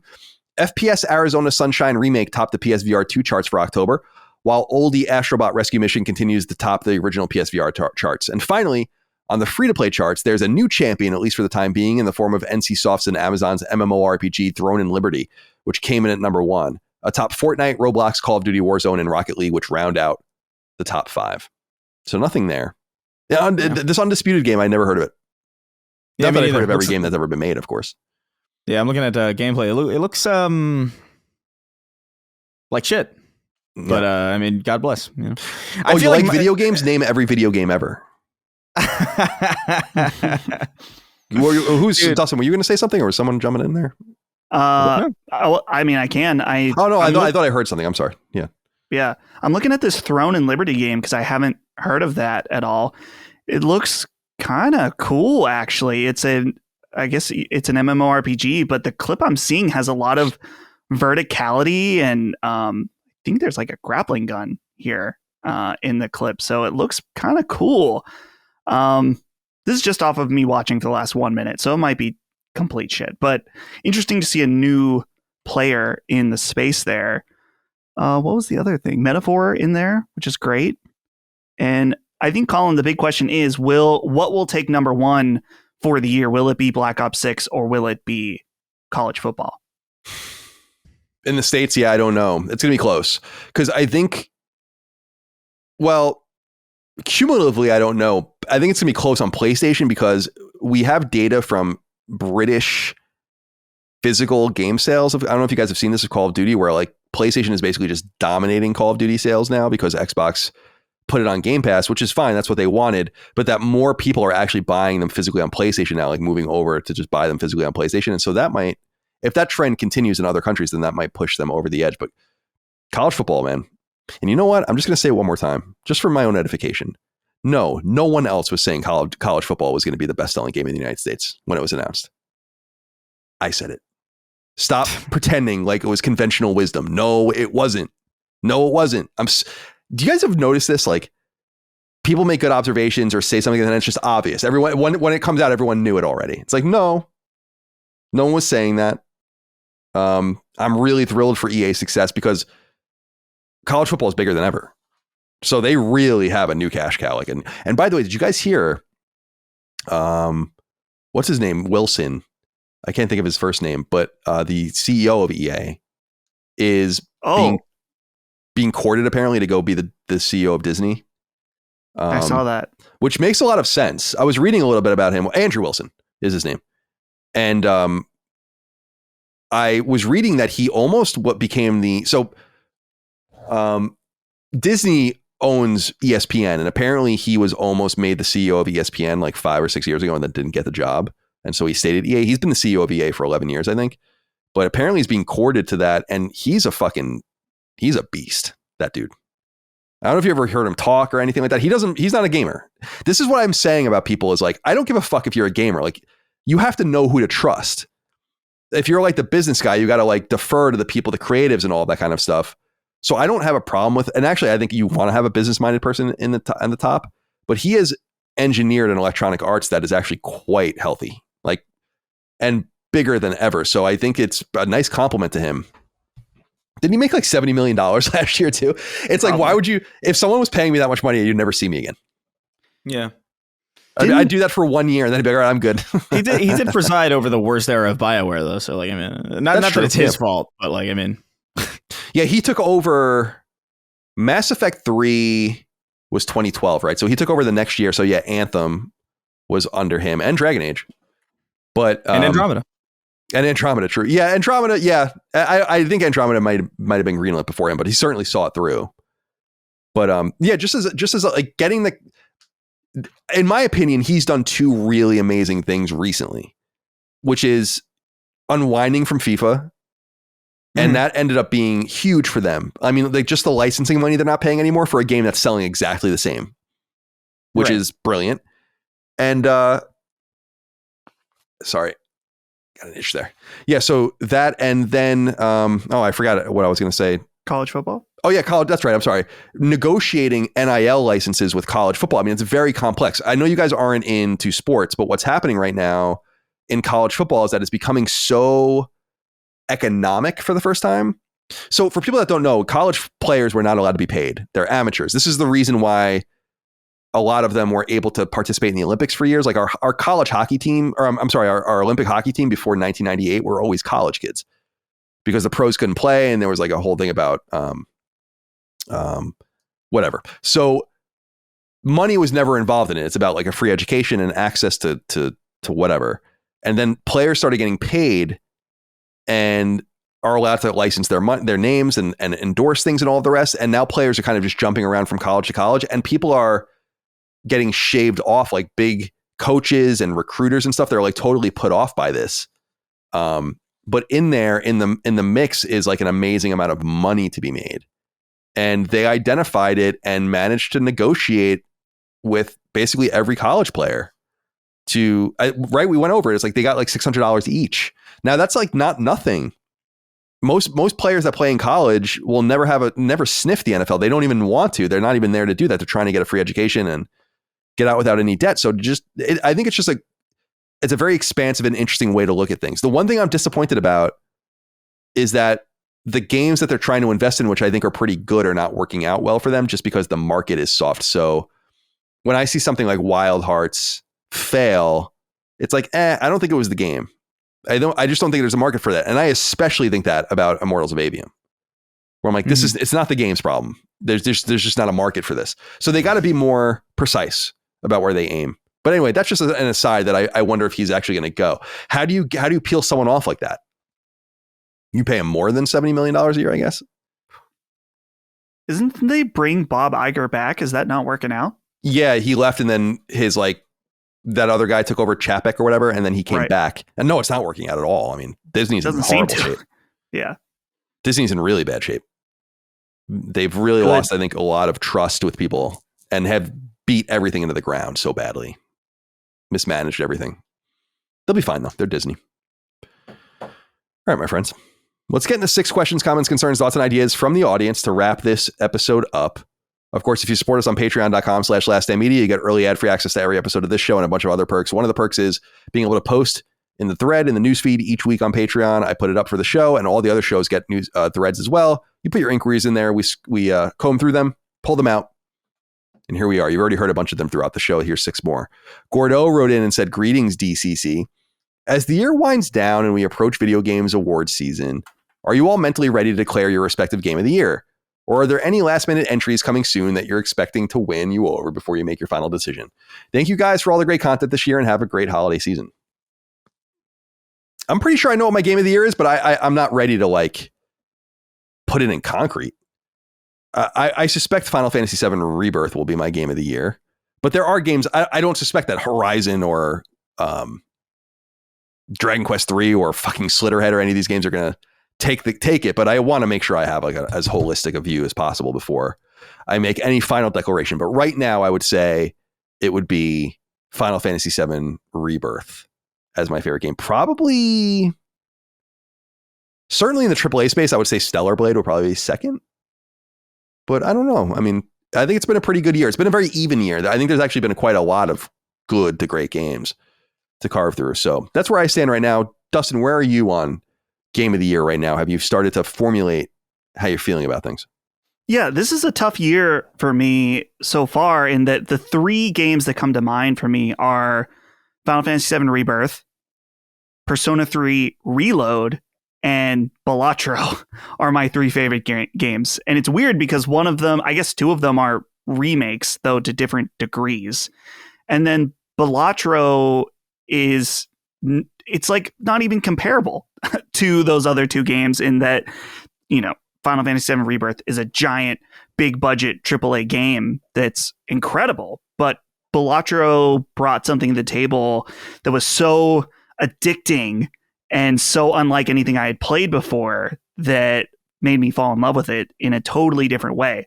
So those are the three that I'm kind of wrestling with right now.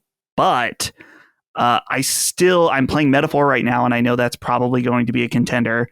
And the other big one is Silent Hill 2 Remake is something I'm very, very excited to play. It's sitting in my like TV stand, just waiting. It's not even opened yet because I'm just waiting till I get my PS5 Pro and the Pro patch is out. It's weird. It's been verified on the PlayStation Store and says PS5 Pro, but the patch is not out yet. So hoping they do that in the next week. But those are the two big ones that I need to play before I feel like I can make any kind of big definitive decision. Where are you at, Chris? Yeah, I don't know. It's between, I mean, for me, when I think about the games that I gravitated towards this year that I thought were really exceptional or did something unique in a way that I really, really appreciated more than anything else, I think Helldivers 2 is there for sure. It's not a game that I play much anymore, but I haven't played a game that brought so many people out of the wood, like in my life, just out of the woodwork into the space like that one. It's just a very playable game, even for people who just aren't good at video games. Like I had people who don't really play shooters, that they only play like female friends who only play like Stardew Valley or whatever, and they just kind of jump into that game as like a support role, and it's awesome. It's really cool that you can have a game like that. So I think Helldivers 2 is up there. I think Astrobot is just very special. I think it's reflected in how many people ended up going out and buying it. I think Animal Well is in the background for me too, just kind of chilling there. Like I really love the vibe of that game. I ended up just playing that game a shit ton. I got so lost and like so looped around in circles that I just ended up not being able to finish it, but that's a special one. Warhammer 40K was special too. I played like 2 levels of that, but then I had to fly home, and I still haven't gotten back to that. I don't know if I can really earnestly say that that's in there, but it definitely, like, that first level and that brief period of time that I spent with it was very, very special. Final Fantasy VII Rebirth is in there too. It's definitely in the top 5, but like for me, it's so bloated that like I don't know. I don't know how I feel about it really. But I don't know. I feel like Stalker 2 is out there too. Like I haven't played Stalker 2, but I'm really, really fucking curious about it. So there's still time. Silent Hill 2 Remake was great. Like Dustin brought up Silent Hill 2 Remake. I'm leaning towards Astrobot or Helldivers though. Like those are the 2 games this year that I really just like. I really love those games. But yeah. That's where I'm at right now. I am really curious about Stalker though. Yeah, I heard, yeah, it's such a weird. I don't know. It's not every day you get like a sequel to a game like that. So like my eyes are on it for sure. Yeah, I'm not sure. Even when it comes to PlayStation, if I'll play it, because it's I don't have any context for the old Stalker games are on PlayStation in that collection they released, but I got to familiarize myself with it all. It was always this PC thing that I just never was like, oh, it looks cool, but. It's very specific. Access to it. Yeah. I'm kind of the same way where I'm like, I never really played the original. I've always wanted to play the originals, but like for some reason I'm intimidated by them. I don't know. They seem, they're in this weird echelon of like, I feel like there's a lot of respect here, and I don't know exactly why or like how or what I'm supposed to get out of this. But it looks gorgeous, the new one. So yeah, it's definitely there. It's a shame that I can't bother with Metal Slug Tactics, but. Well, yeah, you're sticking to your guns. I respect that. Yeah, it's frustrating. Apparently, it's very good. Well, maybe you can at least get it for the cheap and not have to worry about it too much. We'll see. Or maybe it'll be on PS Plus or something at some point. Yeah, maybe. Yeah, I'm looking at the games that I beat that came out this year, because I always play a lot of older games too and things that I missed. So it really would come down, like the games that I think stood out that are new this year would be like Helldivers, Final Fantasy VII Remake, Stellar Blade. Pentiment really stood out for me, but that's not a game that's from this year. It just came to PlayStation this year. Astrobot stood out, of course. And then maybe Kunitsugami would be like the top 5 or 6, and maybe you get Metaphor in there and Castlevania Dominus, but Final Fantasy VII Rebirth is so far and above and beyond everything to me, and it's going to be hard to beat that. But we'll get there. So don't even worry about it. Let's not worry about it right now. Fuck it. Gordo, thank you for writing in. Derek Beek wrote in and said, this one is mostly for Chris and Dustin in regards to multiplayer shooters. Do you think that many online third and first person shooters are slowly losing their visual identity due to the increased presence of things such as microtransactions? I ask because with another year of Call of Duty, we're getting more wacky and absurd player skins. As a fan of the good old days with the 7th generation of consoles, I really appreciated the visual cohesion and minor authenticity that games like Call of Duty and Battlefield were able to provide.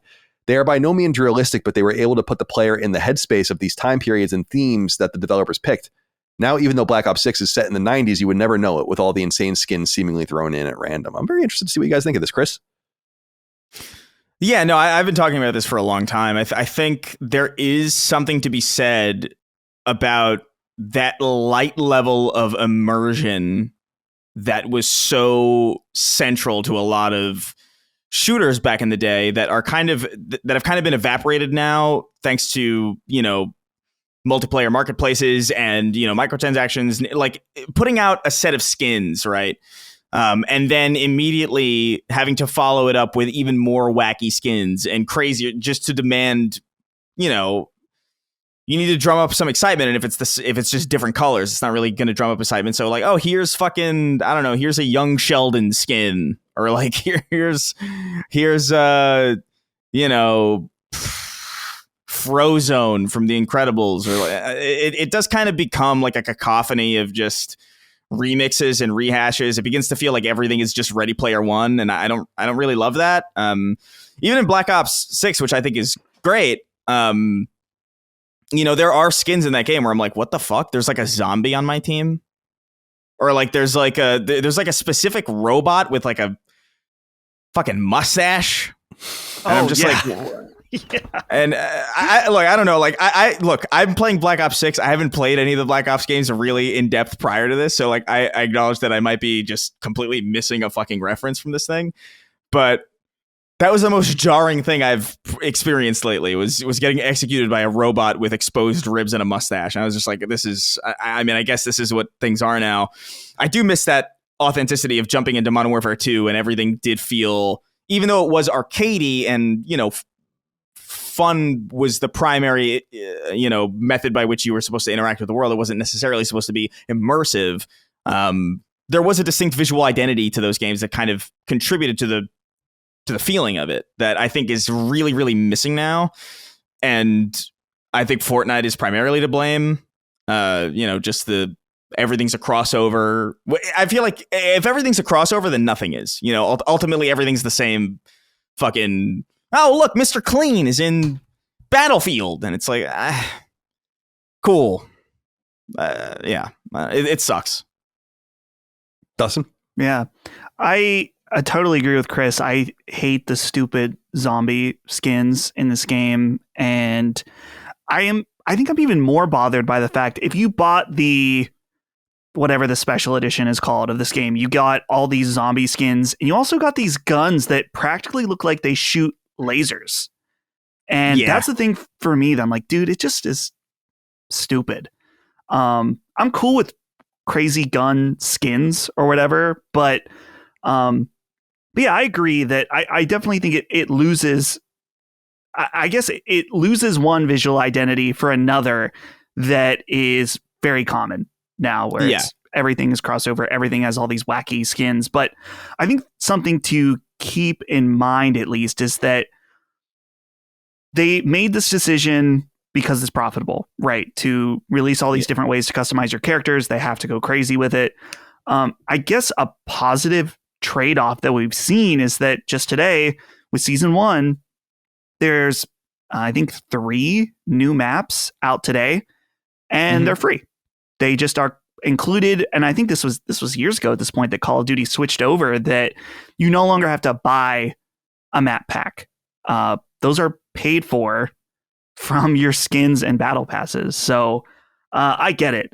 I say all this as I am currently equipped with the Little Caesars operator skin that Jesus fucking Christ. if you're gonna put in these stupid skins, I'm going to find the stupidest one and use it and lean into it.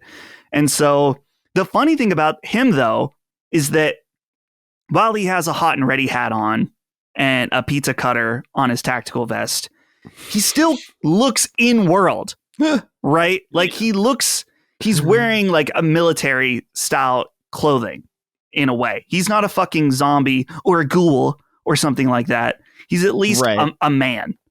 So yeah, I'll rock the Little Caesar skin with the Monster Energy sniper rifle here and there, just because. Just embrace it. You got to just embrace it. Embrace the absurdity of it at this point. Yeah. It's funny because I just from the outside, I agree with you guys where it makes everything feel like the same. If there's no visual identity to the game, then what's the point? Then it's just about like what the best game to play is, which is totally cool. But then there's just got to be one best game, as opposed to going somewhere for a story or a feeling or an environment or whatever. That seems to just be overwhelmed by these microtransactions and ways to make money. And so you have things like sponsored with fucking pizza stores and all these. It's very strange. It's not strange if you want to make money, but I find it very strange for the identity of these games. I don't give a shit, but I know a lot of people do. Yeah. It's the side effect of just, I remember Halo 5 had like a pizza skin assault rifle. And I remember being like, oh, it's over. It's over. But to their credit, actually, a lot of their microtransactions are just like in-universe stuff. It's like, here's an armor from the books or whatever. And it's like, oh, that's cool. But yeah, Black Ops and a lot of the bigger games, it's like, oh, it's crossover city at that point. It's you're gonna, the aesthetic is dead. But, go ahead. Sorry. I was gonna say you are right that it is kind of paying for the free map pack. So it's like, it's debatable what's more important, but like, I think it's definitely cool. It's definitely cool to not worry about like, oh, you don't have that map. You know, like, oh, sorry, you can't play with us because you don't have that map. That was annoying. Right. Yeah. So who knows? I want to give a shout out as relates to this. Just I learned about this a few weeks ago. Hunt Showdown released their first crossover skin, and it's Ghostface from Scream. And to my understanding, a lot of the community was upset about it because they have remained in universe, I guess. But I'll send you guys a picture right now. What's cool is that they made him consistent with how characters look in the game. So it's like a Hunt Showdown version of Ghostface. Oh, okay. And so if you're going to do that, if you need to make some of that crossover cash, I think this is probably the best way to do it. I think it's cool. I'm not a big Hunt Showdown guy. I've played it, but I wouldn't be offended by this particular in the way that it was done to look in universe. Yeah. If you can like somehow force a recognizable design into the aesthetic of your existing world, that's less egregious than just having, you know, Dr. House in the middle of, in the middle of like a fucking Call of Duty Warzone. For sure. But yeah, I don't know. Jared R. wrote in, said, hey, Sacred Crew. Colin, if I remember correctly, you've mentioned before that you consider game emulation a form of theft, even when the games are no longer available for purchase. Recently, though, you shared that you use a tool to bypass paywalls for news articles and even said you'd never give Bloomberg a dime. I'm not trying to play gotcha here. I'm genuinely curious if you see these two actions differently. Personally, I'm all for emulating games and occasionally snagging a news article, so you're in good company. I'd also love to hear Dustin and Chris's thoughts on all of this, too. Thanks for all the awesome content. I don't know how anyone can see these as being the same thing, but I guess I'll walk through it about my own rationale. Because maybe people are not understanding.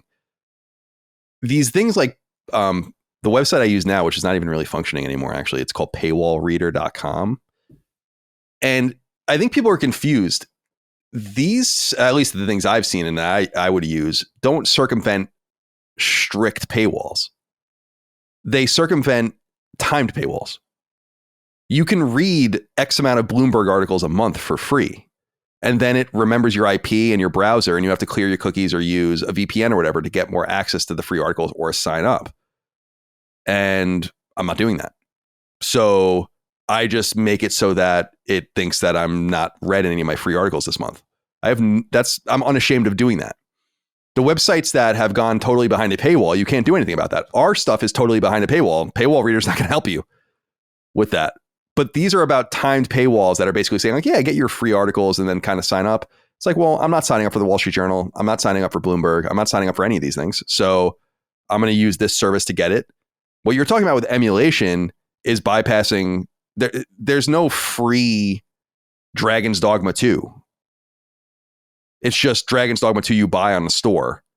There's no way you're going to get it for free. There's no way to circumvent that. You either buy it or you emulate it. Emulation is stealing. Paywall reading is just circumventing a rule set. And if you don't want those paywall readers to be used, then simply erect a full paywall around your content like we do. So no, I don't see any conflict here at all. I don't think these are the same things at all. I don't know if you guys have anything you want to say about it, but you can disagree, of course, if you like. I would say circumventing their free system would still be considered some form of theft, but I would also consider emulating games in certain situations also to be some form of theft. It just depends on how you morally feel about it, in my opinion. Emulating games is theft. Always. Not necessarily. Yes, it is. No, it's not. You're wrong. It's a matter of if you. It's a matter about the accessibility of the game. So, for instance, Galaxy 9000 on the NES is, you're not going to be able to. No one ported that. If you don't have an original cartridge of it, you don't have access to it. You emulate it on Nesticle or whatever the fuck people use now. Right. Yeah. That's circumventing rules, and I think that's reasonable. You are stealing the game. Just because the game's not for sale doesn't mean that you're allowed to have access to it. That's like an out of print book, and it's like, well, the book's not available to buy anymore. It's like, well, yeah, it's not, but it doesn't mean that you have the right to have it nonetheless. But we allow those kinds of things to happen because we realize that it's kind of ridiculous that you can't access those old games. But it is a form of theft. I do believe that. It's just a matter of... It's not always a form of theft. Well, so explain. Okay, so if you legally... Like, I legally own Super Mario Brothers 3 on NES. It is possible for me to buy equipment to rip that ROM file off of it. And because of the older systems, it is legal to have an emulator of them. It gets dicey on later version, like the Switch emulator. There's different copyrighted software, like the actual OS. So unless you were to rip your Switch OS from your Switch and use that in the emulator, which very few people are going to be able to do that. But in the example of NES, for example, my uncle, he has a cartridge reader that he is able to take his physical games, rip the ROM off them, and play them on his Steam Deck. And he likes doing that. He doesn't want to download games that he doesn't own online. And so in that form, it is completely legal. Nintendo will tell you it's not, specifically Nintendo, because they want you to think every version of emulation is illegal. But there is no law stating that you can't do that. Yeah, something's scratching in my mind about Hogue making a similar argument about how it's never really been tested. So we really don't know. No, because I think it goes back to the Galoob Nintendo lawsuit about Game Genie, where Nintendo claimed that they were like morphing things on their console, but the judge had said it's not permanent change, so it can't be counted as a similar sort of emulation or working around a lockout or whatever. And by the way, I'm just making a more of an academic argument than, because this is what I'm saying. Like, if you're emulating NES or SNES games or whatever, I don't give a shit. I mean, even if they're available, it's like whatever. But it is technically illegal to do that if you don't have access to the original. If you don't have access to the original games, it's definitely illegal. If you have access to the cartridge of Galaxy 9000 and NES, then I guess it would be technically more nebulous. I'm not saying that it should be. I'm just saying it. To me, I think we're looking at something that's kind of hard and fast, and then something that can be circumvented. If you don't want people to circumvent your metered what is called a metered paywall, then don't meter it. We don't meter ours. We put them behind days. So like nothing you do to it is going to make you get access to this podcast more quickly unless you steal it from someone. And some people do that, Like there are people that are signed up to our Patreon and then just share the MP3s or share the YouTube links. I can see that. I know that. And that is a form of stealing. That's circumventing an actual paywall that exists. It's a technicality. I don't give a shit really, because we make plenty of money. We're fine. But I just wanted to point out from my perspective that these are kind of two separate things. And by the way, just to kind of throw out there, I love what Nintendo's doing to some of these people with the Switch emulators. I think it's fucking awesome.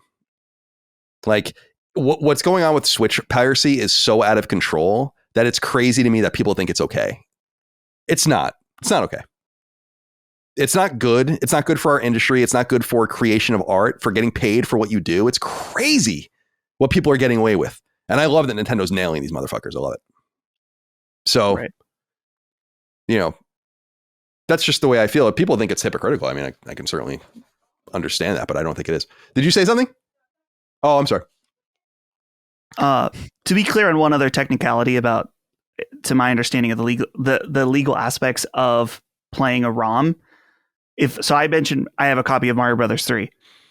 If I were to go and download a ROM of Mario 3, despite owning it, that would be considered illegal.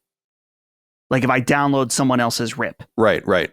So I'd have to personally rip it myself. Right. Which, by the way, I totally am in agreement with you, Colin, in that I don't care if you download every game off the NES library and play it. I've downloaded plenty of old games. Me too. Long before now. So like it's way better now than when I was doing it 20 years ago. Yeah. 25 years ago. Yeah. So it comes down to like what you are. I mean, some people might not feel morally comfortable with that. And I think that if you feel that, then don't do it. But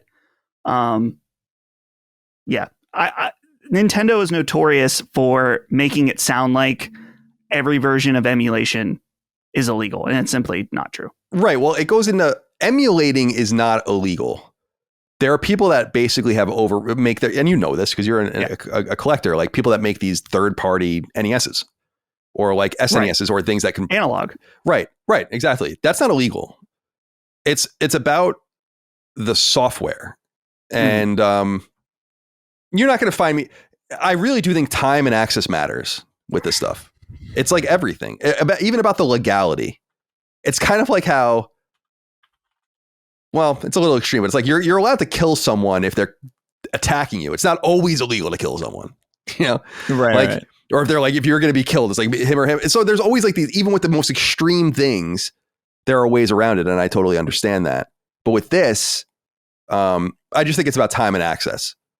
So I wouldn't want Nintendo to go after people for like NES and SNES emulators or N64 emulators, but I have no problem with them going after people for Wii U or like newer things, and obviously Switch. And I think the Switch situation is crazy. Like when I read about it and see it, the recent, that's another thing we're going to talk about actually on, with Hogan and I on Sacred Symbols Plus. And when I was reading about it, I was like, geez, man, this is pretty brazen shit. Like these people are releasing games early. You have no right to have these games. Like no right at all. There's no, and this is what I was differentiating about the paywall stuff. It's like, there's no reality where Zelda comes out and you get it for free. But there is a reality that when Wall Street Journal publishes an article, you can get it for free. It's fairly easy. They make it fairly easy to do that. You know, so that's the difference I'm making here. But it's really 6 of one, half dozen of the other. Do you have anything you want to add, Chris?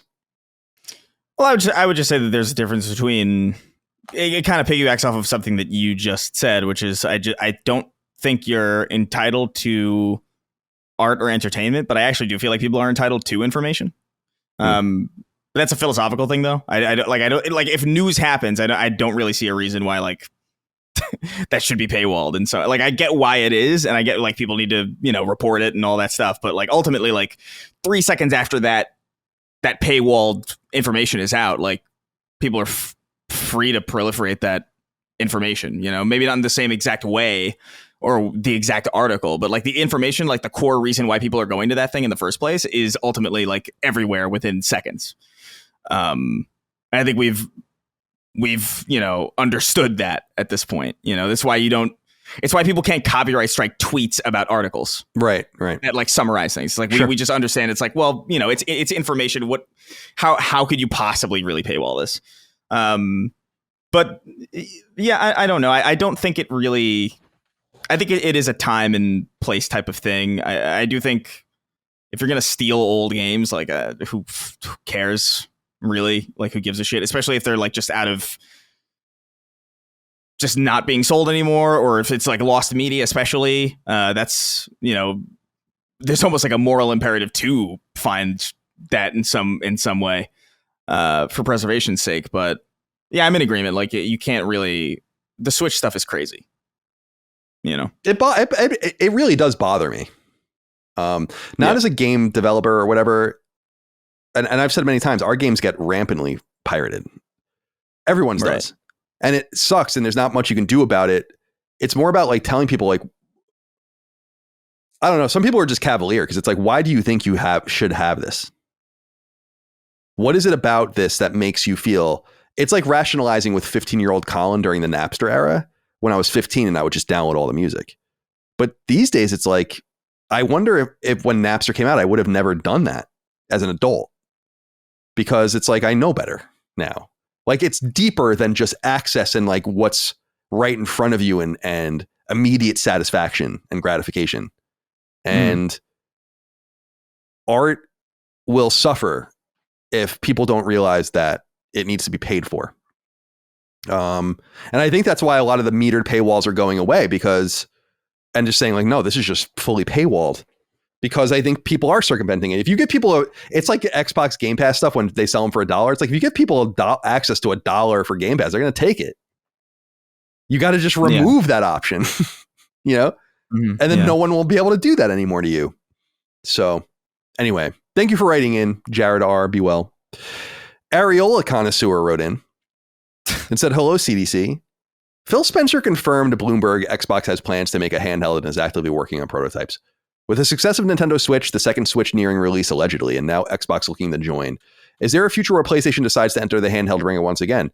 I mean, we've talked about this endlessly, and yes, there is, but the reason I wanted to bring this up is because I feel like now it's real. I mean, having Xbox and Spencer kind of acknowledge, like, yeah, we are doing it. Like, it is happening. It's no longer a rumor. Now it's some time away, but it's not like, you know, someone pontificating on a podcast like this, wondering if they're going to do it. He's like, no, we're doing it. And I think that makes it more real. We already know Sony is doing it too. And that Portal was some sort of experimental device to kind of see how things would go in terms of engagement and all that. And it's going incredibly well. So the answer to me, Areola Connoisseur, is expect a handheld fight in the next 2 to 3 years between these companies, including Nintendo.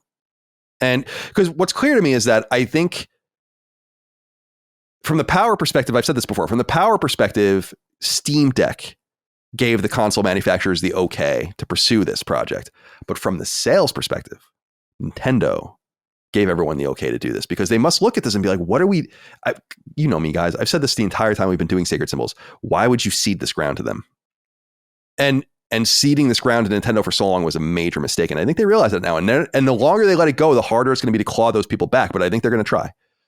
The problem is that these things are going to be really expensive. And I think the Switch is going to be expensive too. So not PS Pro expensive, but it's going to be expensive. So that's where I'm at. Dustin, are you feeling the same about this? We talk about this once in a while, but it feels a lot more real. We're one more step down the road now, I think, in my perspective. Yeah. Well, I think there's an element too where games now are very scalable. You see that on the Steam Deck a lot, where there's games that you would never think would be able to run on it, but due to the lower resolution of it, lowering down some of the settings, and you can be surprised on what's possible on it. And so looking at, I mean, one of Valve's biggest advantages of Steam Deck was like, hey, imagine the years of games you've built up on Steam now available on the go, running on the device itself. It's a pretty compelling argument for PC gamers. Xbox argument says, hey, imagine your entire Game Pass library anywhere you want on this device. And I think PlayStation's is more akin to the PC aspect where it's like, hey, you've been building up your PlayStation library. If you're digital, you've been building it up since really, I mean, some PS3, but really PS4. Imagine being able to play those games on a device and potentially even newer games too, with that scalability aspect that I mentioned earlier. So I think that could be a big aspect. And two, with Sony really wanting to push people to buy digital games, this would be such a tough thing for me in the future. It's like, hey, well, if you have the game digitally, it'll play on your PSP2, whatever it's called, this new device. It'll play on either your PS5 or maybe PS6. It'll play on this device. It's a scaled down version that's, they tuned it for this device. That's pretty compelling then at that point to start buying digital games, to have it on access there. And I also put out the possibility of someday, if PlayStation has their own launcher, having access to PC ports on, whether if you buy it digitally, you get it once on PC, you get it on your PlayStation, you also get it on this handheld device. And he pretty interesting. Oh, I'm sorry, Dustin. Pretty interesting. That's it. Chris? Yeah, I mean, man, I don't know what there is left to say really, but I do think, I think they're going to do it. I think the Steam Deck was the Steam Deck was a turning point for me. That was when I was like, oh, maybe this isn't dumb, because I just wasn't really a portable person. Like back in the day, I was, when I liked the Nintendo DS and the PSP and obviously the Game Boy. But as I grew older, I kind of realized that I kind of like my games in one place. I like my games in my bedroom on the TV. I didn't really get as into the Vita or the 3DS. I just immediately felt like I was playing a compromised slate of games compared to what I could get on a console, and it was just kind of less comfortable. You had to worry about battery charging. Like, it was just a whole thing where I was just like, I kind of fell off of it. And even with the Switch was primarily a TV thing for me. Like, I didn't care to use the functionality. I'm not going to bring my, I'm an adult. Like, I don't know. Like, I don't bring my, even today, I don't bring my Steam Deck or my Nintendo Switch like on a bus or like when I go somewhere. It's typically like, oh, this is something that I play portably, like when I'm using my TV for something else and I kind of want to relax on the couch, or if I'm like laying in bed and I want to get some game time in. Like, that's kind of the focus of it now. And the Steam Deck shifted my perspective entirely. I was like, oh, this is actually really compelling. There's a lot of things that work on here that I didn't anticipate working. But I do think a big reason for that is that that inherited library. Like, if it was like a new machine where you had to buy new games for it, like proprietary, and they only ran on that thing, I don't know if I would have ever even bothered with it. Because it's not something that I'm looking for. But if they can figure out a way to port that library, if they can figure out a way to do what Steam does, that would be really instrumental. I think, ironically, I actually think Xbox has put themselves in a pretty good position for that with Game Pass, and just are making a good case for any new hardware that they come out with, even in a realm where they're really, really drastically being beaten to the punch on a lot of things. I do think an Xbox handheld is very compelling, especially just because not only Game Pass, but there's a lot of backwards compatible stuff on the Xbox ecosystem and in my Xbox library from the 360 days that still work, that are not really available on Steam or elsewhere, that are really kind of hard to get your hands on. That if that gets brought over too, it's like, that's compelling, dude. And so I think it's going to be really competitive, actually, which is super interesting. Because things aren't really competitive right now. Yeah. In a lot of ways. Yeah. So also, if it does happen, well, I wonder what they're going to call it, really. Like, I'm of the mind that you just dust off that name, man. PSP is good. It is a good name. And if they can call it, and look, if they can call the Xbox One, like, I think they can get away with, here's the PSP. Yeah, I do wonder what they're going to call it. Yeah. Oh, it's well said. We'll see. It's going to be a while, but I think we'll see. It's all in the works now. You could feel it. 5 Bathrooms wrote into us and said, hey, DC and Super C. I'm watching and reading all the Game of Thrones shows and books, and I can't help but think, how come we haven't had a good Game of Thrones game within that time? With WB hemorrhaging money left and right and selling copper wire, why haven't they turned to this priceless IP and hired a studio to make a banger? A strategy game, an RPG, hell, even a fighting game with all the greatest knights and warriors seems like a slam dunk, but with that being said, could they afford it? If you were the CEO of Warner, how would you approach a Game of Thrones game given the current circumstance? I do find it peculiar that we never got a big Game of Thrones game. There were basically 2 of them, right? There was the Telltale one, and then there was that PS3 era game that didn't Atlas publish it? It was like something weird like that. I don't remember that one. Now. Yeah. So there's been quite a few. There's actually one before the show called A Game of Thrones Genesis in 2011 That was published by Focus Home for PC only. And then for PS3, here on May 15th, 2012, Game of Thrones publisher Atlas. Yeah. Why do I remember that? God, man, I got to get help. That's a very specific memory. Yeah, it is. And it is. I do find it peculiar that it never worked out for Game of Thrones. And I know that the series is ongoing with, I guess, the spinoffs and all of the rest, but I feel like the time has kind of passed.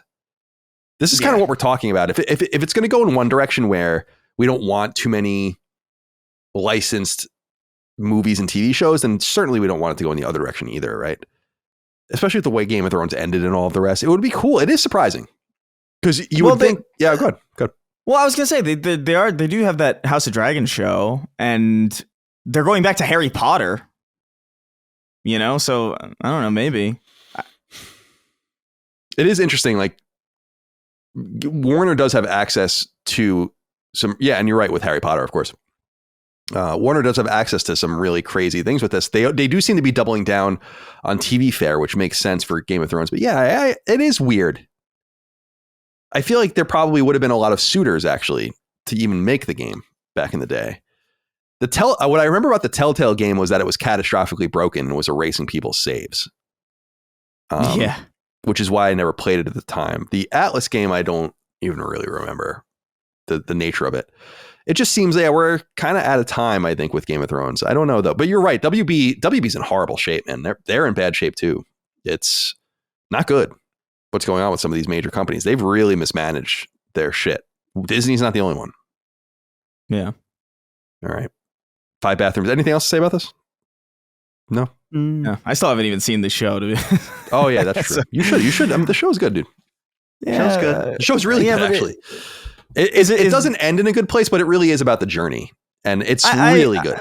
You know, I know it is. Like, I'll get around it. It's one of those things where I kind of have this weird, and I don't even necessarily consciously think this way, but I do think it's ultimately like a subconscious thing where it's like, if I hear something is good from a lot of people, there's no urgency to get to it because I feel like it'll just always be available because it's so good. You know what I mean? Like, I'm more curious about if there's like a terrible movie, if there's a terrible movie in theaters that's like has like really limited screenings. I'm just like, oh, I want to see that because like when is the next time I'm really gonna reliably get my hands on something like that? But yeah, I don't know. I'll get around to it at some point. It's the same thing. The fantasy stuff too. Like, I know it's more than that, but it is part of me knows I'm going to start Game of Thrones and it's going to be like, swords. Yeah, definitely. Armor. The vicar. Yeah, exactly. like I don't exactly. know. It is. It's in my experience, and I like fantasy. Or I really did when I was younger. It's the most impressive rendition of fantasy in TV or movies ever, in my opinion. And what's cool about Game of Thrones, in my opinion, and I've said this before, Dagan and I talked about this, is it's a world that feels real, where the supernaturalism in it is so rare and people have not even seen a lot of this stuff that they don't even believe it's real. There's something like really cool about it. Like the Wall and the White Walkers and stuff and how they're, but like no one even really, but a lot of people don't even believe it because it's been, and no one believes that the dragons exist and no one, it's pretty cool. I like the subtle use of magic. Not it being like a front-facing overt thing, but that certain people really do have magical skills. And I've talked over, I can't remember the guy's name, but I love the guy that had the fire. Dustin, you saw it, right? The guy that lit the sword on fire before he would fight. Oh, yeah. I loved that because not everyone could do that. He would like put his hand over the sword and it would like light on fire. And I'm like, that's cool. It's just like this subtle piece of magic. That's a good shit. It's good shit. I only read the first 2 books though, so I'm not super familiar with the books compared to others. Anyway. Final inquiry comes from Adam Belgarby. He says, hey, Slit Freaks. Colin and Hogue recently talked about how gaming is a luxury hobby in a recent banger episode of Sacred Symbols Plus, but I have to push back.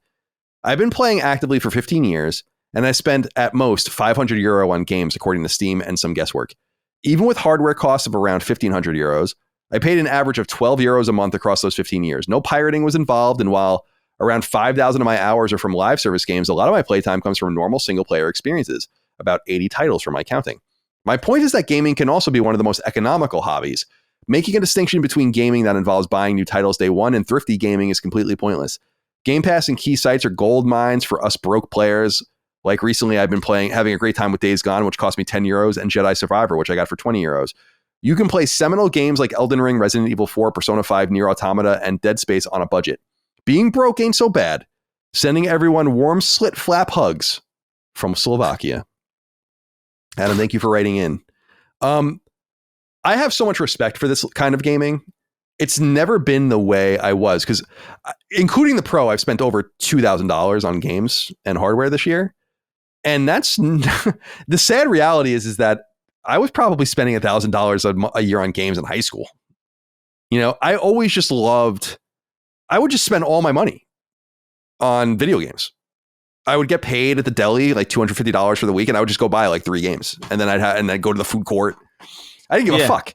So I've always, well, when I started working at IGN, I didn't need to buy games anymore, but I have that inclination towards buying new games. And back then it was because I wanted to be part of the zeitgeist. There were fewer games that were available. You were excited about them. Now I think we're in an era, and this is the beauty, man. And I encourage people like Adam to live like this. I think it's probably pretty exciting, especially if you, like most people and almost everyone listening to this, don't work in the industry. You're not going to have time and access and whatever. So you're going to be able to like spend your time. Think about a game like Metaphor, right? Say you buy Metaphor for the full 60 or $70 or whatever it cost. It's going to take you for fucking ever. I mean, a normal person playing that game is going to take you months to play it.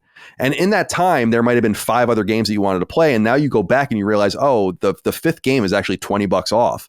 And you get further and further down the road to the point where it would be almost impossible, if you had the patience, almost impossible to ever pay full price for a game. And I highly encourage people to live in that world. I think that's good shit. You can have the whales and the really invested people and the excited people pay the upfront cost, and you can sit back and reap all the benefits if you're patient. I don't think there's anything wrong with that. So I love to hear that. I think it's really great that you do that. I'd love to see more people do that. But for those with disposable income and or the inclination towards playing newer games, and something that has become relevant to me as an adult, which is supporting the product at full price to show my appreciation in the only way that these corporations care about, so that we get more of them. When you're playing Jedi Survivor for 10 or 20 euros, you're definitely not paying for the cost of the game. They're getting a little bit of supplemental money to you, but that's not really your problem. If you don't care about it, more power to you. So that's pretty sick, dude. You've spent in 15 years what I spend in a year on games. So I'd say you're doing pretty well. Dustin, where are you on the sales, buying, the circumvention?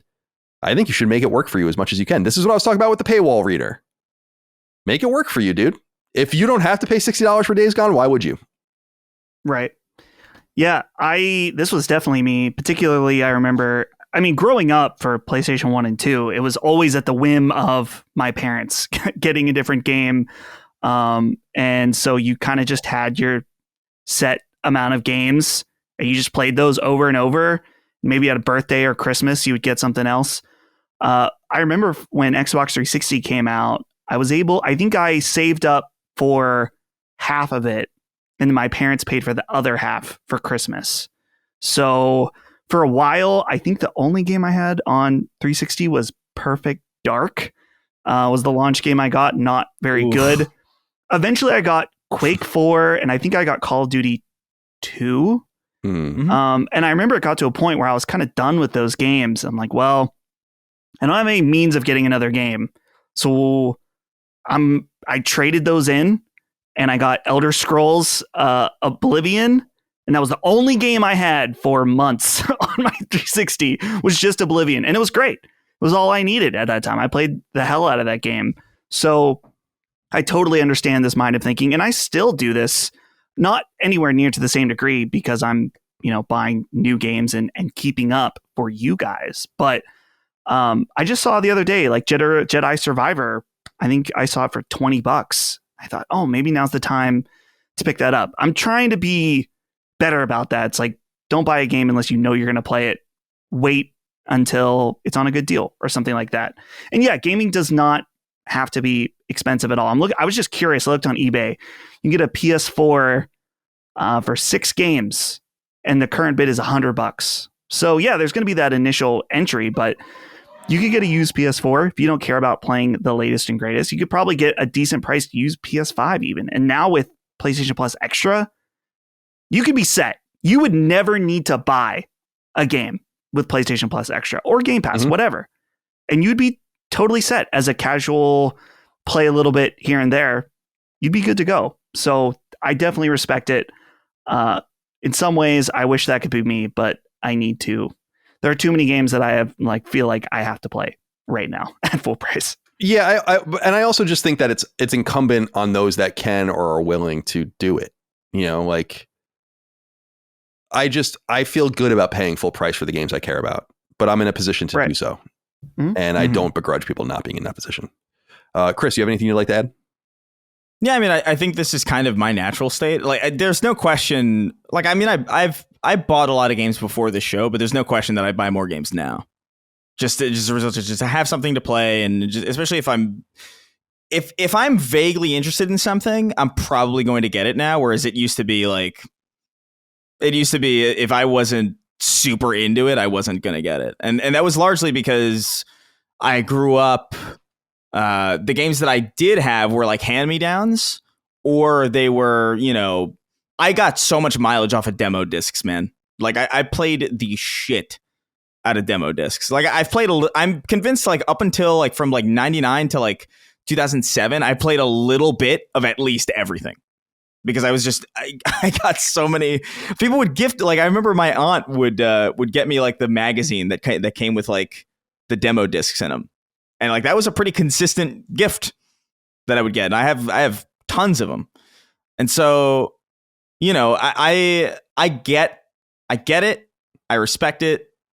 Nothing wrong with it. I think it's the ideal way to interact with this hobby, quite frankly, because games, they're not cheap. You know what I mean? They're relative. They are, I guess, like to the overall history of the pricing of them. But like, there's $70 is no small ask for most people, and it's cool to be in a position where it's just part of the job. But yeah, if you're totally fine not being a part of the conversation or not being part of the zeitgeist or whatever, that's ideal. I guess the only reason why that would kind of be an issue, or like why it was an issue for me for a while, specifically in high school, was there were multiplayer games that you just knew would, multiplayer games, they used to be a full price thing, and they would also die just the same as like any other multiplayer game. So if you wanted to be in on, the Halo trilogy, like at its peak, like you kind of had to get in on the ground floor of that. It wasn't like now where it's like, oh, it's Fortnite, so it's free. It'll always be there, whatever. So that was like the only exception. I would pay full price for like really hot multiplayer games, but single player games I would wait all the time. Like I think I got Dead Space for like $30 when I first played it. It was a steal. That is a steal. All right, my friends. Well, I appreciate you writing in. Who was that? I already scrolled up. That was Adam Belgarbi from Slovakia. Be well. That's all we have, guys. Guys, for this week of Sacred Symbols Plus. It was a good episode. I'm shot. Sacred Symbols of PlayStation podcast. It's good to be here with you guys today. Let's go around the horn and say goodbye to everyone and get out of here before I can stop speaking entirely. Chris, goodbye to you. Be well. Have a good rest of your day. You too, man. Yeah, I gotta put some new soil in. I have some plants that I gotta like resoil. They're getting to the point where it's just like all the soil's kind of, you gotta refresh it every now and again. Yeah, definitely. That's probably the rest of the day. I got up so early, like I don't know what to do with my time now. It's kind of weird. Bide it. Dustin, goodbye to you, my friend. Be well. Goodbye. Thank you. I wanted to shout out. Some of you may remember before I went on leave, I did an interview with my local game store owner. He just opened up in a new, bigger location on Main Street. And I just saw he posted a Last Stand listener did a huge trade-in there. I don't know if he's getting out of PlayStation. However, this guy is a giant. Where's the link? Send to the link. Oh yeah, hold on. Instagram main level games. He traded it. This is like a legendary Vita collection as well. I wonder what he's going to get for it. I don't know. Let me know if this link works. But yeah, the person mentioned that they're a Last Stand listener, came and checked out the shop because of the episode, and I love to see that. So, shout out to Evan. Shout out to that listener with that trade-in. I might go buy some of your games. Well, that might be a good sign if they're moving to a new building, in bigger space. Oh, yeah. Yeah, he's doing super well. I was in the new shop. Ironically, his new shop is where Ben's pub used to be. The same building? Oh, that's crazy. It's the same building. It's sustained major water damage, but it looks good in there now. So, yeah, I don't know. It's cool to see a little game store that's doing really well here in Butler. Cool. Well, congratulations to him. All right, my friends. Well, be well. Have a good rest of your day. Thank you all out there for your love, kindness, and support. Last Stand Media, Sacred Symbols, and all the shows we do. We couldn't do without you. Patreon.com/laststandmedia for early ad-free access and other accoutrements. Laststandmedia.store for merch. We'll see you next time. Until then, goodbye. See ya. Take care, guys. Sacred Symbols, a PlayStation podcast, is a product and trademark of Last Stand Media and Colin's Last Stand LLC, and is proudly recorded in the USA. The show is conceived by, is written by, and is directed by me, Colin Moriarty. My co-hosts are Chris Raygun Maldonado and Dustin Furman. The show is produced by executive producer Dustin Furman. It's edited by associate producer Ben Smith. All of Last Stand's theme music is by my best friend, Ramon Narvaez. As you know, all of Last Stand's shows, including Sacred Symbols, are fan-funded on Patreon at patreon.com/laststandmedia. The following names are at the producer level on Patreon, our highest tier, and we're grateful for your thoughtful and kind contributions to our independent endeavor. Thank you.